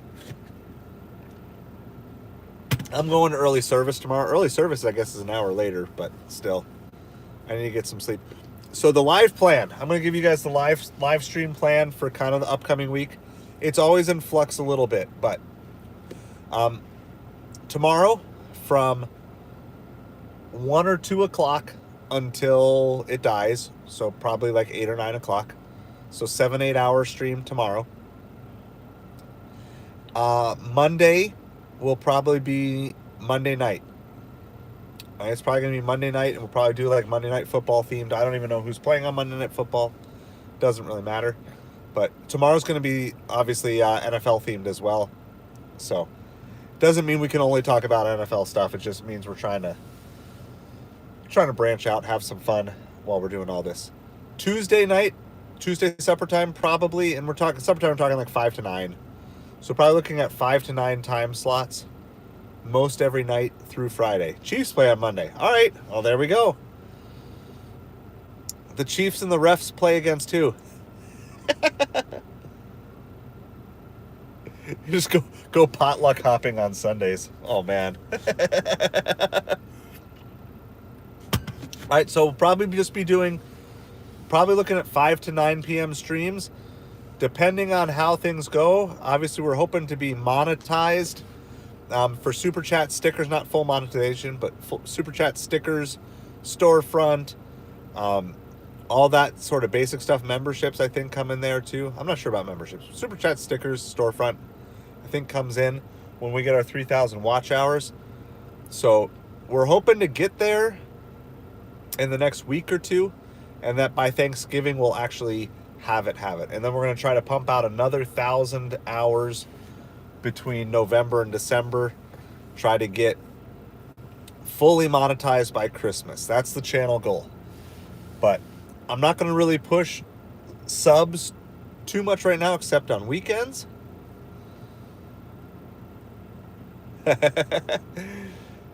So I would always start with Baptist churches. I grew up in Baptist churches, and they liked potlucks a lot. So but that's basically the plan, and there will probably be little to no streaming next weekend. Nice. What's your specialty, Tim? Unless that's just completely a joke. But next weekend is birthday weekend at my house, so we'll throw up some things. You can cook anything. Awesome. I told my son, you need to know how to cook eggs. You need to know how to cook breakfast. So he's learning that. And then everything else is like as much as you want to know. But every man should know how to cook breakfast. In the very least. You should know how to be able to fry an egg, scramble an egg. Do that. Awesome. Sounds like my wife. My wife, she can pretty much cook anything too. Which is very sad when I've been doing cleansing the last couple days. And she's been cooking lots of things that I can't eat. But I'm going to try this week, other than catering orders. If I get random catering orders, I might go live for just like the catering delivery. But when I'm out, I'm going to mainly be looking at... I'm going to try to do some more Instacart this week, because it was proven pretty clearly Doordash, Ubereats is just super slow breakfast and lunch, and it's just not worth my time. I'm also going to be sourcing for Amazon at some point in time this week too, so I might do a live sourcing stream for that as well. So everything else is going to be kind of hit or miss during the daytime hours. We're going to stream hopefully most suppers, and then maybe Friday. I might do a full day Friday stream. If there is one full day stream, it's going to be Friday. But I'm basically just trying to go out for suppers. And then I don't have to deal with DoorDash acceptance rate stuff, which, by the way, we're ending the night at 75%, even with declining one order. So awesome. I'm looking forward to seeing your free barbecue.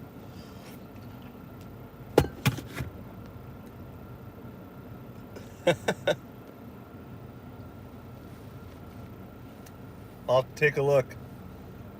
All right. Well, I think Magic Dumpster has run out of magic for the week.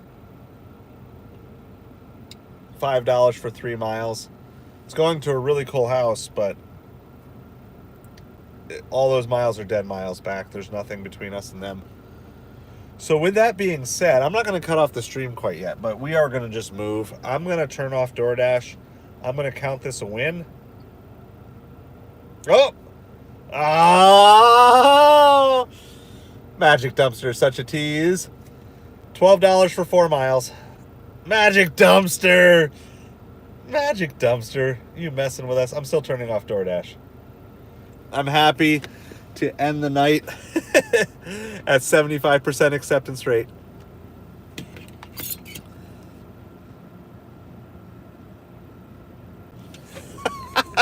Okay, so I grew up that supper is the evening meal and dinner is the main meal of the day. So supper can be dinner, but also Sunday lunch can be dinner. It's kind of funny. It is kind of cool though when you like get to like share different like accent things. Well, maybe I'm just still a kid at heart. Maybe that's all it is. All right, so this is from our favorite little sushi place over here. I probably could have just stayed parked at Magic Dumpster, but I'm going to get turned around at least. So, I don't know if this will be our last order of the night, but just when we threatened Magic Dumpster, it's good. I'm parking here. You're good to go. There's like a car like parked out in the middle of the road.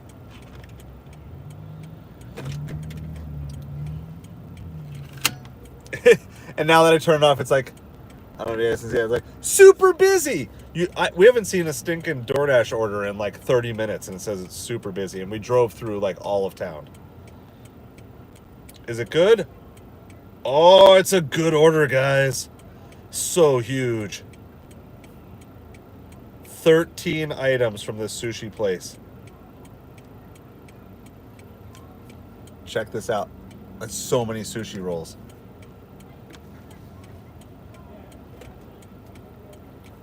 All right. I'll be back. The stream might time out, but I'm going to lock the car just where I'm parked. So.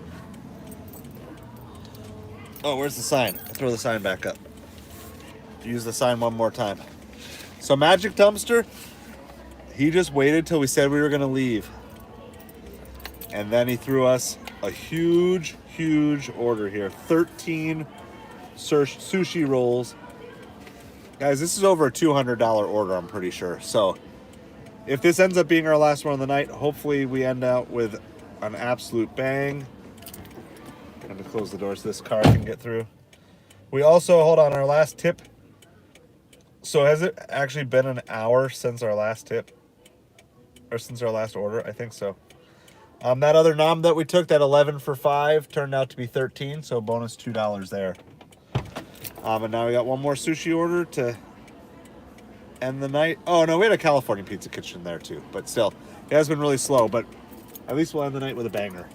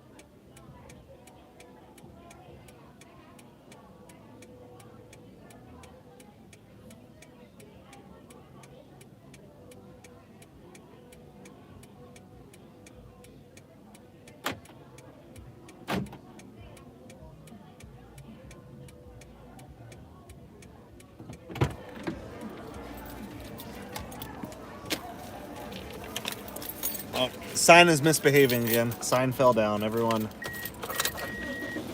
gotta get everything in here.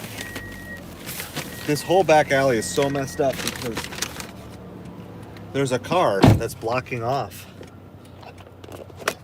half the alley. All right, he's gonna let me go. I'm gonna get out of here then. I don't even know where I'm going yet. I know roughly where I'm going, but not specifically where I'm going. Get the seatbelt on once we get out of the back alley before we get on a real road. I'm gonna turn this light off for now too. All right, well, we have this order. It is a huge order. Like I said, this is probably a $200 order. Doesn't show up as a catering order or a large order on the Uber side, but it's 13 rolls, and I'm pretty sure it's like 15 a sushi roll there. So maybe like 150 to 200.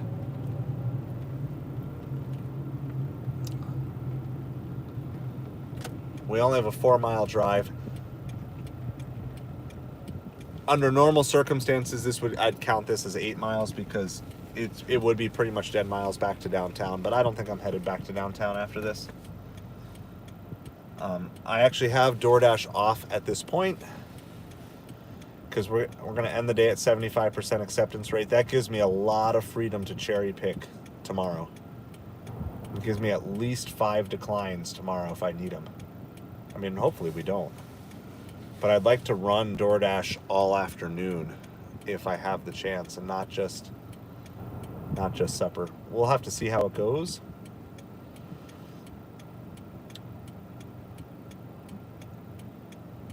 And I don't want to judge Doordash too harshly today because we spent an hour and a half of peak supper time doing that $49 Instacart delivery. So it's possible there were good orders in that time frame. But the sushi place I talked to, they said they were up and down all night. They'd have a spurt of an hour or two that was really busy, and then it'd be slow for an hour, and then busy for a half an hour. So very up and down, just like we were.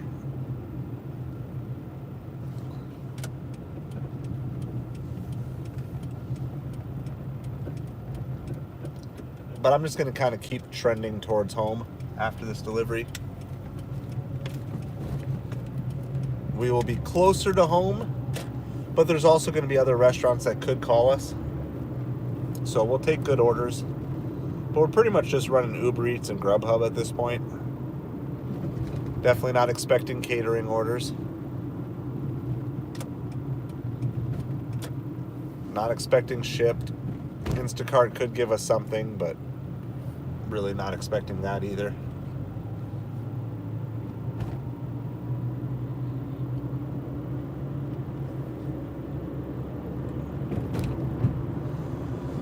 So this could be the final delivery. We were going to be done and just start heading home, but Magic Dumpster came through, wanted to put some drama in it. So our drama last night was getting to 70% in Platinum Dasher, like when I was 1 block away from home. Drama tonight was I was about to leave Magic Dumpster, understanding it might have been out of magic, but a little sad on the inside. And yet Magic Dumpster came through for us once again.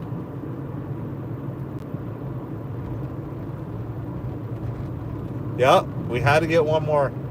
I mean, it's a good way to end the night. It's a solid $200 plus day now. I'll do a tally here.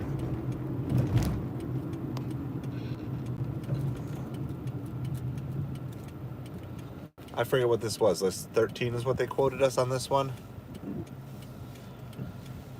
So if we just call it, we're roughly going to be at 125 on Uber. I mean, could be more if there's a pending tip.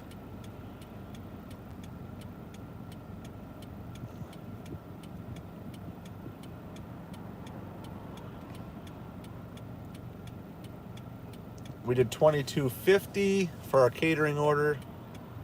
So that's like $147.50. We're at 49 on Instacart. So that's $196. And then DoorDash,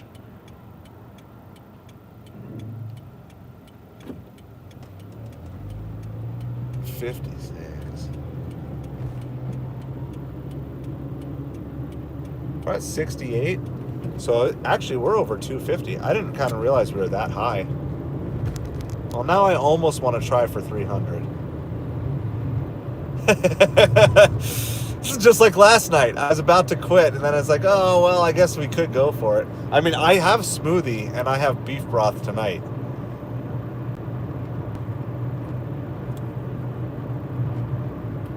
All right, how about we play this game? After I deliver, we can go sit. Are you guys up for a little bit more? We need like $30 more to hit 300. We'd probably have to go back downtown, or we'd have to head to like bar food and late night food. So let me know if you guys are up for a little bit more. I just didn't realize, like, we're almost like 270. So yeah, we need like $30 and change depending on what this tip is. So I mean, if we did one more hour of deliveries and we see what this tip is on top of whatever we make in the meantime, maybe we could get to 3. You guys up for it? I'm kind of hyping myself up. I'm hyping myself up for this here. We're only 2 miles away from this drop off.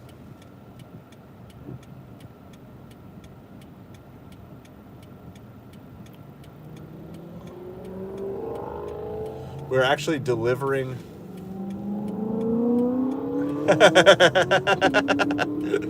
How's it going, Doordashians? You know what I need to do? I need to remath this and make sure it's right. I don't want to be like a 229 and I can't add. I want to make sure. But if I'm like in that 260 plus range, because I think there is a very good chance of a hidden tip here. So we're going to the airport. We just have a local airport. It's like a local regional airport. But it's where a lot of the rich people fly in and out of. So we're not meeting the customer here. We're just leaving it at the reception. But I've never gone to the airport at night. Usually it's like a lot of breakfast deliveries go to the airport.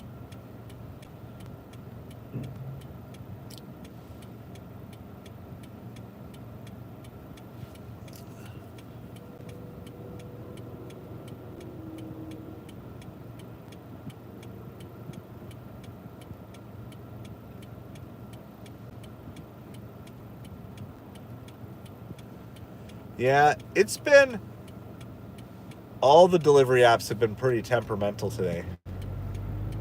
Just curious, did anybody get over 300 today? Maybe some of you rideshare people, did you guys get over 300?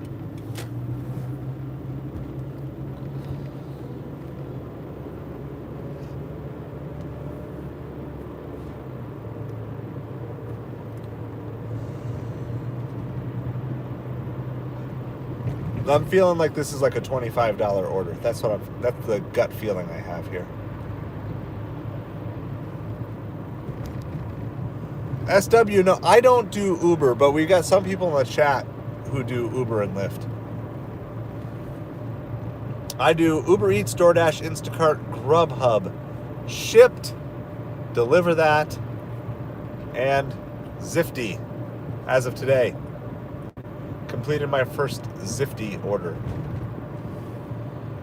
So you don't deliver people.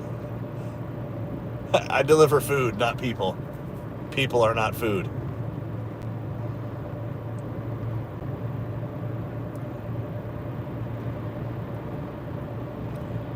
Well, I do have a question for you catering drivers too. So my Zifty today was an easy cater. That is true. Food doesn't complain. I'm down in Southwest Florida, SW.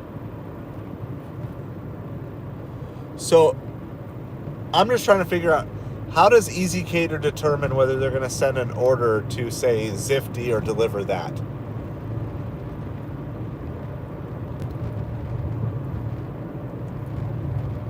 Like, it seems a little weird to me that they're partnered with multiple delivery services. As someone who delivered on Zifty and was able to get the order pretty easily today, and got $22.50 in 30 minutes. I'm not complaining. I'm just trying to understand because I want to make sure I can represent it well to other people. It seems like there's going to be a big push from gig tubers to be pushing people to catering stuff. I think that's going to be a big push for 2025.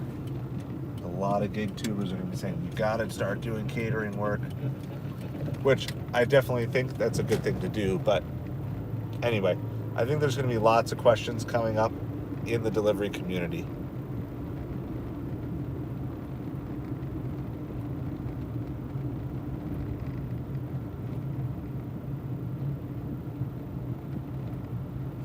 So the channel goal is $25 an hour, including the tip, not with tip additional to it. Some days we hit it, some days we don't. I'll actually have to math because I don't know. We're at 11 hours. We're just about on pace. Because I'm about 270 and we're just about at 11 hours. Yeah, so I can confirm deliver that in Zifty. I've delivered from both on Easy Cater for Pollo Tropical. My first Zifty was Pollo Tropical, and I think my first deliver that was also Pollo Tropical, and they were both through Easy Cater and through.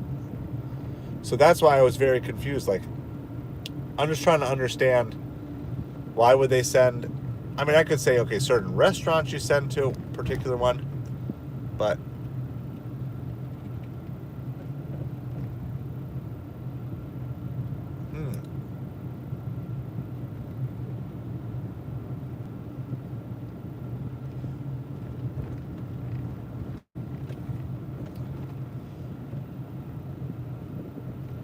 so that's interesting. So maybe it's just like keeping everybody happy.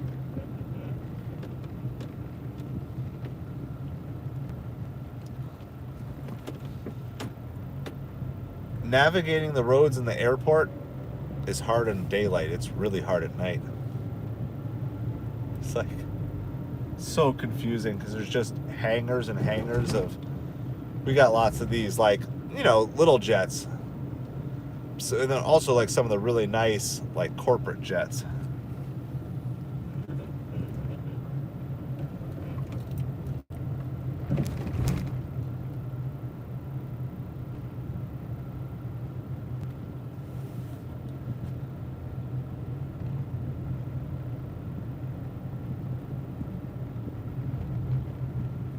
So the Chevy dealer was tipping more than what the tip pool was giving you, if I'm understanding that right. So when it was the tip pool, you got less, and now that it's not tip pool, you just get the actual tip.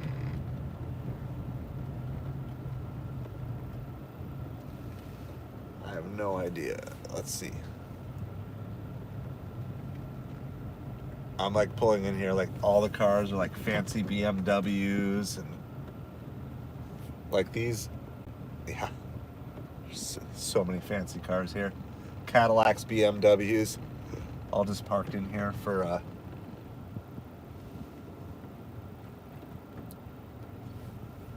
there's actually a jet on the runway right now. You probably can't see it. Maybe you can see it through there. I'm not exactly sure where I'm going, so we got to figure this out. It says the front desk, which is maybe here.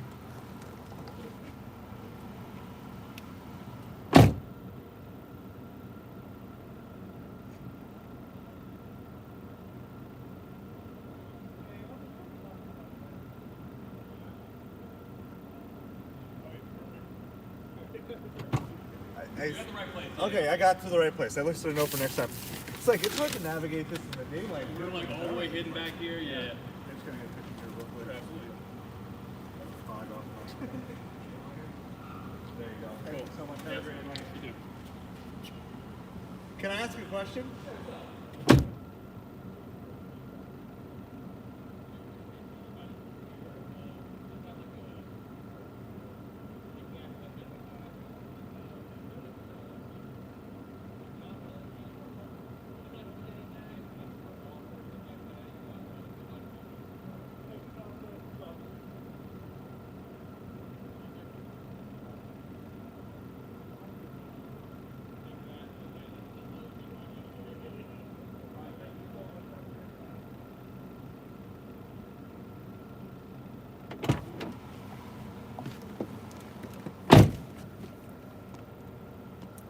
Well, we talked to the guy. You probably saw him. Wasn't trying to film him, but I was just asking him who's the coolest celebrity he's gotten to meet working at the airport here. He said you get lots of business guys and CEOs, but he met John Mellencamp. So he's going to meet John Mellencamp. Has come through this airport here. It's just a very local regional airport. So I just love all these little tidbits that you can just discover. All right, here's what we're going to do. I got to get out of here because I don't want to just be like parked at the airport. There's like no orders over here. If we're going to actually go for 300, then I got to go back downtown. It's like either that or hope I get like 5 good Papa John's orders, which is just not going to be the thing. We'll play, if we play Doordash Roulette, I can turn on Doordash, and if I decline one order, then I'm turning them off for the rest of the night. Let me see if Earn by Time is available. Let me see what my options are here. And, no. Earn by Time is like locked in my market like all the time now. It's crazy. There's some drivers who are just like locking it down, which really limits. Like, it was not fun doing late night stuff last night. Cause you still get high mileage. If you're on earn per offer at night, you still get high mileage, but then you don't get the pay for driving all those miles.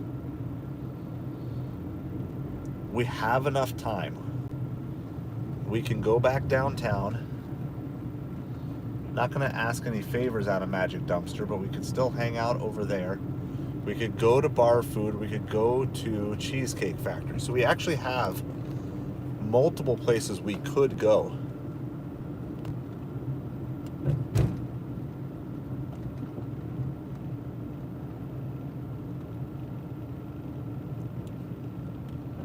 Well, that's a nice order. Yeah, I've never seen anything along those numbers yet on these, but I'm so new to them, so I know I got to put the work in.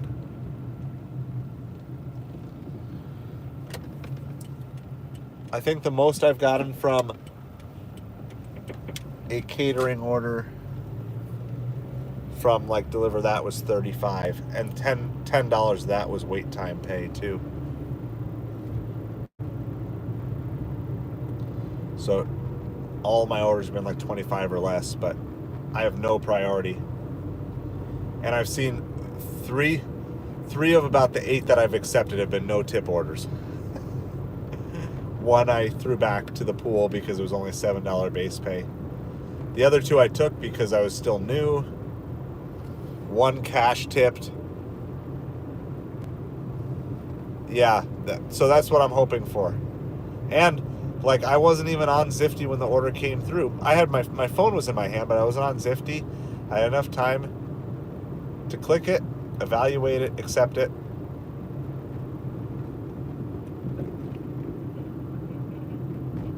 And it was good. So I was happy about that. I have no clue where I am. Like, why is this turning into a dirt road? There's no dirt road back here. Directions to Cheesecake Factory. I am completely lost.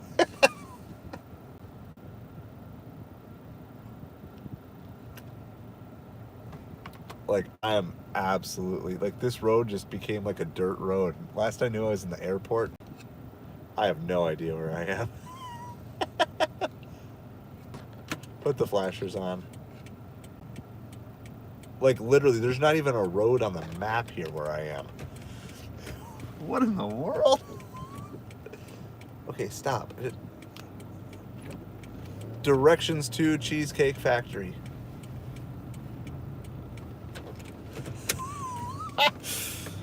Like, literally, I think I'm like about to drive onto the runway or something. This is like some service access road.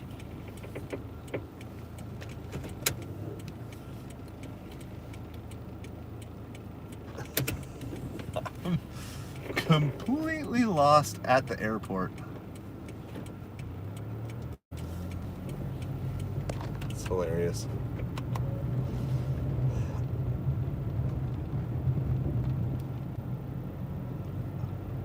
Get me out of here. I need GPS to get out of places more often than I need GPS to get to the places. So many of my communities, I know how to get there. I know how to get in. I just don't know how to get out once I'm in. Apparently, I wasn't that far away. Oh, I just turned the wrong way there. Okay.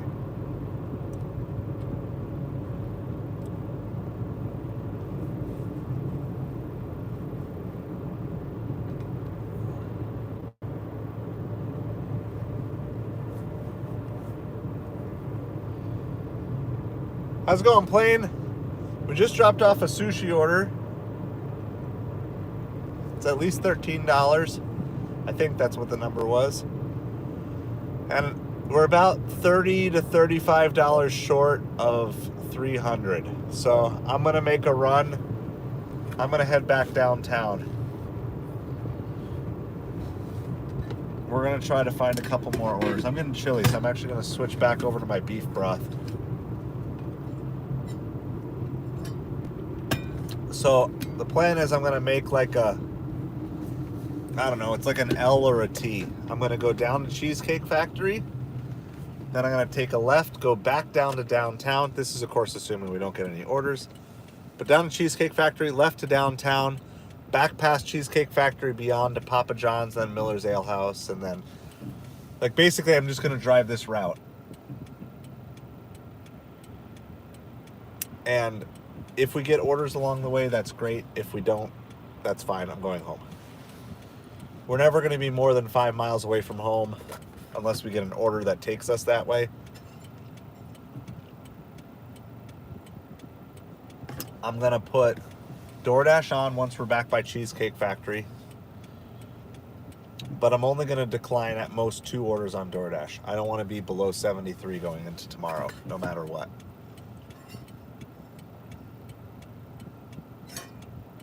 So I figure if I'm a Platinum Dasher and Doordash sends me 2 bad orders, it just means that there's just nothing out there. It took us a while to get an order, but it was good.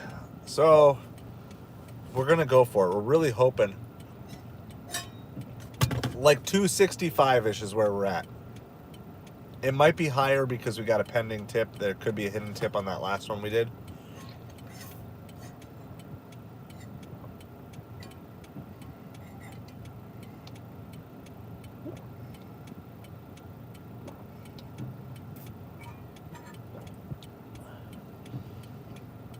So definitely not as good as like last Saturday, but honestly, there's just one of those that there were just enough big orders that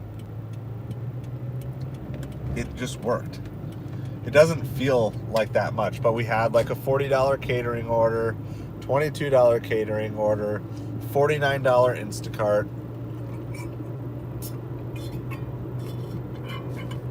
And then a bunch of like $10 to $15 orders with a couple little ones mixed in. Oh, you know what? I need to get gas first anyway. We're on E. I gotta gas up before tomorrow. We got an upside gas station here. So.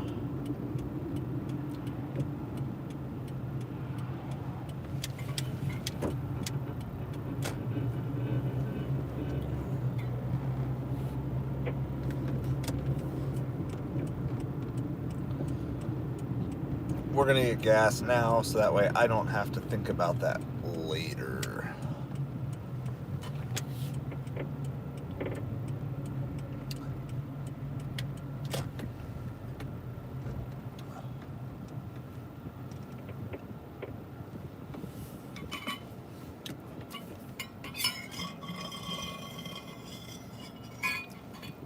All right, well, that broth was good, but we finished it, so that didn't take long.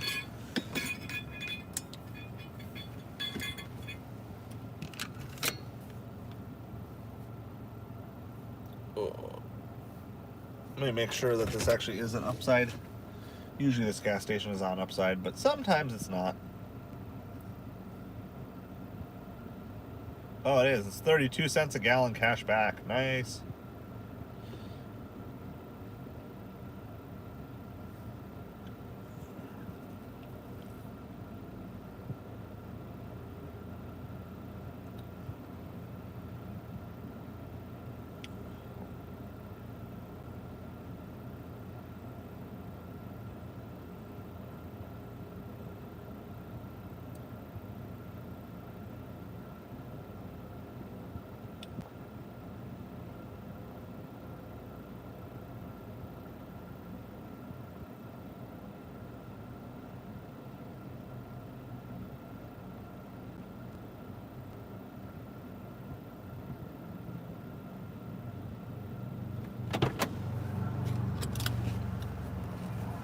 All right, we're gonna gas up here really quick and then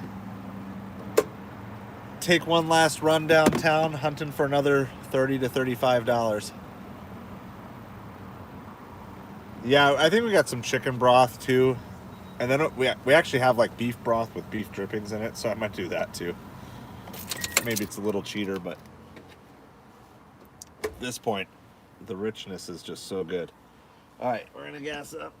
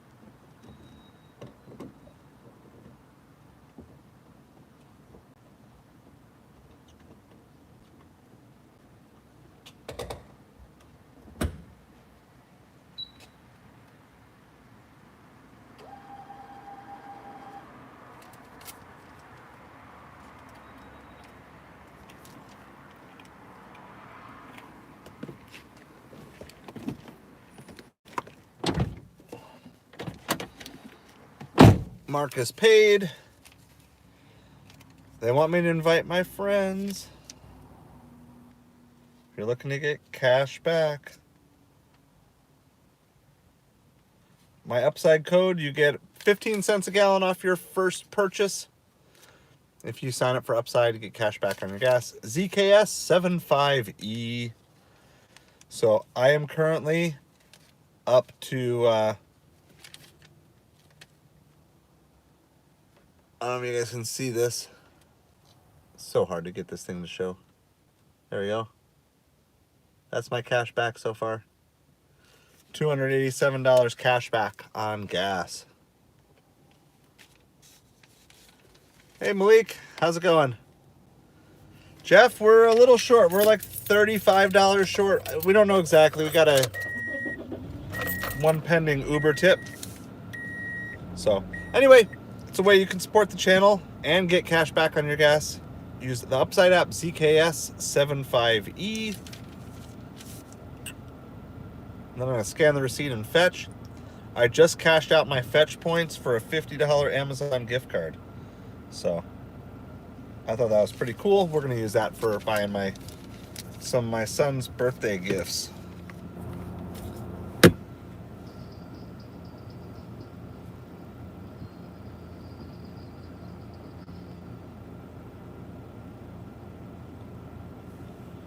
So I spent 55,000 points from Fetch, and use that to get a $50 Amazon gift card, and it's just from scanning receipts. So wait, Grubhub's sending us an offer. It's not a good one.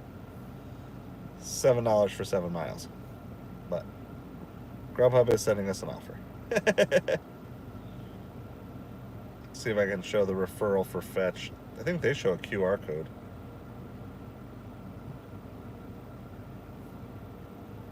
There's a QR code for Fetch. So you get a bonus 2,000 Fetch points.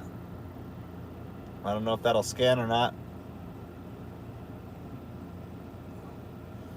Or you can use the code 9P85VY.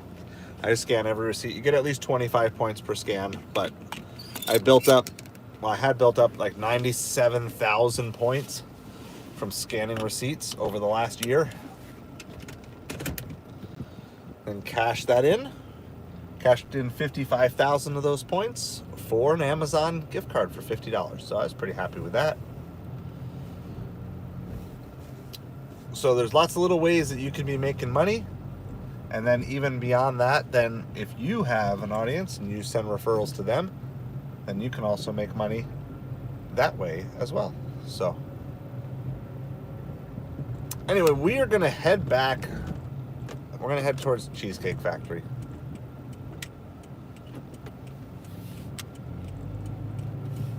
We're going to head to Cheesecake Factory, then we're going to make a loop at downtown, and then go past Cheesecake Factory on the way back, past Papa John's, past Miller's Ale House. I'm not planning on really sitting anywhere though at this point. I'm getting tired. I need to see an order. We can't even really turn on Doordash until we get down there. I might throw on Earn My Time if we got all the way down to like downtown. Yes, Magic Dumpster is downtown, and Magic Dumpster gave us the order, just gave us that sushi order. It was a tease, because it was right as we said we were going to leave, that's when it sent the order. Took a while, but I gave him a water bottle tonight. So, yesterday was instantaneous. Today he was a little groggy, I guess. A little hungover after the Halloween party on the back alley. Yeah, we cannot go on Earn by Time. I've been locked out of Earn by Time for days. We can see. We're going to go past Cheesecake Factory first because we're closer to that at the moment. Then I can at least get Doordash back on. We could make one more trip past good old Magic Dumpster.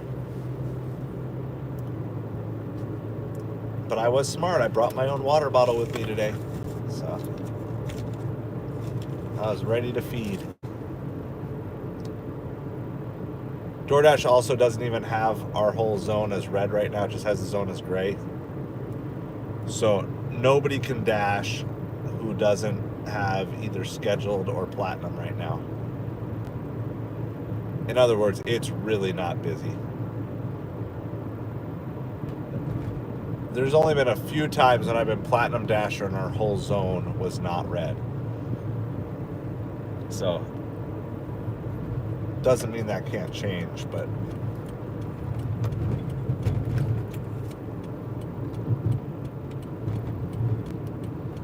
Uber sending us $6 for 12 miles. We're passing.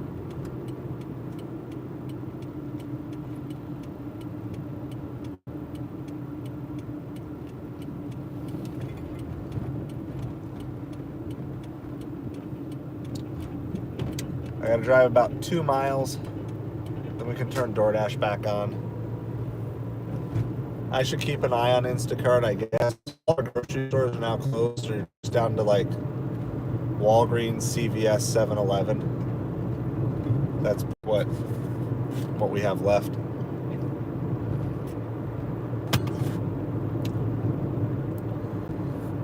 All right, here's what we'll do. We'll drive down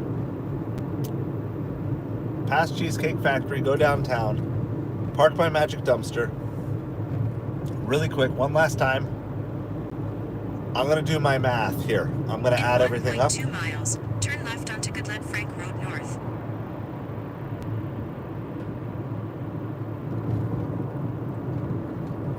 And once I add everything up,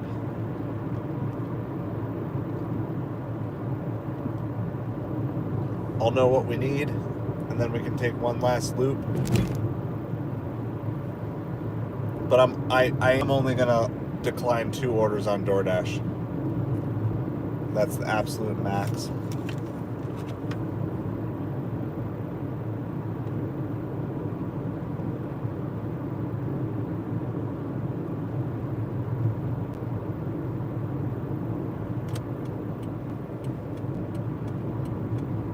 Sounds good. That is definitely the first piece of merch that we're gonna get. So.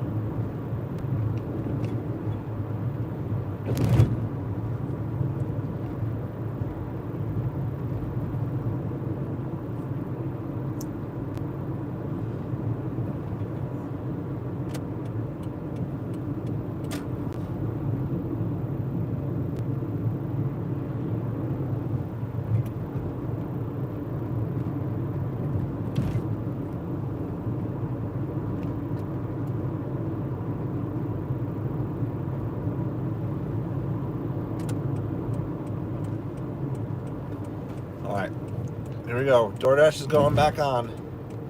Our zone just turned red.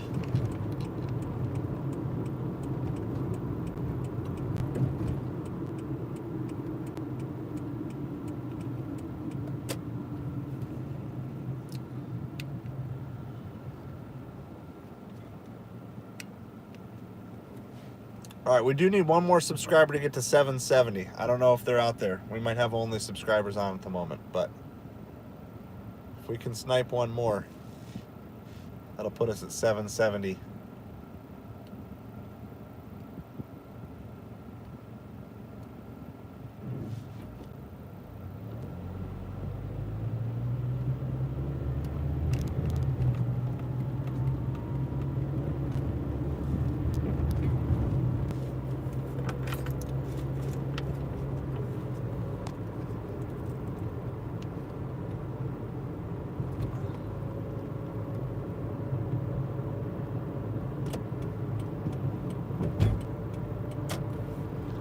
Starting to get chilly in the car.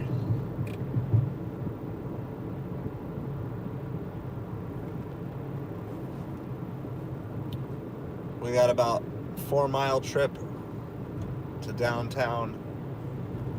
We'll sit there while I'll add up everything, check football scores.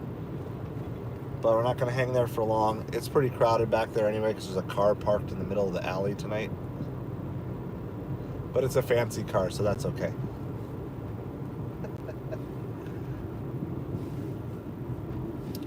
We had a bunch of upsets, like, in the making of, like, teams ranked 7 to 15. Let's see how everything's faring with that. Oh, Clemson is toast. It's just chilly in Florida car. Yeah, so we still have 3 top 11 teams that are losing right now. And if you include Pittsburgh, who's higher seeded than SMU, you got 4 top 18 teams that are losing to underdogs at the moment. And I think 2 or 3 that are already lost. It is just a slaughter of those mid-range teams today. There might be some teams that are going to jump like 5, 6, 7 spots just because everybody in between them and the top lost.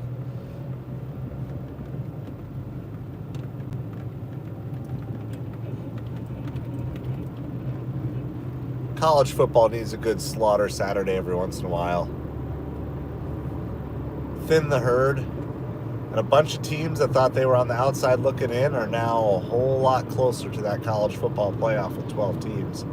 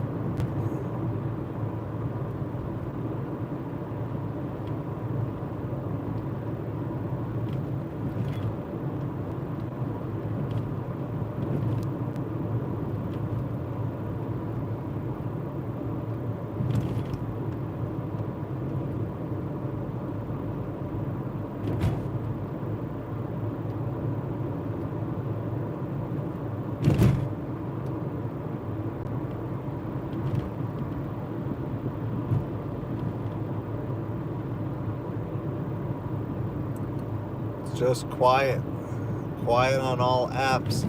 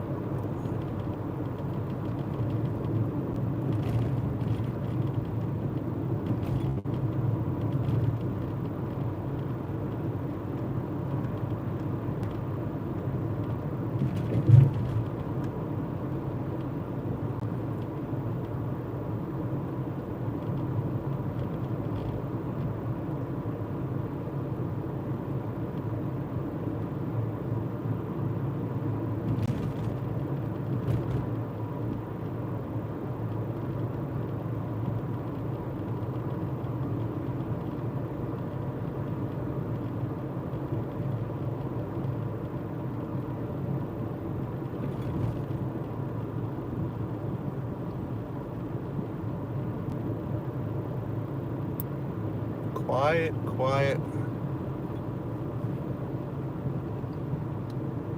$6 Walgreens batch on Instacart. We're nowhere near the Walgreens.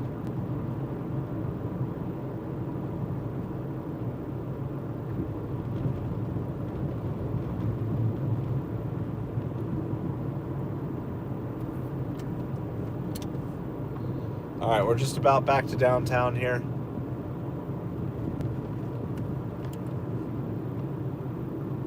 It's just quiet, but we'll park back here. I'm gonna add up everything officially. I did it. If we're way less than I think we are, then I don't know how long. I don't know if I'm even gonna make the whole route. But assuming we're in that 260 plus range, then we'll at least give it a quick drive.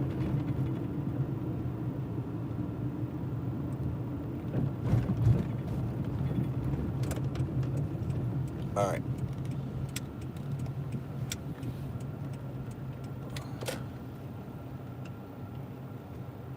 This car with its nose sticking out is still here.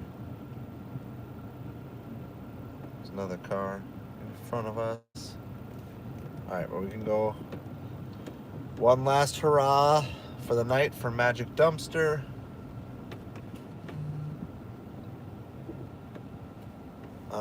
Yeah, I don't want to do this. It's been it'll be the first time in a long time that I've gotten this, but $11 for 11 miles. We're gonna pass on that. That's just too high mileage. There's Magic Dumpster for all of you. Zoom out. We already fed him a water bottle tonight.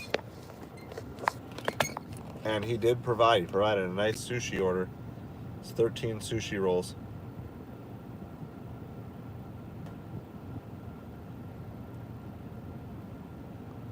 But it is good to see La Trattoria opened again. That's the restaurant. They actually do some pretty decent high-end orders late at night. They're open till 1 a.m. By far the latest open high-end restaurant we have that on delivery service at least. So they're like Italian, do pizzas and stuff. So I've definitely pulled orders out from there. So I've missed them the last couple months. They had a bunch of pipes burst while they had customers in there.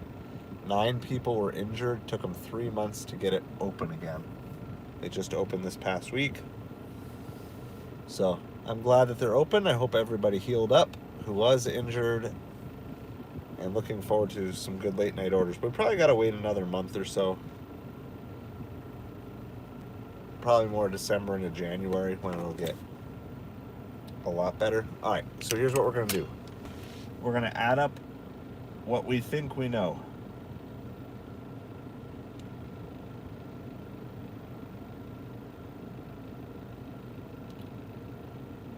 All right. Our previous order was $12.29. That's what we were quoted.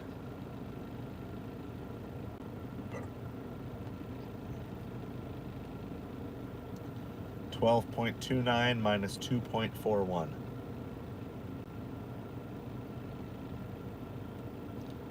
$12.29 minus 2.41.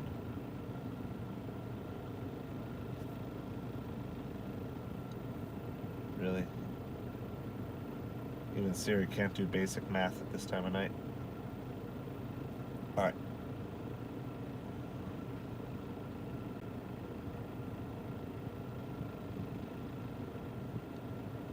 All right, so we currently, our official numbers, we have a $9.88 pending tip on Ubereats. Okay, so we're going to add that into our total. We're going to assume it's going to be that. Assume we're not tip baited. Plus 113.56 locked in on Ubereats. Plus 22.50 locked in on Zifty.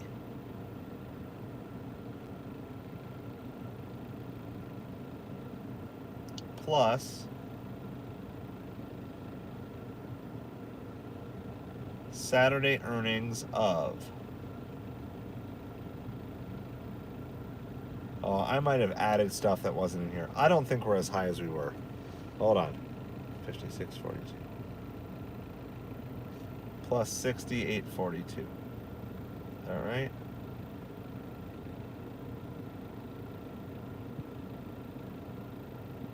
Yeah, we're nowhere. I mathed really wrong. We're nowhere near 300, guys.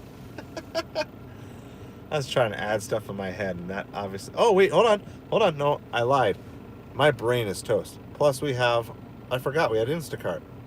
It's the only Instacart I've done all week. It's easy to forget. Hold on. We might not be as bad as I thought. Plus 49.54. Never mind. We are. So we're at 263.90 if that tip goes through as planned. I mean, we need $37, but that's like 2 hours of work.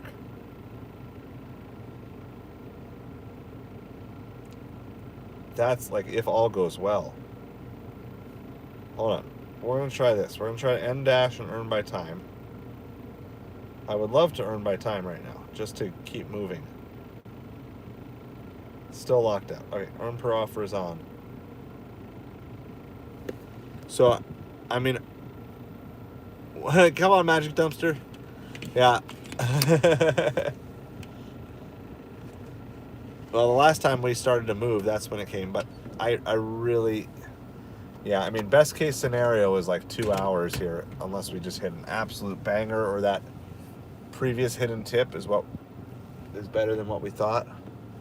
What we're gonna do, we'll at least pass by the restaurants. We'll pass by our best restaurants on the other side.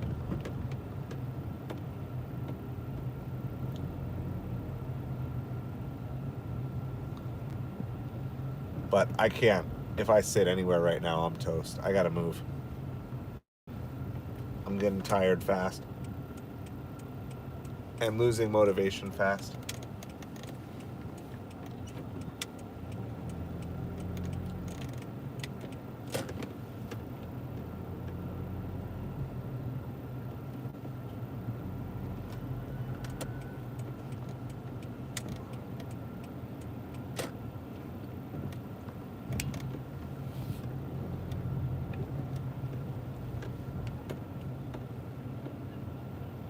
Yeah.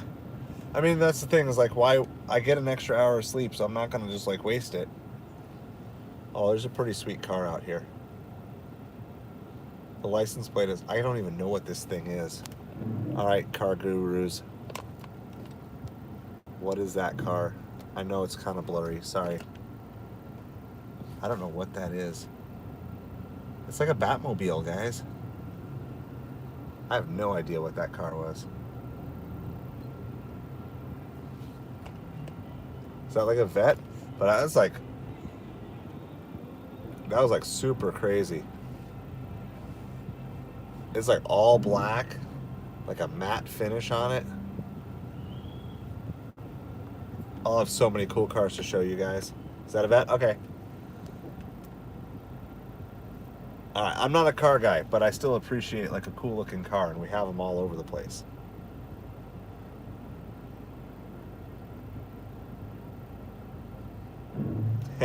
Yeah, the license plate was I want one. So we're just on the other side now. We're on the front side, sitting in traffic in front of our two Italian and one sushi place that we pull most of our nighttime orders from.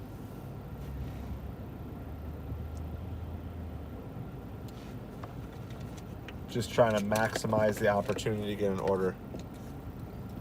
All right, we got one. We got one. It's not bad. Drop-offs are great. It's actually not from here. We got to go. We got to keep going. Missed a super cool Corvette. Just got a $12 for 6.5 mile, and the drop-off is basically by Miller's Ale House, which is right where we wanted to go. We got to go to Sea Monkey Tavern and Grill.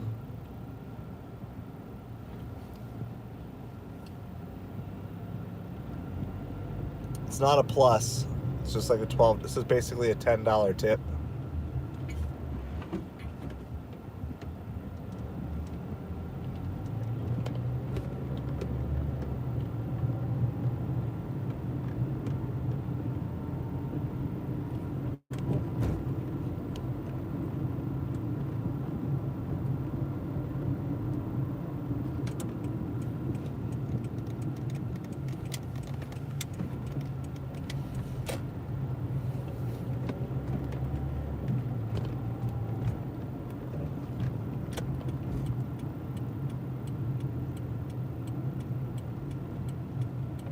All right, so Sea Monkey Tavern and Grill. We had a nice pickup from here maybe last weekend. I think it was last weekend. It was not last Sunday. It's kind of like a hidden gem. It's off the beaten path. They do like bar food, but also seafood. So like seafood bar food. And we picked up conch fritters from here the other day. Open. I mean, it's a bar, so they're probably open.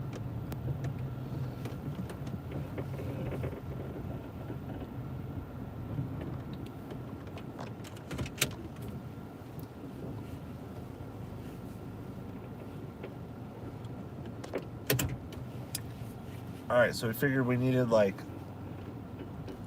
38. Well, here's 12. We still have 2 declines on Doordash, so guess that's not bad.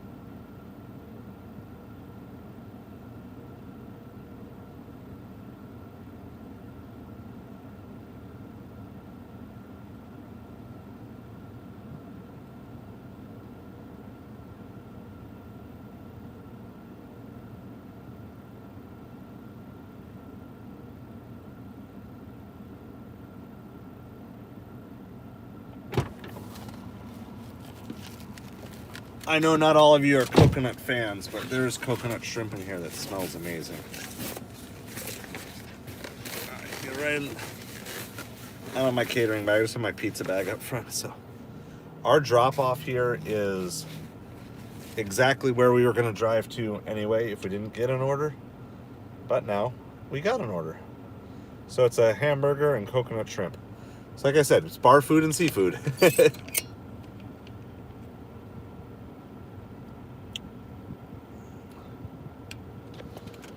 Our drop off is a community that we dropped off in earlier today. So we've already been in there. I need to see, hopefully, see if there's a gate code. Good evening, exclamation point. I am on my way to you, period. Is there any gate code? Question mark.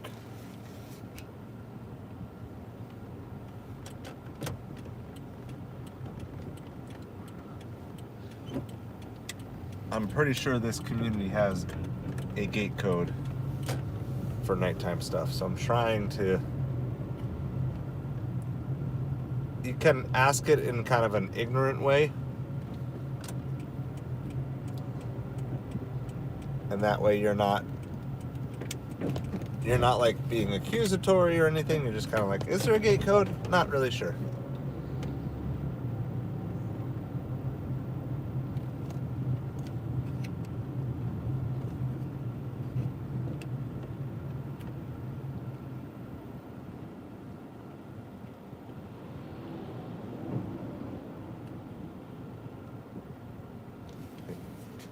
I need you to turn, because I need to get over into the turn lane. They said, thank you so much, gate should be open. Please let me know if it is not. Alright. Sounds good. We've at least done our due diligence.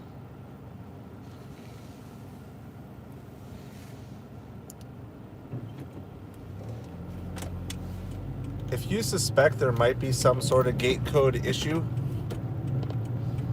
just message ahead of time before you get there. And so I haven't always done that, and usually when I don't, it comes back to bite me. But like, I know this community, sometimes the gate is open, sometimes it's closed. They're saying it should be open.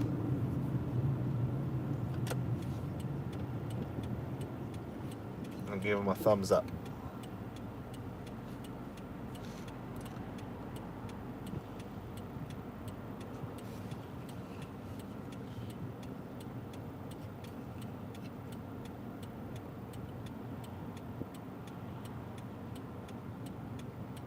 All right, this puts us at $275.90. So we're still looking for $25 more. We do have a pending tip coming. I also got to double check the hours too, because I think we're not even actually I thought we were at 11 hours, but I don't think we are. I think we were five hours for the first stream, then we took like an hour break, like 10:30 to 3:30, and then we're like 4:30 to 10:30. So we are just at 11 hours now, and we're just at 275. So even with taking that little gas up break, even with the slow supper, we're still pacing 25 an hour, which is honestly pretty amazing to me considering how today was.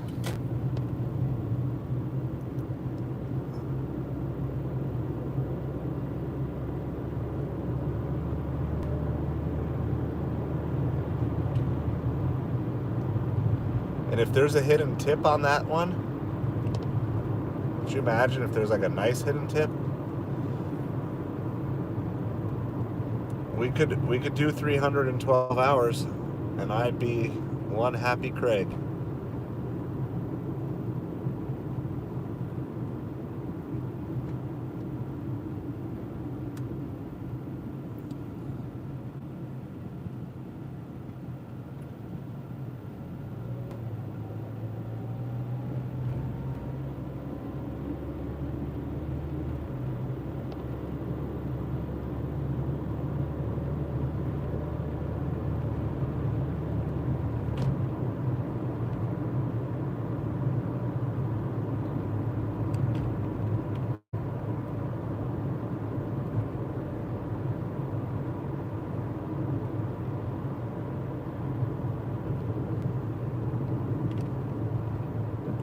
So we're driving. I'm getting tired. But we're within $25 after this drop-off of a $300 day. We will be at just about 11 hours when we hit the drop-off. $275 in 11 hours, looking for another $25 in the final hour. Hit the channel goal. Just when we thought we were done, we got a good order, then we got another good order.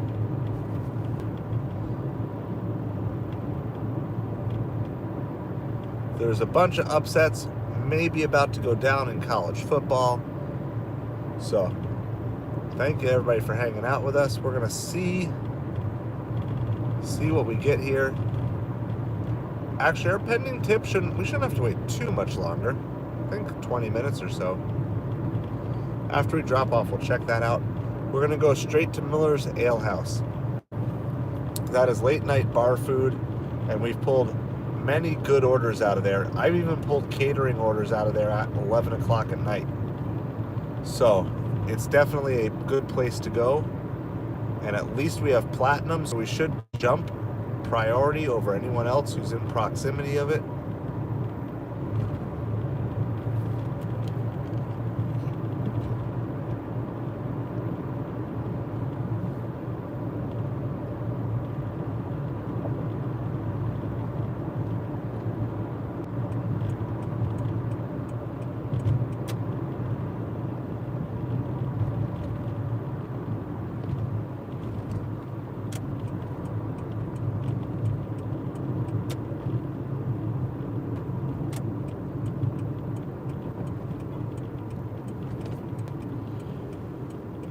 So, sorry I'm not super talkative right now.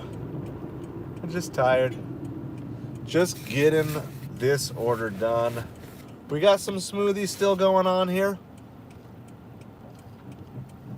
So I hope you guys are doing awesome. Hope that you made it through. You get that extra hour of sleep tonight. So I guess this means it's only like 9:30, right? It's not so bad.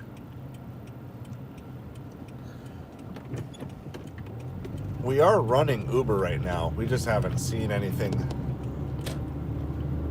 since we did that sushi drop-off. It's just been slow. We're about 3.5 miles away from our drop-off. We're gonna go to Miller's Ale House. All right, there's an Uber. What are they sending us? $6 for 12 miles. Shopping order. We're gonna pass on that one.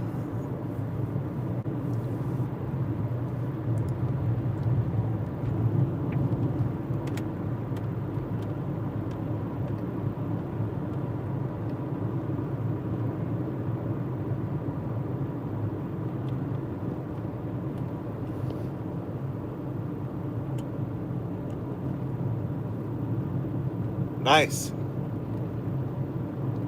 We're putting our Amazon order in this week. Yeah, I'm mostly getting kid birthday presents. That's the main thing I'm getting. And probably a new phone case for my 11 Plus. It is completely disintegrated and fallen into nothingness. It went from brand new to falling apart in about 5 years, but it held up really well, considering the beating it used to take.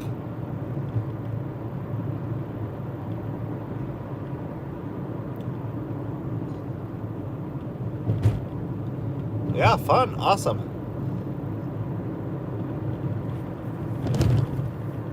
I know, I need to make more review videos on stuff too. It's like, there's so much I want to do with YouTube. Like, so much. And so little I can right now. Uber sending us a $4 for 11 mile on Trip Radar. We're gonna pass.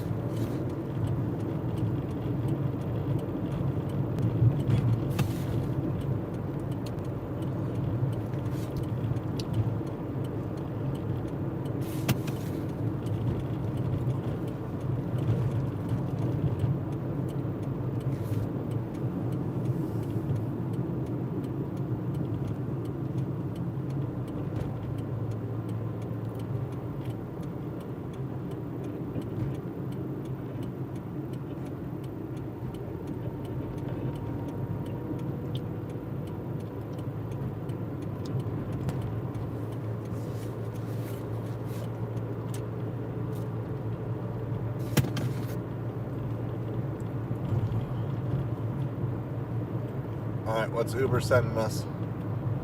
Well, that same order, $4 for 10 miles, because we're a little closer to the store now. So, we're still not interested in it, Uber. You're going to send us a third time? You've done that twice today. You've sent us the same order 3 times. Going to do it a third time? Let's see what you got. Less than 2 miles away from our drop-off.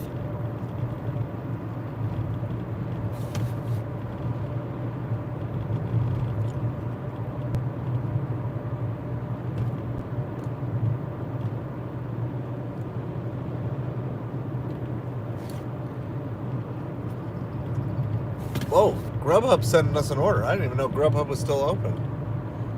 $19 for 23 miles. Going 2 towns to our north from Chili's on Grubhub. Just a ridiculous, ridiculous order. I mean, I'm impressed that order is even that high. It was either a good tip or some good base pay on that. It's still not worth taking.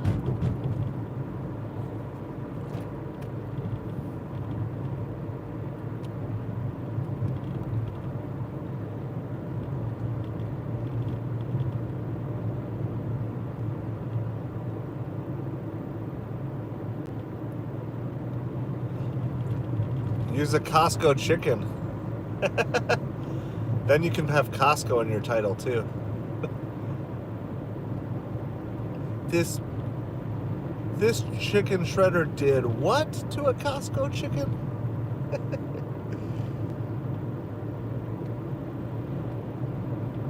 And then your thumbnail is you with a shocked face, Costco chicken in the background, and the shredder in the foreground.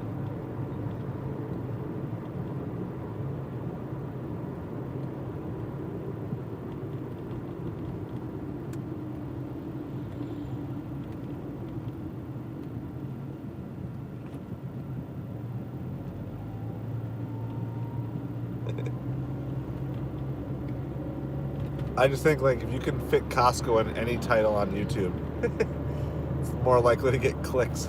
Costco chicken especially. I did a short about our Costco running out of chickens right before the hurricane came. Like, most of my shorts get like 100 to 200 views. That one got like 5,000 views. Like, you can make a channel of just Costco chicken shorts.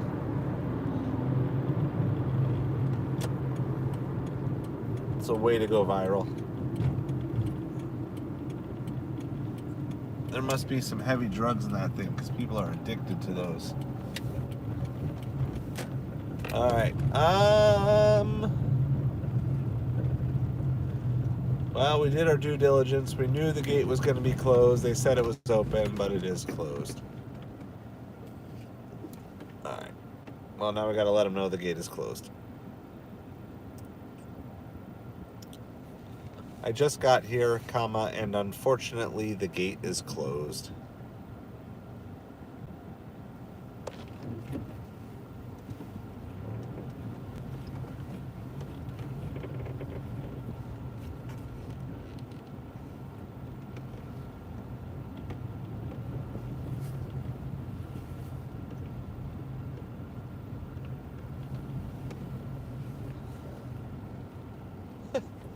So then he sends the gate code right away. Like, okay, you've already wasted time for me here, and you.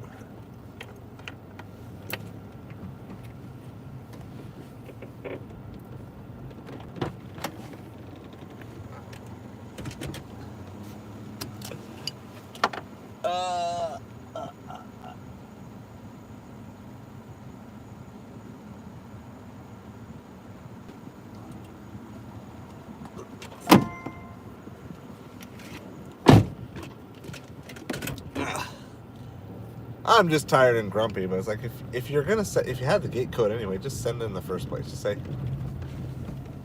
we think it's open, but if it's closed, do this. That's just because I'm grumpy, though.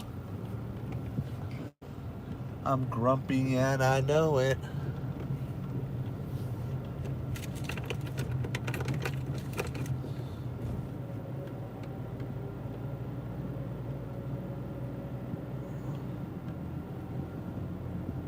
kind of want to figure out when this Ubereats final tip is coming through. Because if it's really, if it's big enough, we can just be done here. It needs to be like $35 tip. I don't think it'll be that. Unless they're a 20% tipper. That's honestly too high though. Might be like 12 to 15.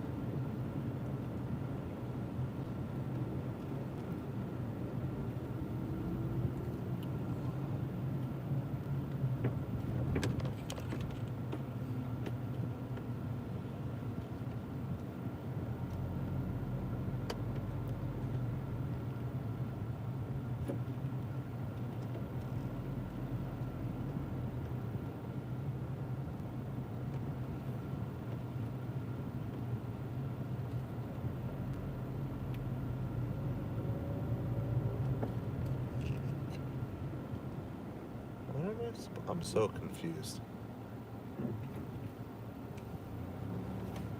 I missed it. I'm so confused back in here. I'm going to go all the way around the circle again. You just turn around here. Where's this turn?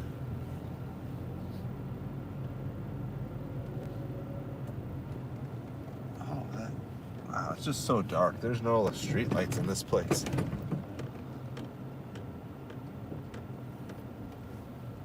No. Alright, well this is our $12 order. It's $2 base pay, $10 tip. Went 6 miles. We're here-ish, I guess. I don't really know where it is because it is just dark everywhere in this community. Put our flashers on so people can see us.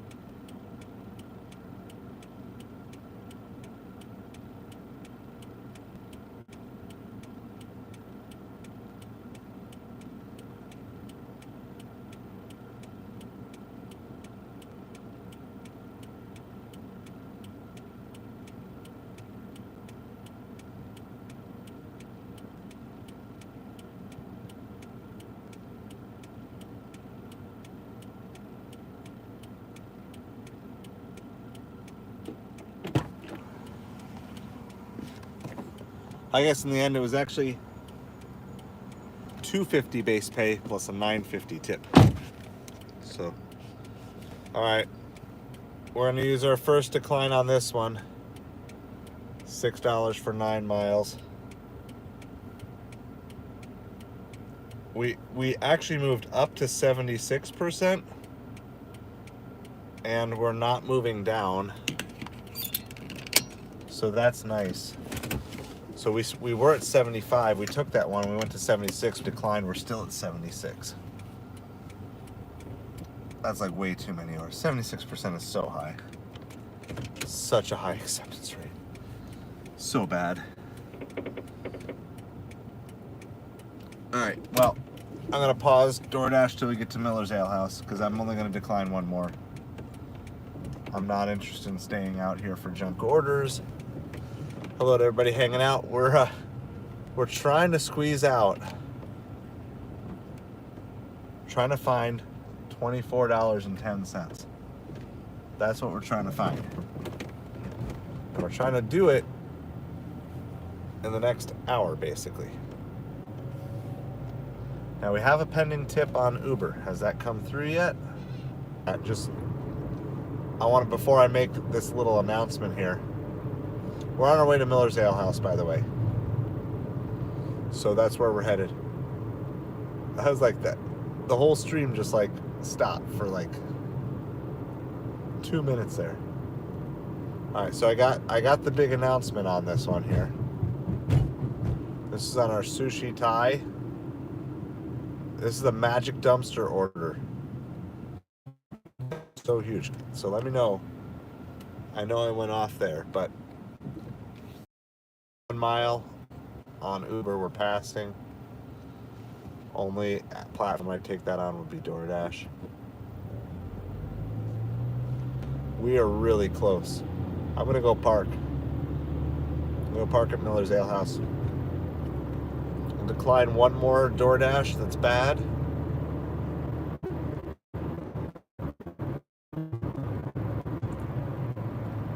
But I'm gonna sit at Miller's Ale House before I turn DoorDash back on. All right, we got a huge announcement on that Sushi Thai Magic Dumpster. It was such a clutch Magic Dumpster hit. We were about to go home. We were about to be done for the night.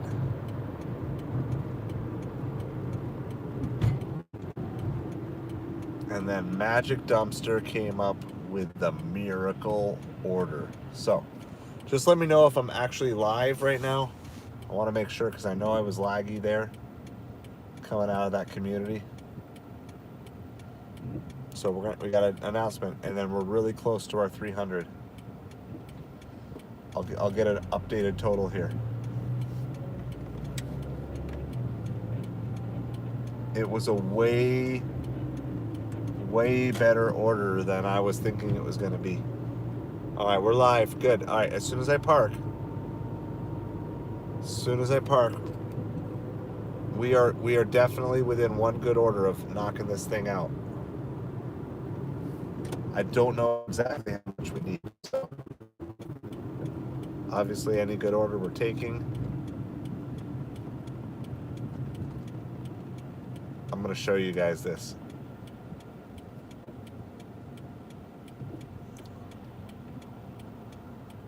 All right, you can make your guess.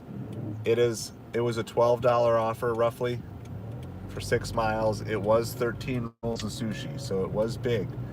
But I kind of tempered my expectations when I delivered it to just someone working at the airport. I didn't deliver it to, I didn't deliver it to a plane owner. I delivered it to someone working at the airport. So I kind of like, when that happened, I kind of lowered my expectations. Arrived.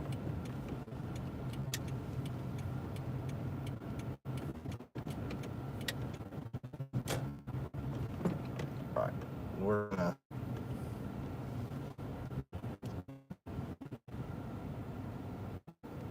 not the only one waiting here for an order. There's other people here too. All right, so make your guesses. We got the final total on the Sushi Thai. This was that Magic Dumpster order when we were out ready to quit and go home.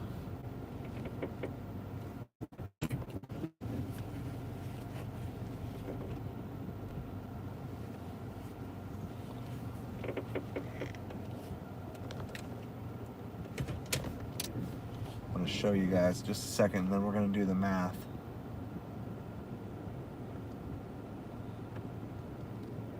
figure out what we actually need. All right.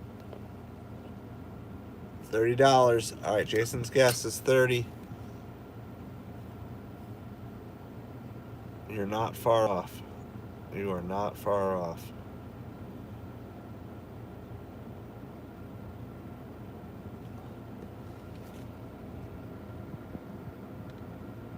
I don't know if that's too blurry. $27.90. So we were quoted $12.29. There's a $25.49 tip on there. $27.90. So that turns out to be $15.61 more. So we can add in plus $15.61. We're at $291.51. We just need one $10 order. Okay. Technically, we need $8.49. $8.49. That's all we need, and we have 40 minutes to get it. The only question is, can I stay awake for 40 minutes? I want to have it completed. Ideally, it'd be nice to be home in that 40 minutes. But that's what we need.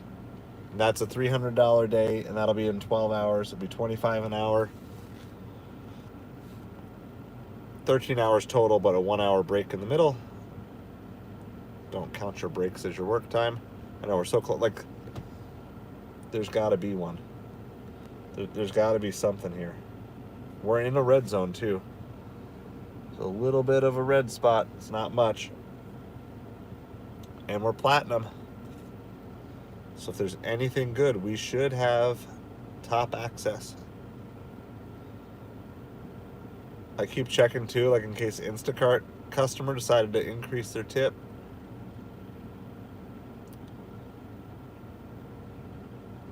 But no, that hasn't happened. Double check. We didn't take any Grubhubs today. Make sure I'm not missing anything. We didn't have any cash tips today.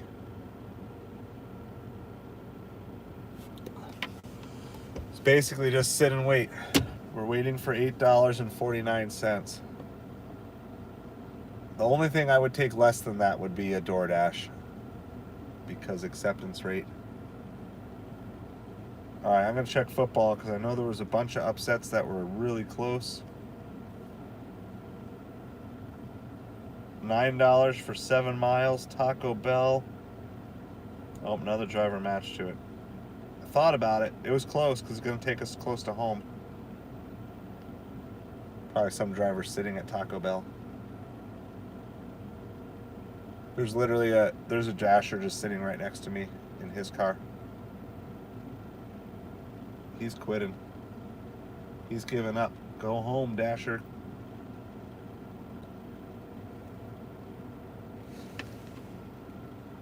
Hey, Onk, how's it going? Thanks for hanging out with us. We need $8.49 in the next 40 minutes to complete a 300 day in 12 hours. We're sitting at the best place I know of to get orders past like 11 o'clock at night.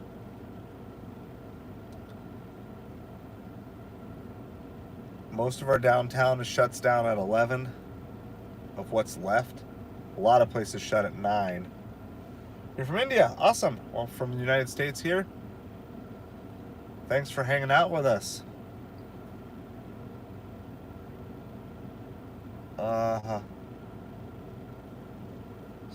I could do this, but that drop off is really bad. It's $10 for 8 miles on Uber. I'm gonna pass.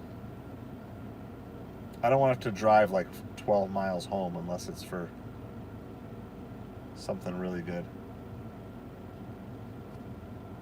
Oh, Tennessee is taking the lead.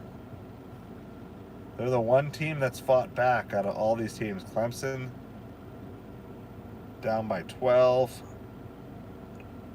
Louisville beating Clemson with the ball. South Carolina beating Texas A&M with the ball. Pittsburgh's getting just demolished.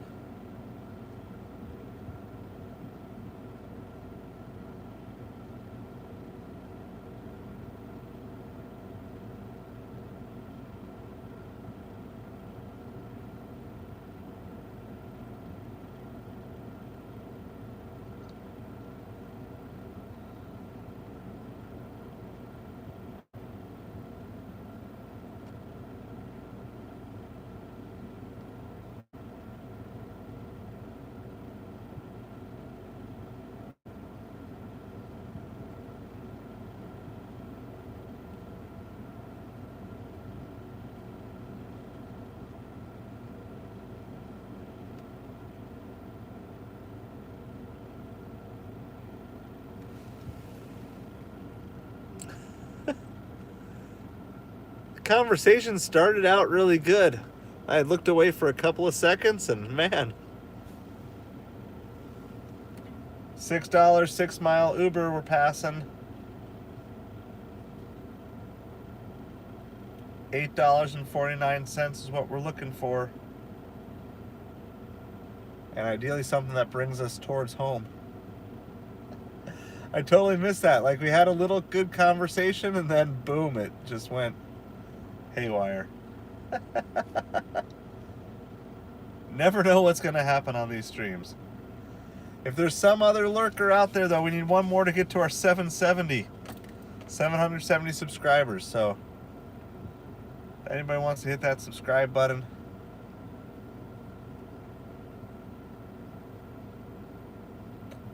We're going to sit here a couple more minutes. There's just, I mean, there should be orders, but there aren't orders coming.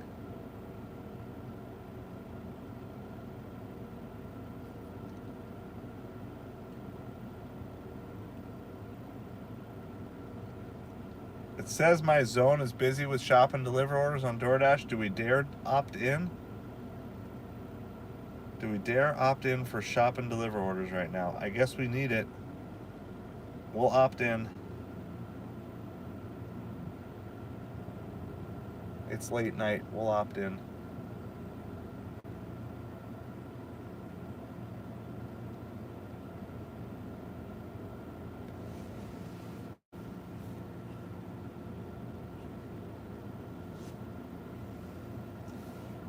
Yeah, people don't. If people don't care when it's nice weather, they're not going to care when it's stormy weather. It's not going to really impact. What stormy weather does is means the people who tip well will tip extra well. But it doesn't mean the people who don't tip will start tipping. It's pretty consistent with that. At least that's the way I see it. Like, we had no tip orders in the middle of a hurricane here, so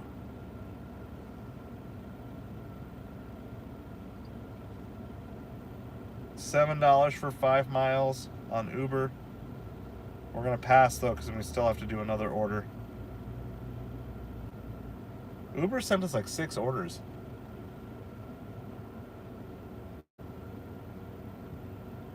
That sounds really good.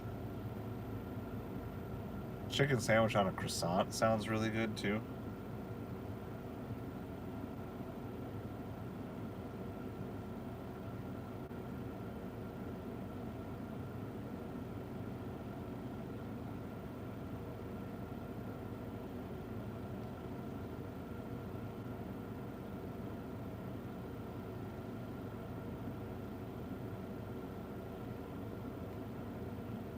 We need $8.49. Oh yeah.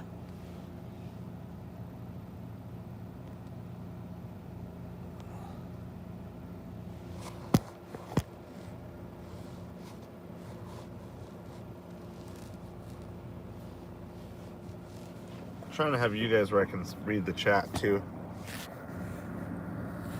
Not free barbecue, yeah. Not free barbecue. All right, well, you wanted me to opt into shopping orders. I opt in, so you should be sending me one. If you're like, there's so many shopping orders, we want you to shop right now. Come on. There's no, I got nothing pending. We're just here sitting.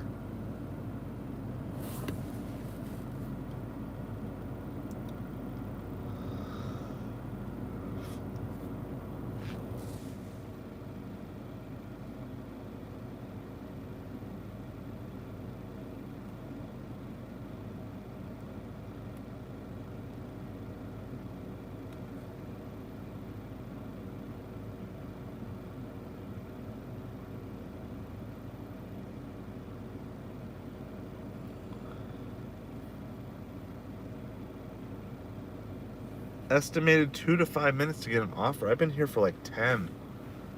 You lie, DoorDash. You lie.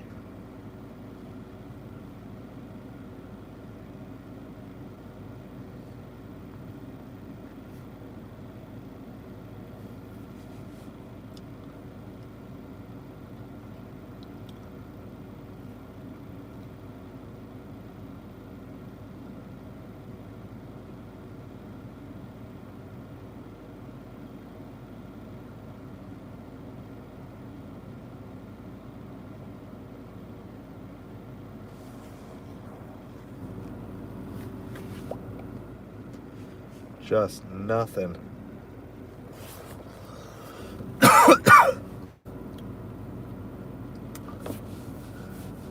Oh, there's a DoorDash driver pulling out a DoorDash order from Miller's Ale House. It's a big one. DoorDash throttling me. I've been sitting here for way longer than any of those drivers. How is this possible, DoorDash? I thought I was a platinum dasher. Doing everything you want. I'm sitting in the parking lot. I have a 76% acceptance rate. And you still send stuff to other people.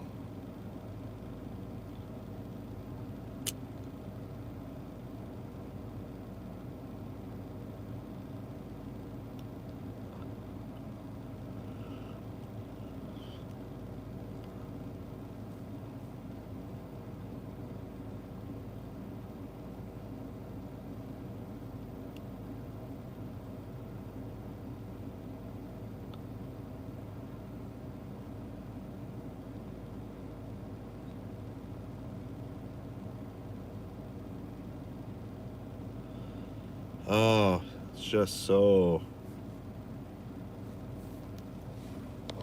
slow. Where's an order? Estimated 2 to 5 minutes. Now the red spot is gone. How long have we sat here? Like 10 minutes plus, easily.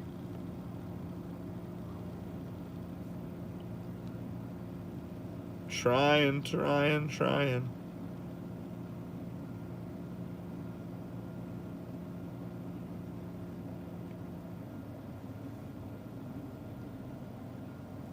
How's it going, Gain?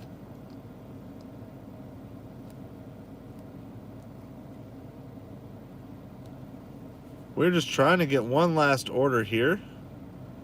Looking for an $8.49 or more order. This for $300 for the day.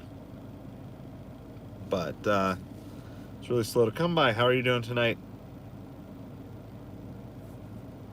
Checking in on some football scores. I don't know if you guys saw that video of the coach who just went ballistic today. Just went completely like haywire on his kid. Oh, Kentucky's fighting back against Tennessee.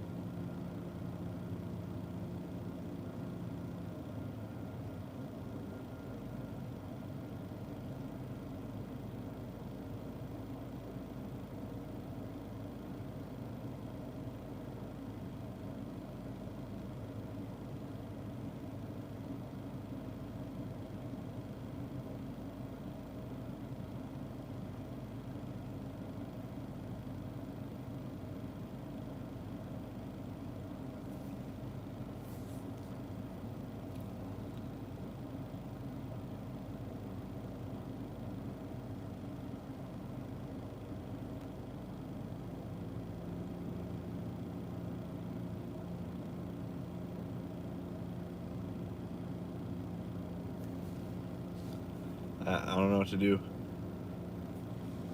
I think I should just probably start driving towards home. A lot of times if you're not getting anything sitting somewhere, the best thing to do is move. Especially when you're seeing other people get orders from the restaurant you're sitting at. For whatever reason, yeah. I mean, whatever. It's $8.49, right? We'll find that and change over the next few weeks. There's no point in staying out. I mean, we'll still take... I'm leaving everything on. But... there's just nothing. There's absolutely nothing coming through. I'm tired.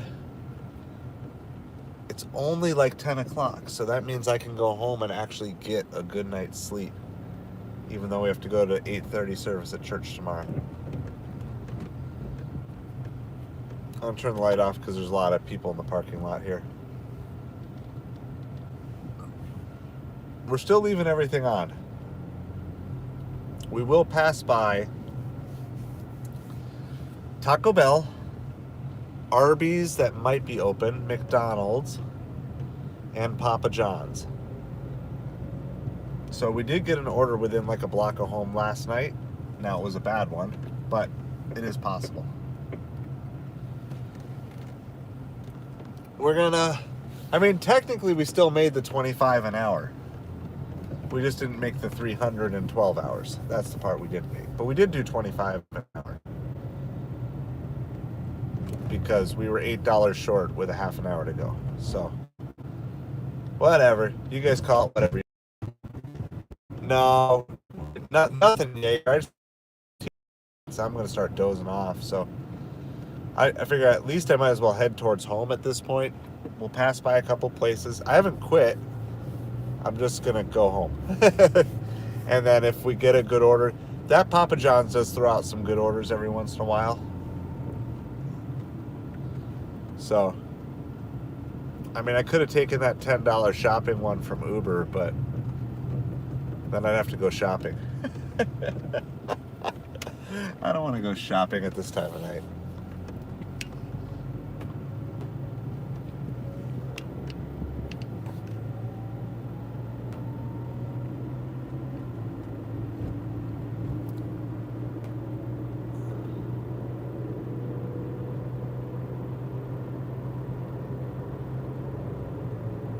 All right, we're going to count down the open restaurants that we passed by that I know of. Here is McDonald's.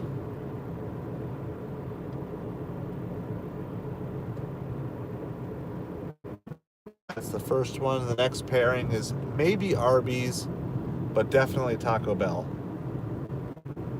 I don't really know how late Arby's is open. And if you go about a half mile to our left, there's like IHOP and Steak and Shake. So they're both well within, you know, Doordash radar range or whatever. There's also Applebee's, which I think is open here.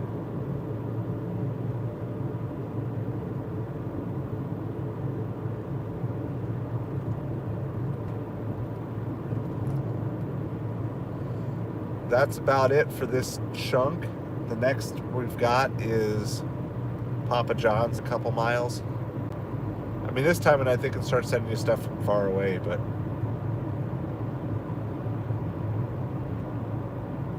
pretty good day, all things considered.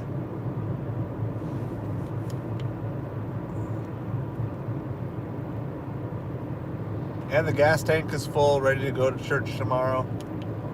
Go home, get my 6 to 7 hours of sleep I've been getting.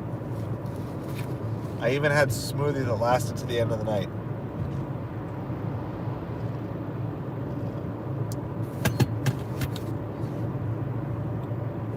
I'll appreciate everybody hanging out with us. If we don't actually make the $300, that's okay. I didn't even think there was a chance. So the fact that we even got close is pretty good to me.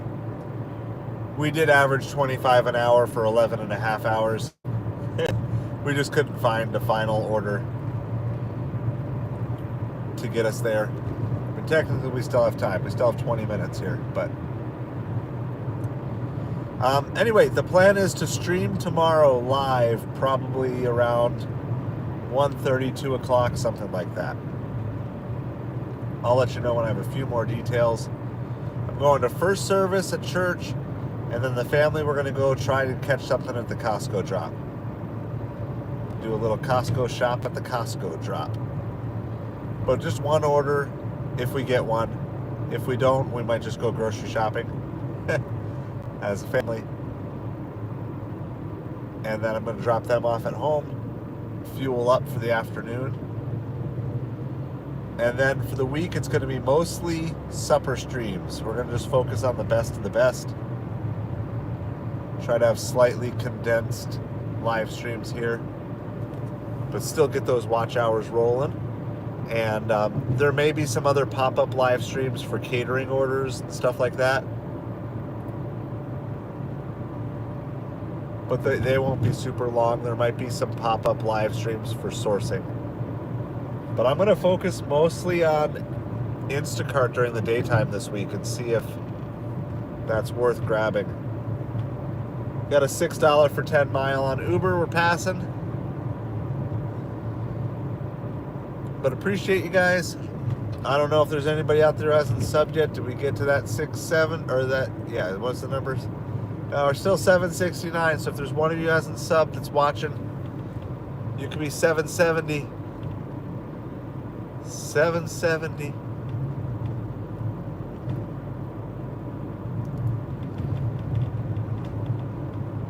Well, it was a good night. We added another 40 hours to the stream. 40 hours of this stream to the channel.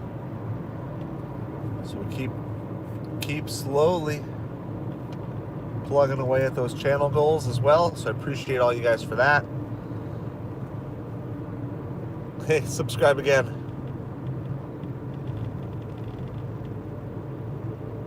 Isn't there like a famous like quote like, my only regret is like I don't have 2 lives to give for my country?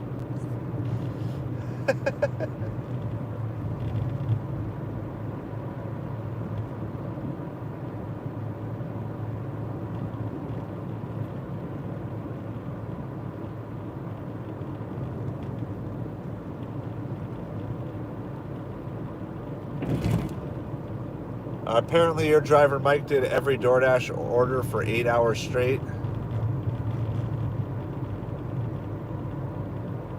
I don't know what his I don't know what tier he's on. But if he's just like a base DoorDasher, not platinum, I don't know, he's in a bigger market than I am. So maybe he can stay busy with short orders. Probably do like 15 an hour. If you get like 15 to 18 an hour, that would be my guess. Don't spoil it if you've already seen the video. I'll probably watch it as I fall asleep tonight.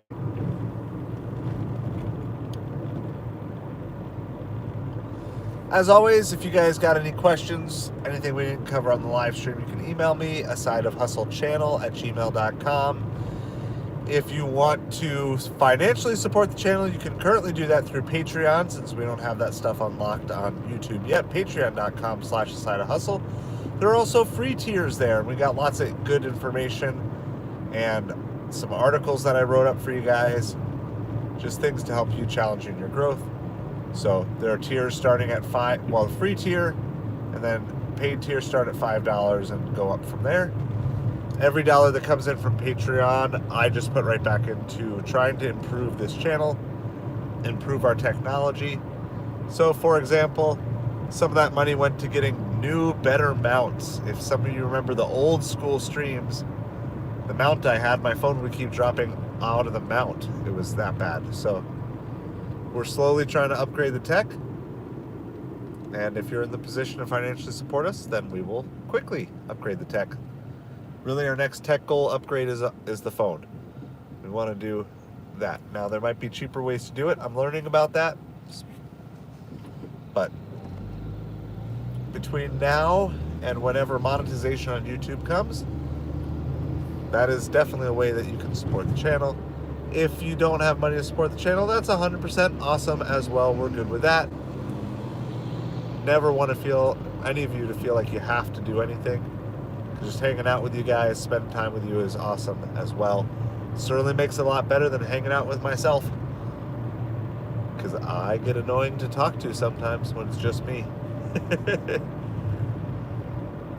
So we're gonna stream here till the end in case we get something.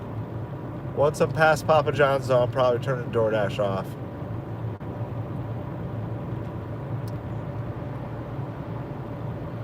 Down this end, it's like Papa John's, and we're maybe within range of an IHOP. I don't know quite how far their range goes. Maybe in range of a McDonald's too. And maybe Sonic. Those would be about the closest other ones, but we're only directly passing by a Papa John's, and we're about to do that. So, if we come up a little short, that's okay. There were plenty of times today that it looked like absolutely zero chance of even the $250 day. So, 291, we are good with that. We have passed the Papa John's.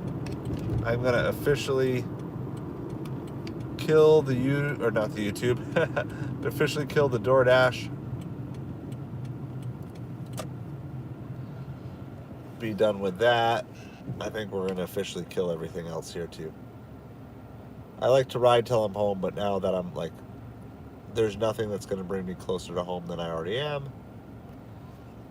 So we fell a little short of the 300, but we still hit $25 an hour for 11 and a half hours. That's not too shabby. I'm always excited when we can do this in full day stretches. Yeah, 291 is good. 291 is good.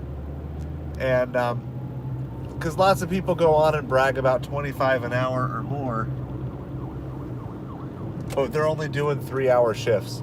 It's a lot harder to pull this off when you're doing 12, 11-hour shifts. So I like to show that it can be done, and it doesn't have to be a perfect shift. I mean, there were so many times that it was slow. There were times that we were going nonstop, but there were also, I mean, the last half an hour, 40 minutes, didn't see a thing. We had other times, you know, before Magic Dumpster kicked in, I bet you we sat there about 20 minutes until we did that. So, and we had other times that it was slow this morning. We had some low orders. So it doesn't have to be a perfect day to do 25 an hour. You just got to figure out how to finagle all that. And hopefully, if you're stuck on any of these things and you're stuck at certain earnings levels, we can keep teaching you how to level up and get better. That being said, I'm toast.